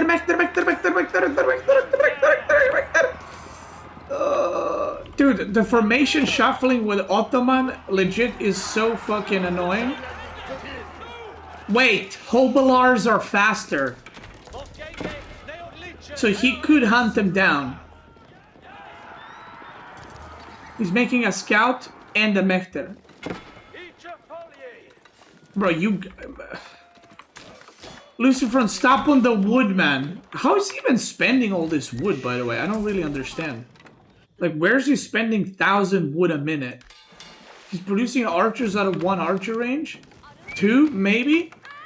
And he's making, like, barely any fishing ships. How the fuck does he not have, like, billion wood? Market? He hasn't sold any yet. That's why I'm confused. Okay. The correct army count is 71 minus 15 fishing ships. MarineLorD can also age up soon, and that's gonna be bad news. So LucifroN is basically 15 villagers on top of this, or fishing ships, but MarineLorD got 3 manors. And MarineLorD's gonna go for the age up finally, and he's gonna go for the white tower here. God, I'm good. What is this gonna be? Military campus. What? He goes for Mekter drums? That shit sucks. People really don't like military schools. Okay, those fishing boats are about to receive a... Oh my god, what if he demos? What if he demos the villagers here? And then we're back. Okay, MarineLorD's pulling back. He sees the age up. He's pushing it with the archers. He's going billion workers on gold. Dude, watch this. There's gonna be a demo killing everything here. Watch this. Just watch. Watch. He's pushed off the boar. Watch this. LucifroN, come on. You and I'm sending you the demo vibes. Make a demo ship. Make a demo ship right here. Where's he looking? Where's he looking? Look to the left. Look to the left and make a demo ship. No. Look to the left. Look to the left. LucifroN. Look to the left.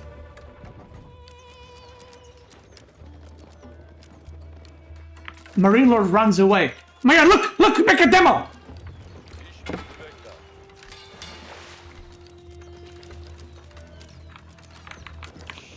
It's too late. Okay, he is aging up though. He is aging up. 30 Hobilars. Eats the Janissary now. Crank Janissary. Okay, get the upgrades first, and now crank Janissaries. Make million Janissaries. Is he getting the relics? He's not. He should get relics. That'd be pretty good. Okay, MarineLorD is finding out that he's been fishing on his side of the map the whole time. He's getting ranged armor. You need to get relics.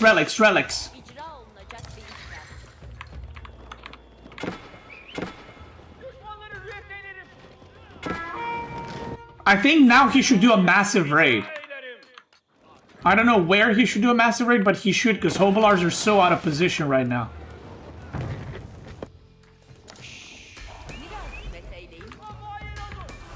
+2 range attack.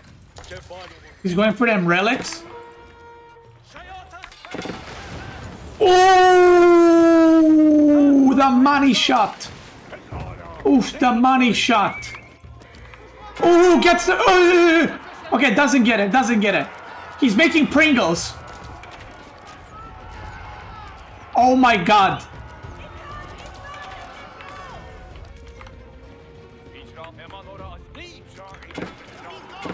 Lancaster is OP! You can't beat it! It's not overpowered at all, you can't...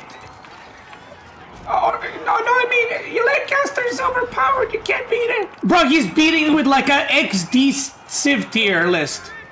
He's beating it with Ottoman. The Civ sucks ass, and he's winning with it. That's how shit Lancaster is. No, Lancaster is like B tier, B+. Okay, well, I don't know why LucifroN is pushing there, by the way. That part I don't get. Like, just... He's throwing. Like, the thing is, people... You know what people's problem is with Ottoman? They don't make military schools. That's the whole point of the Civ. Without military school, you're nothing. You're nothing. If you had military schools, this game is over, boy. This game is done.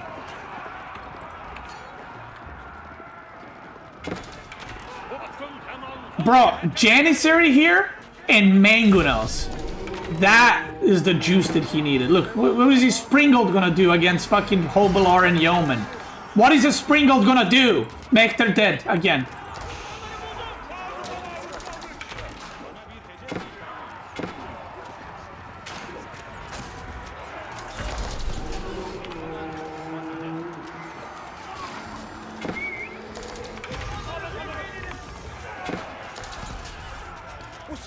Activate Fortitude, man. Fuck it. Send it. Activate Fortitude.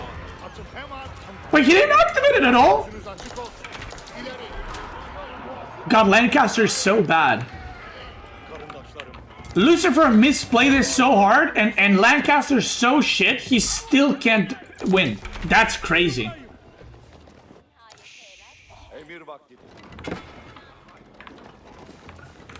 Look at Ottomanica.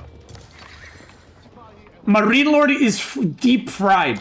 Literally, all you gotta do... S-tier Lancers, by the way. All you gotta do is literally survive 10 minutes to 15 against Lancaster, and Lancaster runs out of food, and they're like a deflated fucking balloon, and there's a fart inside. That's how weak they are. They're dog shit. People just coping.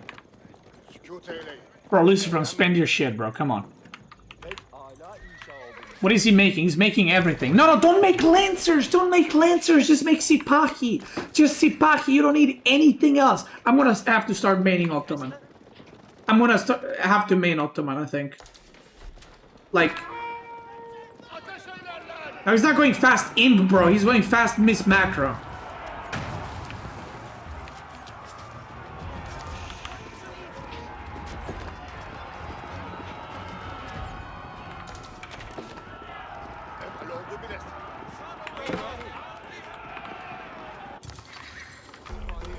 He's going for military schools now. Bro, I told you, like, if Ottoman can beat Lancaster, any Civ can beat Lancaster. Okay. And by the way, English counters Lancaster. You know what I mean? I don't get it. What do you mean you don't get it? He's not spending his resources. That's it. There's not much to it. He needs to go full Sipahi. Full Sipahi. And just make fucking 10 military schools right now. Oh my god, he's crazy. S-tier Ottoman. He doesn't understand, he's just a caster. Bro, if you want this caster to beat your ass, just let me know. You play Lancaster, I'll play 5 civs. You don't take one game. You don't take one game, boy.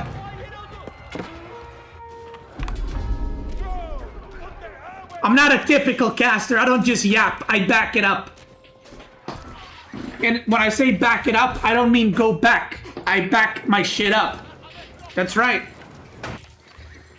I yap and then I snap.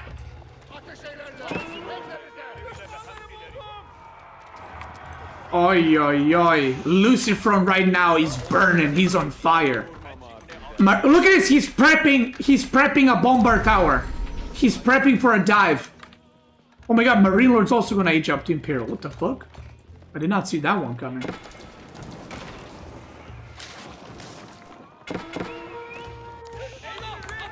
Oh!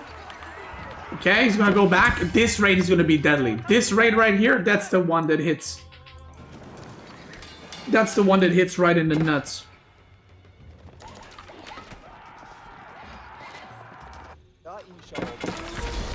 Okay, military schools. Military schools, make another military school. Another military school and you won the game. It's over. It's over. It's over.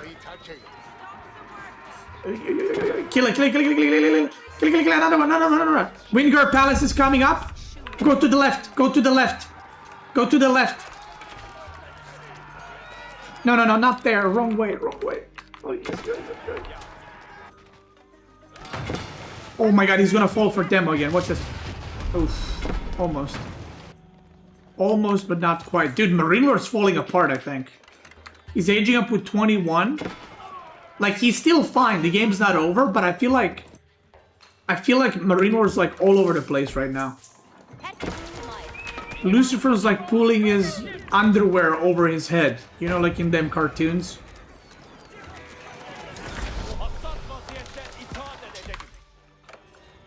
Okay, Demon Civ. What is he gonna make? I mean, I guess just Spearman, no?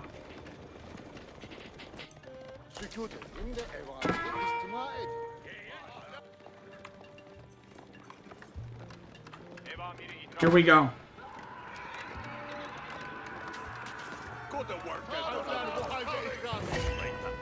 Go for this. Advanced Academy. Advanced Academy. Okay, good. Me or Mike would have taken Janissars there. Okay, 6 Pringles. Okay, he's making bombers now. This is a good spot. Is this a... Okay, this is not a bomber tower. What is he making? Sipahi, that's right! Full Sipahi, full Sipahi. Take biology and it's over. It's literally over. Get some farming going. You got some farms. Okay, siege workshop. Okay. Okay, tithe farms. Sipahi, looking good. Looking good. Ribaldequin? Bro, what Ribaldequin? Probably wants movement speed on the siege, no? I don't know, I feel like it's too early for this. You need to take a lot more upgrades, like this. He needs more gold, and he needs to take some, like, actual upgrades. Oh god, go in, go in! You see it, you see it, yes, you see it. He's doing it. He's doing it! He's doing it!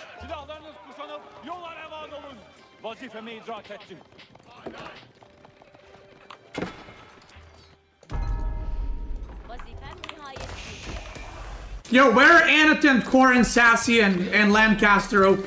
Where's the Lancaster OP crew? I lost you guys. Are you guys still there?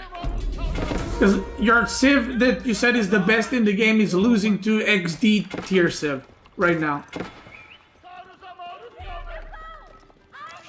Where are you guys? I can't hear you. You might have muted yourself. Imagine losing to Ottoman as any Civ. That's crazy. Oh, no. Oh. Oh. Okay. Ooh. Okay, still equal worker count. Still playable. Still playable. Still playable. The farming eco is looking fine. It's looking fine. Oh, this is Did he get biology? Great Bombard is in. No biology. Bro, he's spending all the resources on Sipahi. Is he making them? No, it's just military schools. Look at this. 8 Sipahi are chasing like 21 of these turds. Ooh, that's a big battle, boy. Oh, that's a big battle, boy. He doesn't have ranged armor, and he doesn't have ranged attack. Oh, the money shot!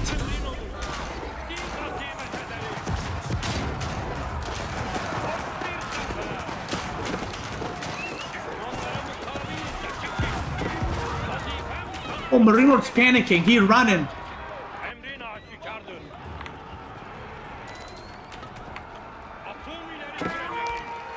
Bro, get armor upgrade! Ranged armor upgrade, you don't have it! He's pushing in! Bro, he needs to push in before this shit finishes. What did I know? Wait, his janitors are not even upgraded! Oh my god, he's gonna throw it.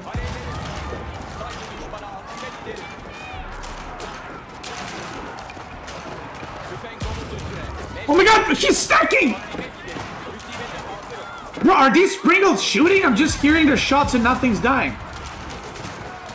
Oh my god. Oh my god, the Pringles. Hold on. Kill the Lords, man. Okay? Kill the Lords. He going in.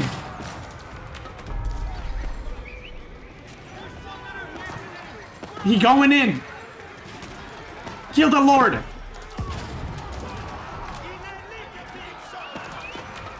Oh, it's a disaster.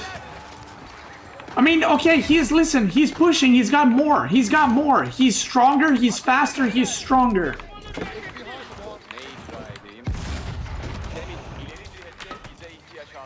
He's going for it. He's pushing in right now. Okay.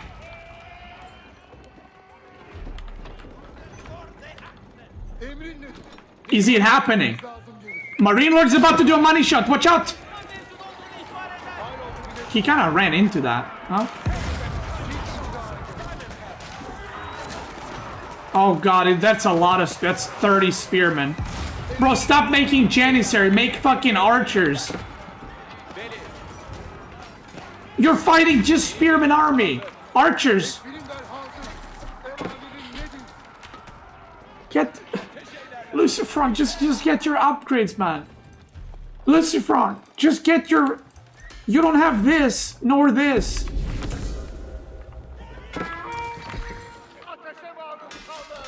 Oh my god, he's gonna go men-at-arms? He's switching to full men-at-arms now. I mean...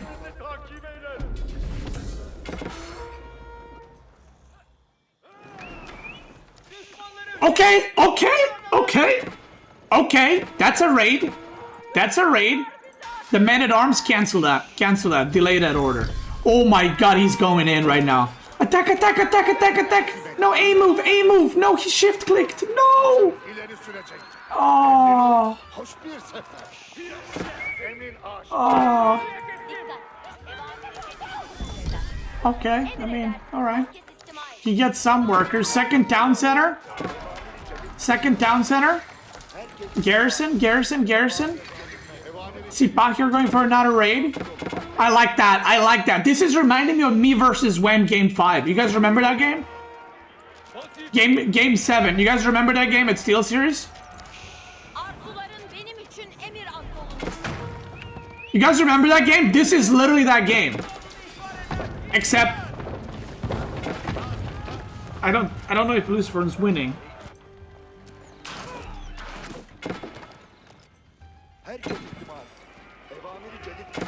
I think okay, I think Ottoman is not a civ for LucifroN. I'm not gonna lie.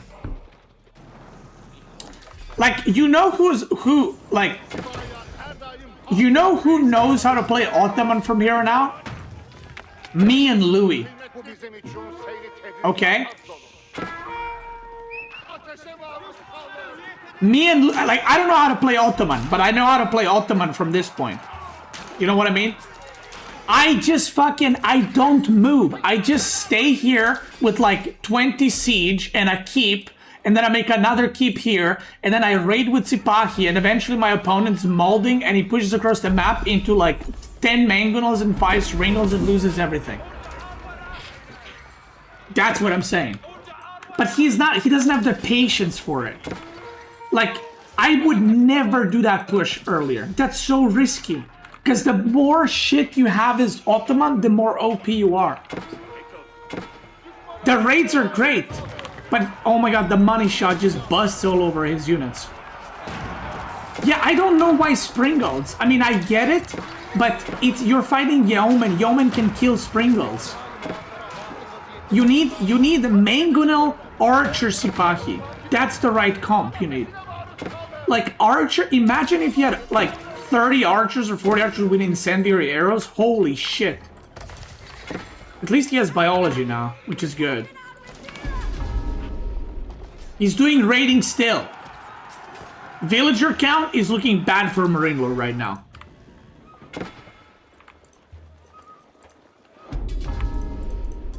He's just, bro, just go, stop making Janissaries. Stop making Janissaries. Stop making men-at-arms. Actually, men-at-arms are gonna do really well, but he needs to upgrade them. He's missing so many upgrades. It's crazy. Like elite army tactics, incendiary arrows, these ones. I mean, he's not mining gold, but... No, don't make Janissary.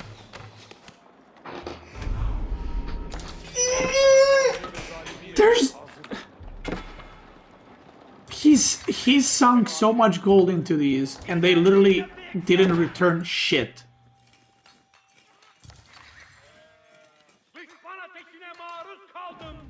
He made so many Janissaries, and the opponent literally has... Like, they're not even upgraded, that's the worst part.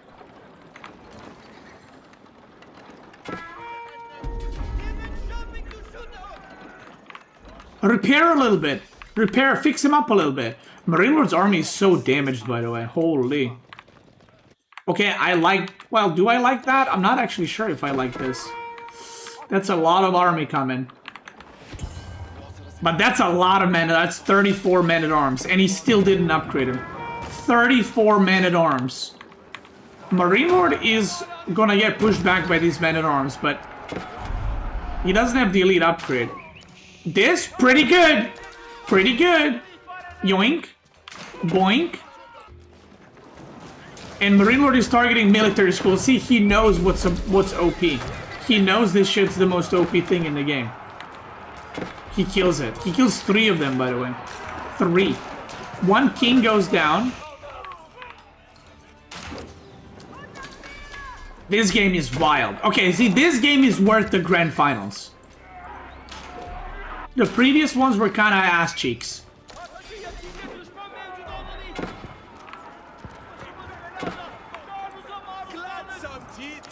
Like, bro, LucifroN is fighting with, like, feudal units and, like, fucking Dark Age upgrades, and he's still doing well. Imagine if you had this stuff upgraded.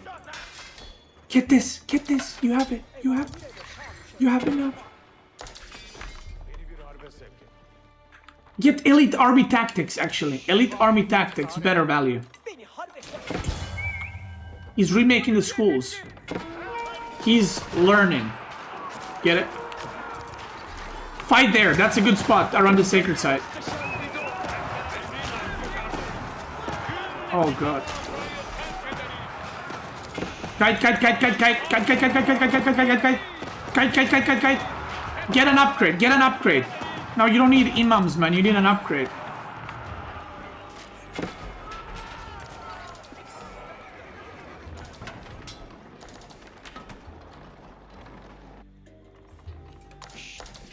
Herkes istima etsin. Evam sen ne hal emir edersen. Emrin nedir? Neyi harap etmemiz lazım gelir.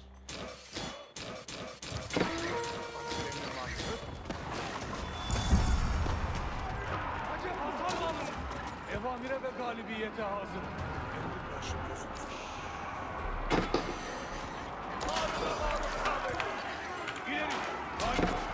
Like, oh man, if these guys were upgraded, 40 men-at-arms versus literally just 30 yeomen.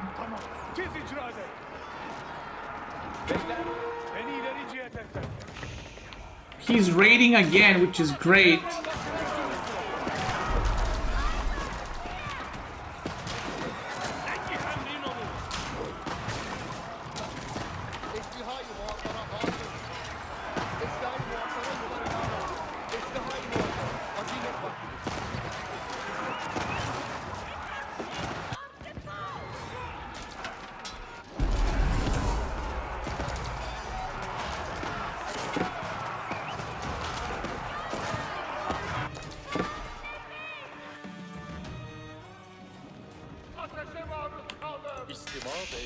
Bro, don't dare upgrade men-at-arms now. Do not dare upgrade fucking men-at-arms now.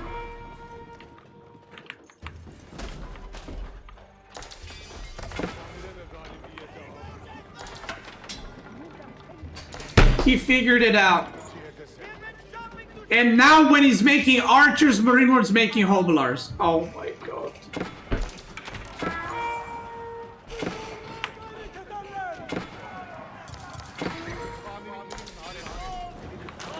It's over. It's over.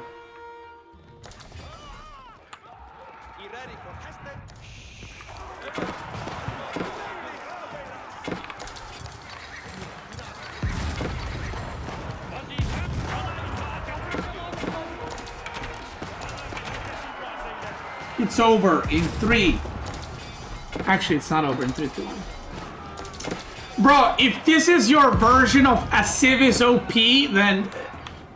Oh, the best Civ is playing against the worst Civ, and it took him 40 minutes to win, bro. It's OP. Shut your mouth. What do you mean OP? This shit sucks.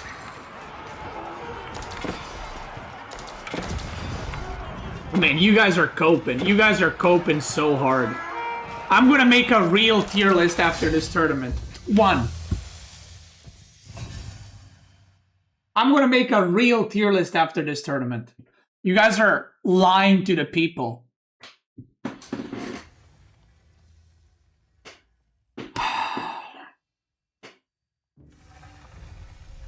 That was a big throw from LucifroN. I genuinely think if that was being played by Louis, he never loses that.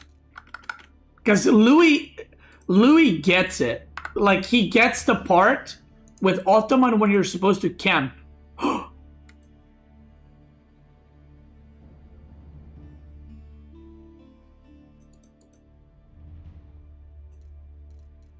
I just saw the last pick.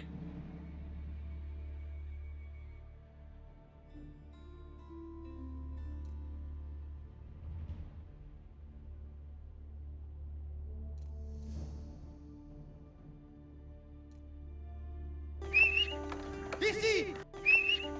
DC! DC! Watch out. This is a matchup that LucifroN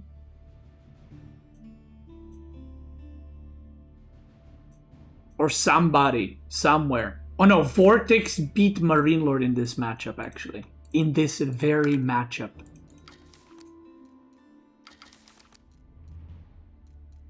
Dum dum dum. It is going to be French versus Japanese.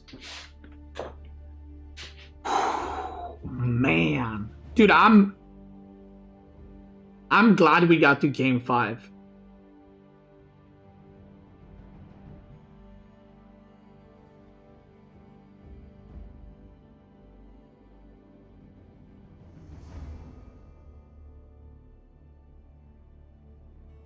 Wow.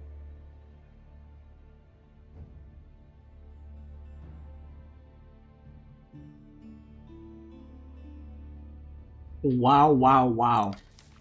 Are they taking a break? Bro, these guys have not taken a break. We gotta give a shout out to that. We gotta give a shout out to that. Mazza, thanks so much for the Prime. I appreciate it. Tony, thanks so much for the resub, brother. Helias, Dr. Mulgrew, Riot, Squeeze, Fizz. Thank you guys so much for resubs, guys. I'm gonna run ads now so you don't get them in the middle of the game because we don't want that. Okay, so I'm gonna run ads now. If you're watching on YouTube or Twitch, if you use Prime on Twitch, you do not get ads, and if you have I think YouTube membership or premium, I think you don't get ads. I think, but on YouTube for sure you don't get ads if you have Prime. So I'm gonna run ads now. We're getting into the game. Whew.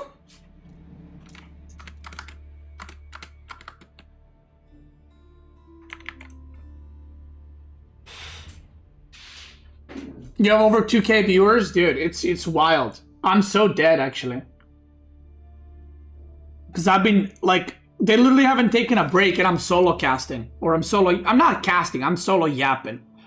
I don't see this as like I'm not like a professional caster. I mean, look at my shirt, first of all. It's Hello Shitty, my favorite character. We're here with the Gigi Dog, who's my co-caster. That's right. And look at that. No collars, if you know what I mean. No shocking here.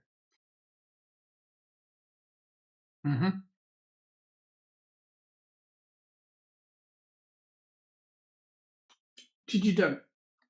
What's up? Ow.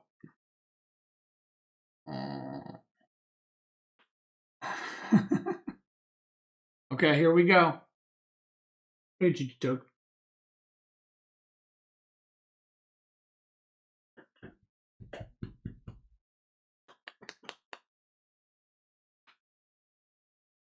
Good, Gigi Doug.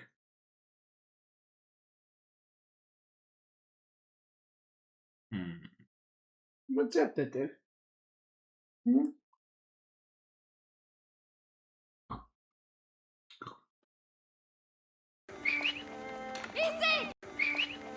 Easy!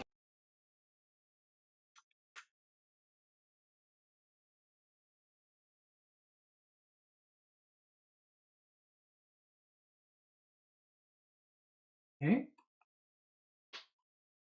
Gigi Doug. Okay. Thank you. Thank you for joining.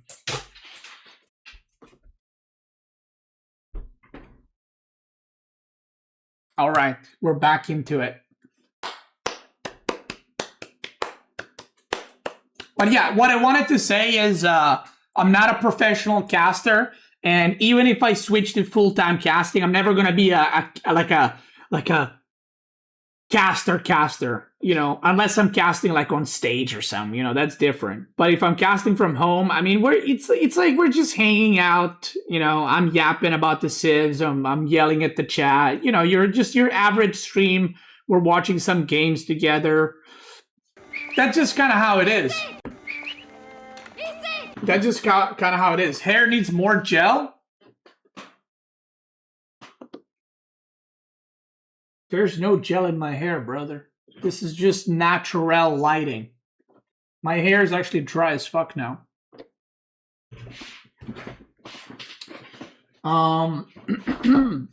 Royce, thanks so much for a 10 gifted, brother. Thank you. Bulbum, thanks so much for a prime. Appreciate it, guys.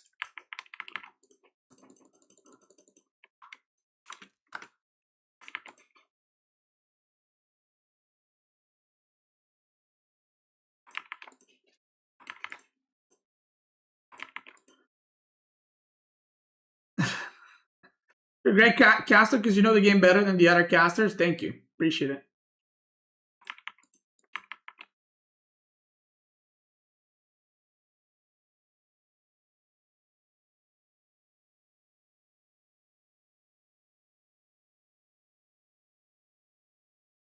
Thank you, guys. I really appreciate all the people watching. We are well over 2,000 viewers right now, which is really fucking cool.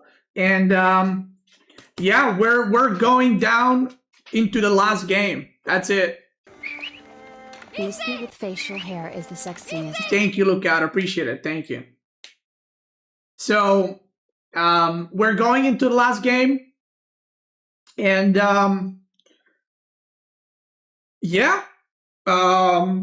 Just so you guys know, my plans for the next 2-3 weeks until DLC are to create the mastering French and then Mongol, Rus, and all the civs, making guides for those. And then when the DLC comes, I'm probably going to be streaming quite a lot. Obviously, I am not doing a subathon, but I will probably be streaming long time. So if you want to watch DLC and stuff like that, this is the channel to do it on, because I'll definitely be here. Where are you putting your money in this one? I have to see the spawn. So MarineLorD doesn't care about this. Well, MarineLorD cares about the spawn if it's it matters a lot for both. If this is a forward gold or a back gold, and obviously the sheep, but the gold is big. The gold is big.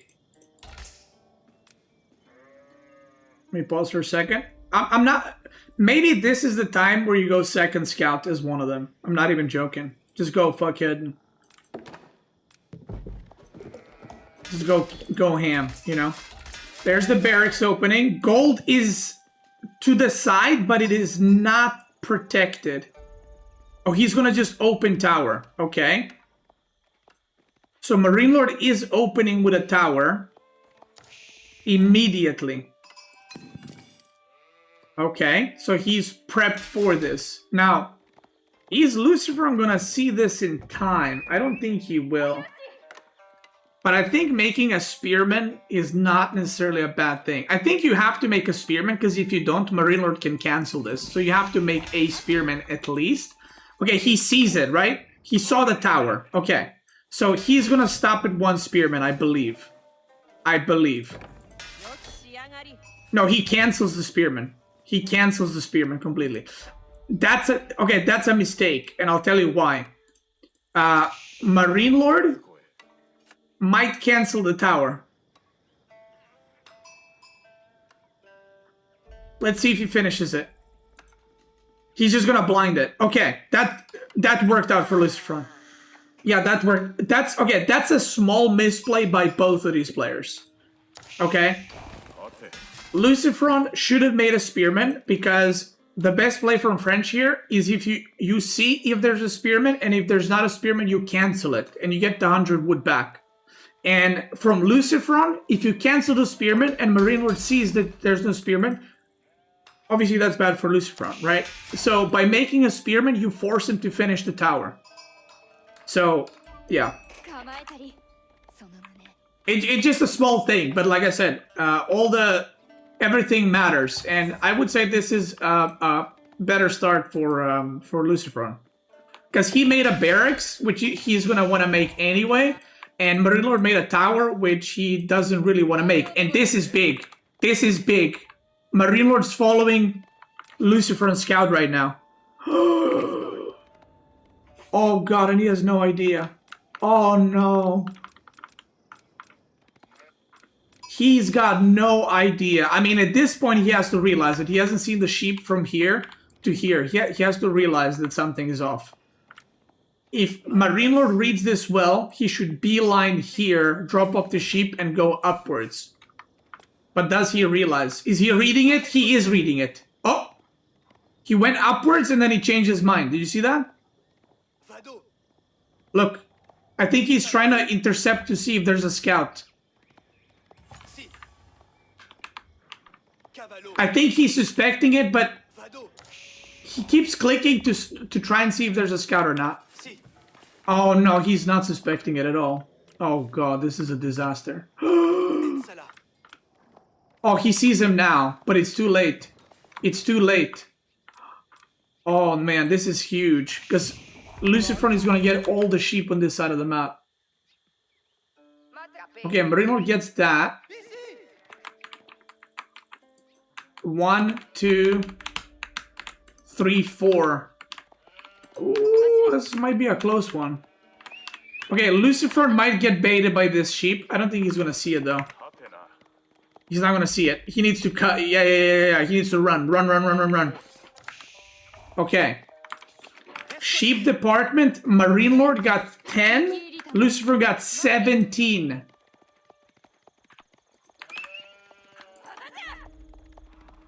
What? What a scam. What a scam. Remake. Remake right now.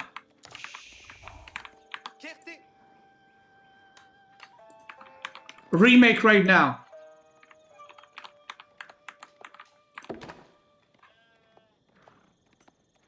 Go here. Okay, well, LucifroN got more sheep. So that's kind of what you not want, that's kind of what you need in this matchup. To breathe. And this looks like a... It looks like a fast castle. I don't know if it is. But it looks like it's a fast castle.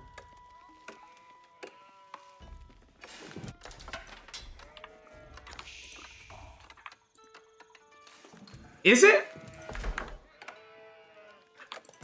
He's making some spearmen right now. I don't mind that.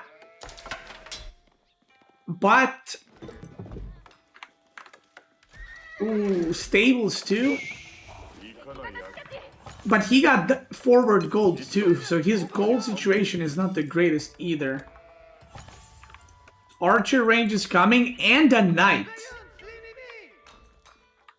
Okay, so we're opening Archer plus Knight. Now, if MarineLorD doesn't see the stable, this is very dangerous for him. If he sees the stable, this becomes a lot easier for him. Okay, Scouts. So these are going to be pro Scouts. Horsemen are being made. More Spearmen. I really hope he doesn't go full Spearman Horseman.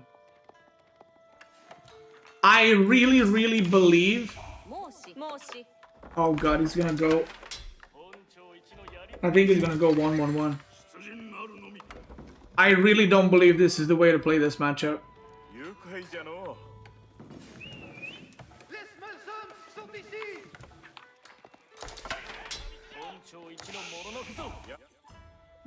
I mean...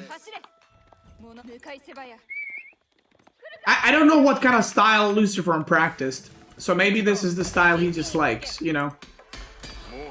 If he makes towers anytime soon, then he's gonna go castle and just make a few horses and stuff. Wow, the pro scouting is so late. I guess that's because he went second knight first. Yeah, he went second night. That's why pro scouting is so late. No towers. He's not on farms either. He's gathering them berries right now. 440 gold. Bro, do something with the gold, please. Please, either like make towers and age up, or just fucking get ranged armor.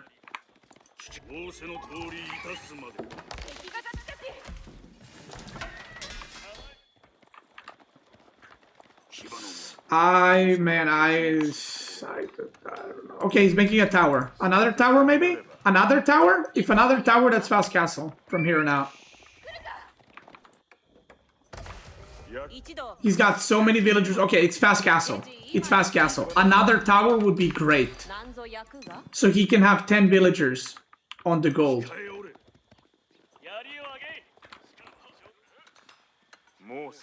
He's not gonna go another tower.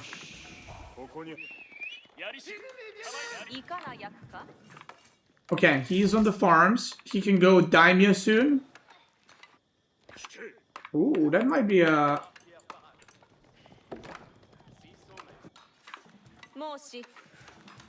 Okay, daimyo should be coming up in a second. MarineLorD scared a little bit. You can see he's playing very defensive because he saw a lot of units, but there's no more units. He's split... Ooh, that's kind of wild. This little path. He's pre-splitting the spearmen onto different deer packs. But you need another tower. I'm pretty sure. Because your second gold is pretty far. Like, if you age up now and then he hits your gold, then you're gonna run out of gold and you can't make anything after.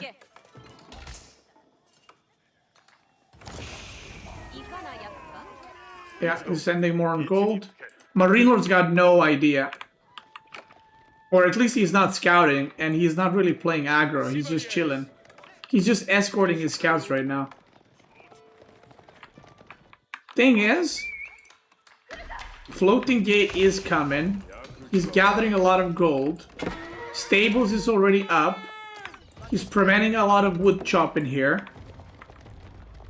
I am only worried for LucifroN that MarineLorD just comes here and just literally auto-attacks the tower and kills everything. But if he manages to keep gathering on the tower, that's going to be really good for him. MarineLorD perhaps realizing that LucifroN is now pushing, is now going across the map. Because he sees that the horseman mount is not increasing. He raids again. Ooh, I don't know if he should have done that. I think that's a mistake. I think that's a mistake.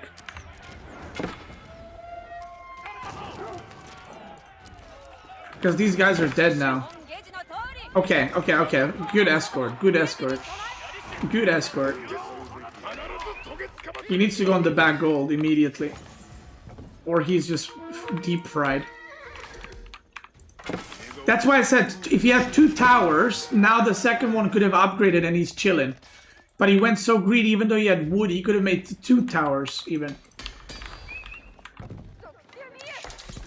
Yeah, now he's making 2 towers.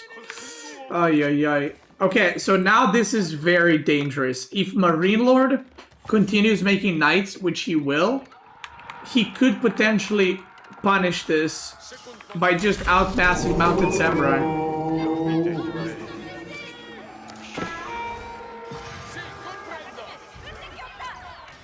Oh god, it's a disaster.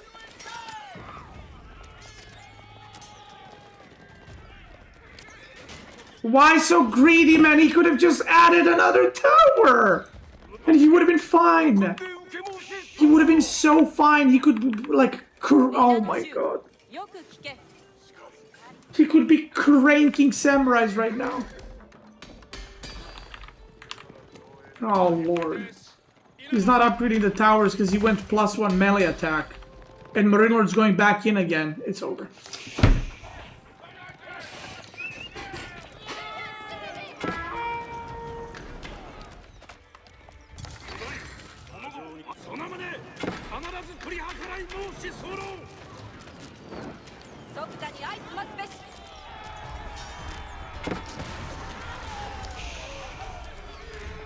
It's over.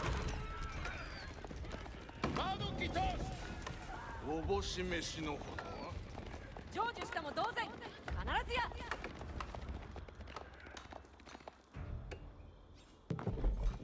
Yeah, MarineLorD did play better in the end, let's be honest. I think LucifroN from yesterday and LucifroN from today, it ain't the same person. It's GG. 拙者にかかれば He's lost 12 workers. He got no relics so far. Triple stable. He's gonna age up in a second. Yeah. This is GG, boys. 励む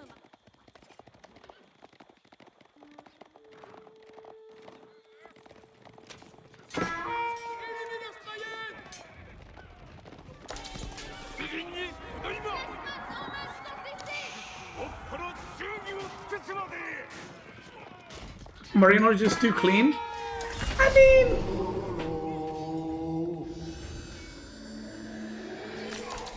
Sure.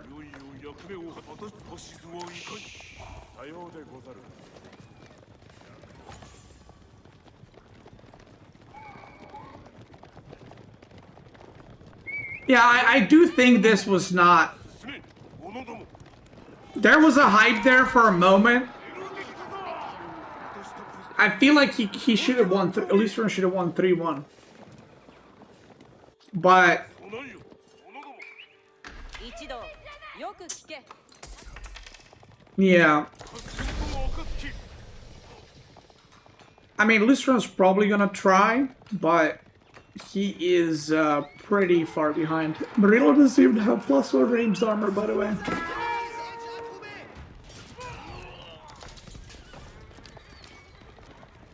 What do we rate this finals from 1 to 10? Like, both best of 5 and 9, all combined. 1 to 10, what do you guys rate it in terms of how good it was?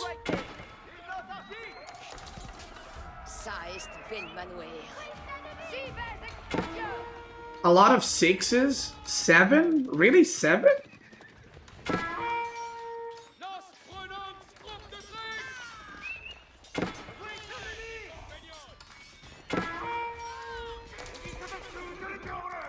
I think yesterday's games were like 8.5, maybe 8.5. Yesterday, MarineLorD versus LucifroN. Today, I kind of feel like it's like a 3 or a 4. Like in terms of entertainment and quality of games.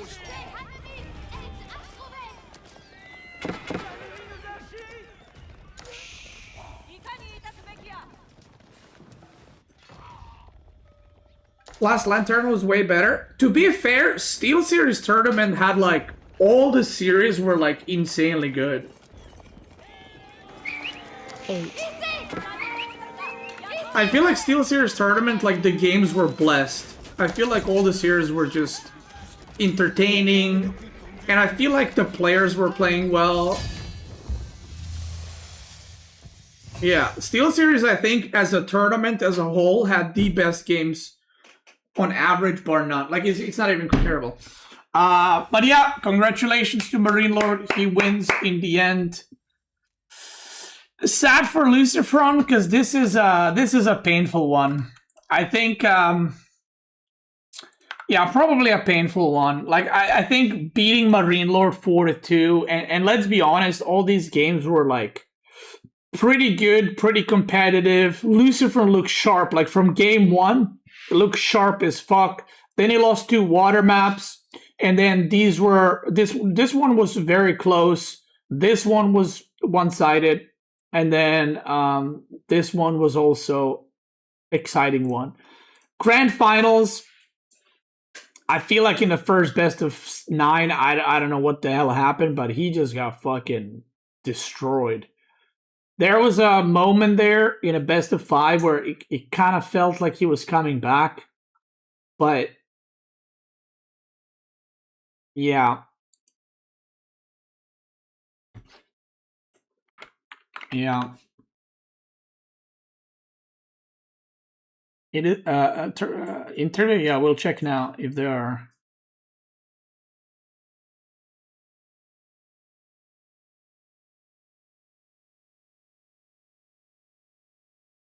That'd be cool as fuck though if LucifroN won, because we would have 4 different S tier winners in 1 year, which is kind of wild. Like we've never had that.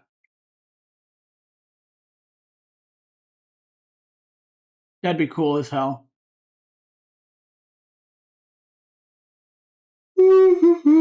But yeah, congrats to MarineLorD. GG's. We'll hear the interview in a moment.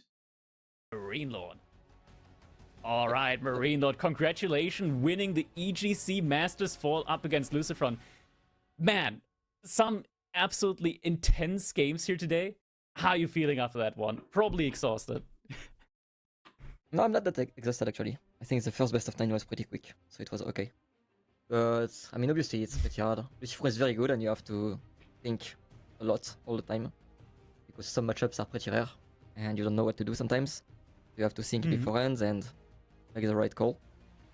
So pretty exhausting. Wait, what is with yeah, Kraken's I'm background? used to long finals.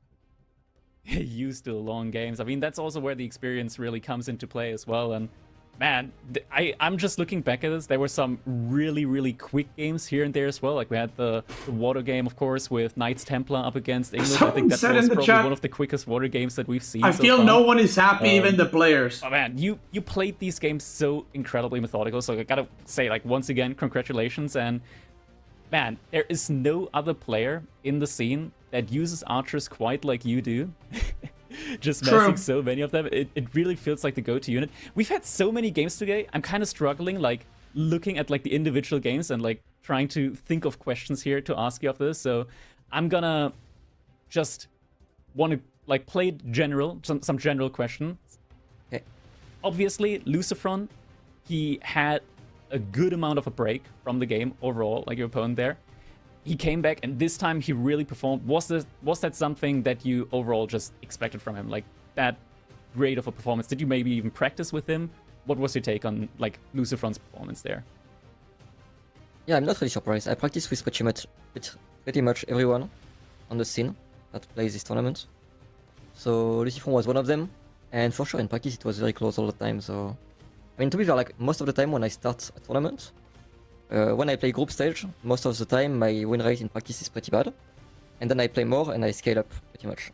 But LucifroN was very good, I think, the whole time in practice. So obviously we didn't practice this week because we were playing. But before that he was giving me a very hard time.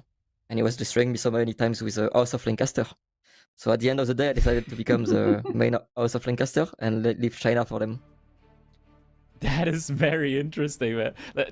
That's a very nice tidbit. Like, your House of Lancaster here, like, we've seen you get it in, like, pretty much every single set. And it's so dominating whenever you play it. So hearing you say that LucifroN used it against you and had, like, really good success with it, that's honestly kind of hilarious to hear as well. Oh, man. Honestly, like, this is just, once again, like, amazingly played. Every time we watch you play, it is... You never really give us anything to nag about just because you play it pretty much perfectly all the time around. So it's always, like, difficult to find things to nitpick or complain about. This tournament was not. I want to talk with you a little bit about, okay, game number 10, the Achery versus Mali game. When you played... the Mali game was a disaster. What's your general opinion there? Because I feel like you went for, like, the empty Fulani he deserves to right? win, let's be honest. With Justice X Cattle. I think LucifroN What's played... your general opinion on that matchup? Because I feel like it can be quite mixed. Yeah. But the Pro Scout play there, it kind of flipped the script on its head a bit. I feel like HRA runs out a lot earlier on food. I think it's a pretty close matchup. But maybe on Gorge it's not the best one because the second gold is very far away, which is a problem. Overall, I think it was maybe a mistake to pick Malians here. I think Malians against Japanese on Boldland will be so much easier than French, and French HRE will match better too. So I think that's a small mistake, but I think if we speak about that game, I think I should have, since I had a decent gold spawn, I think I should have opened Spear to defend myself. Because every time you go tower, you just feel like you're always behind, and like, no matter what, you're gonna need some spears at some point. So if you have a bad gold spawn, you can't really do that. But in this game, I was not sure if I should do it or not. And for sure, I think it was a mistake to not do it. I want to also I think most viewers as well are really like itching for this game as well. The Ottoman versus House of Lancaster game. That was... Dude, the EGC chat just fucking always shit talks me. I'm not even playing. I saw so many comments about me. Just people flaming me. And were you like, oh my god, I'm dead? Or like, what was going through your head in that moment? I felt like I was winning easily, and when I saw that, I was like, okay, maybe I'm not winning anymore. I wasn't sure. He got me twice with this shit. It's so fucking dumb, but I don't know when he got out with a villager. I was scouting pretty well. I made sure the villager that made its first dock went back home, or at least it looked like he was going home. And then 10 minutes later, that's how he got you. There are docks. Yeah.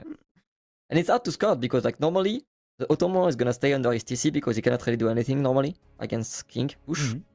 So I can't really have a full vision of his army. So I was not sure, but in this game I was like, yeah, it's fine. There is no way he's docking, so I'm good and I'm gonna win. But then there are 4 docks and I'm close to dying, I guess. It was quite the intense game from start to finish. We got a little bit heated in the casting booth as well, when it felt like LucifroN forgot to upgrade Elite like on the Janissaries and the Men-at-Arms from start to finish throughout the entire game. But really? It was... yeah, he did not have Elite on any of those units. To be fair, he was very like... his gold was running out everywhere and he didn't have much gold. So I was like, maybe he's gonna focus on Sipahi and Biology for the University upgrade. And maybe Siege upgrade, which is the best part of his army. So I was not surprised to not see him making those upgrades. Maybe Janissaries he should have made it, but because he had a... Bro, he had 50 men at ours! They die so easily to Yeoman, so... I think he made them because he was scared of Master Oblars. But actually it was not the best thing to do, I guess. Maybe he should just have made Archer and Sipahi. But obviously like both armies are so strong. So it's really not easy to win as Ottoman against House of Lancaster. The chat also desperately wants me to ask you about your thoughts on demo ships after this one, because we had quite a few of these today. Yeah, I mean, I think yesterday I think I didn't play very well on water, but it was still enough. And today it was even worse. Like, I mean, the game I lost on the second best of 5, on the best of 5, I think it's mostly due because I just grid and I go 2 docks, and it's stupid, I shouldn't do that. But I think if you go only 1 dock, you really have to hit a strong timing against English, otherwise you might just die because they have a very strong mid game on Mother. So I just felt like, yeah, my opening was so bad. I have so much idle because of the king, and then it just he played very well, so I can't really ever come back into the game. But I mean, obviously demolition ship are weird because right now archer ship are pretty much bugged. So yeah. Like, they don't hit as many times as they should. It's it's definitely a weird situation. If people micro very well their demo ship, they're pretty underwhelming, but I still think like if you have a lot of Hulk and you micro very very well, I think this style is worse, but it's so hard to do, and I get it. Like sometimes you just want to play the things that are very strong and very easy to do, like House of Lancaster for example, and it makes a lot of sense, so maybe I should have played the same style.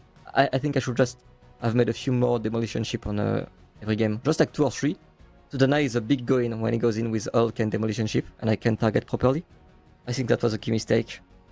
But obviously the start was pretty bad, so not easy. Yeah, it is a very big snowball unit. Alright, MarineLorD, once again, congratulations. I don't want to keep you here for too long. You've had a lot of games here today after all. Congratulations once again. And also, after all of your performances so far in the EGC Master Series, you're going to be of G to the G's, baby. Congrats once again to MarineLorD. He's donate. I feel bad for LucifroN, but it is what it is. That's competition, brother. And he will be winning the tournament. So if you're watching this on YouTube, thank you so much for watching. I appreciate it. And if you're watching live, let's keep going a little bit longer. Thank you. All right. Give me a second.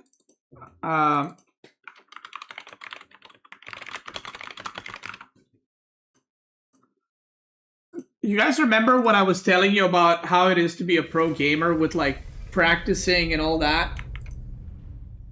And then when you win, you're like happy for like 2 minutes. Did you see the interview right after MarineLorD won? He's like, there's no smiling.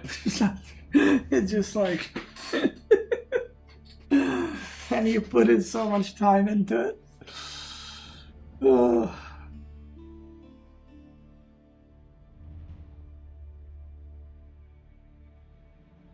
Okay, guys, I'm out. Thank you so much for watching.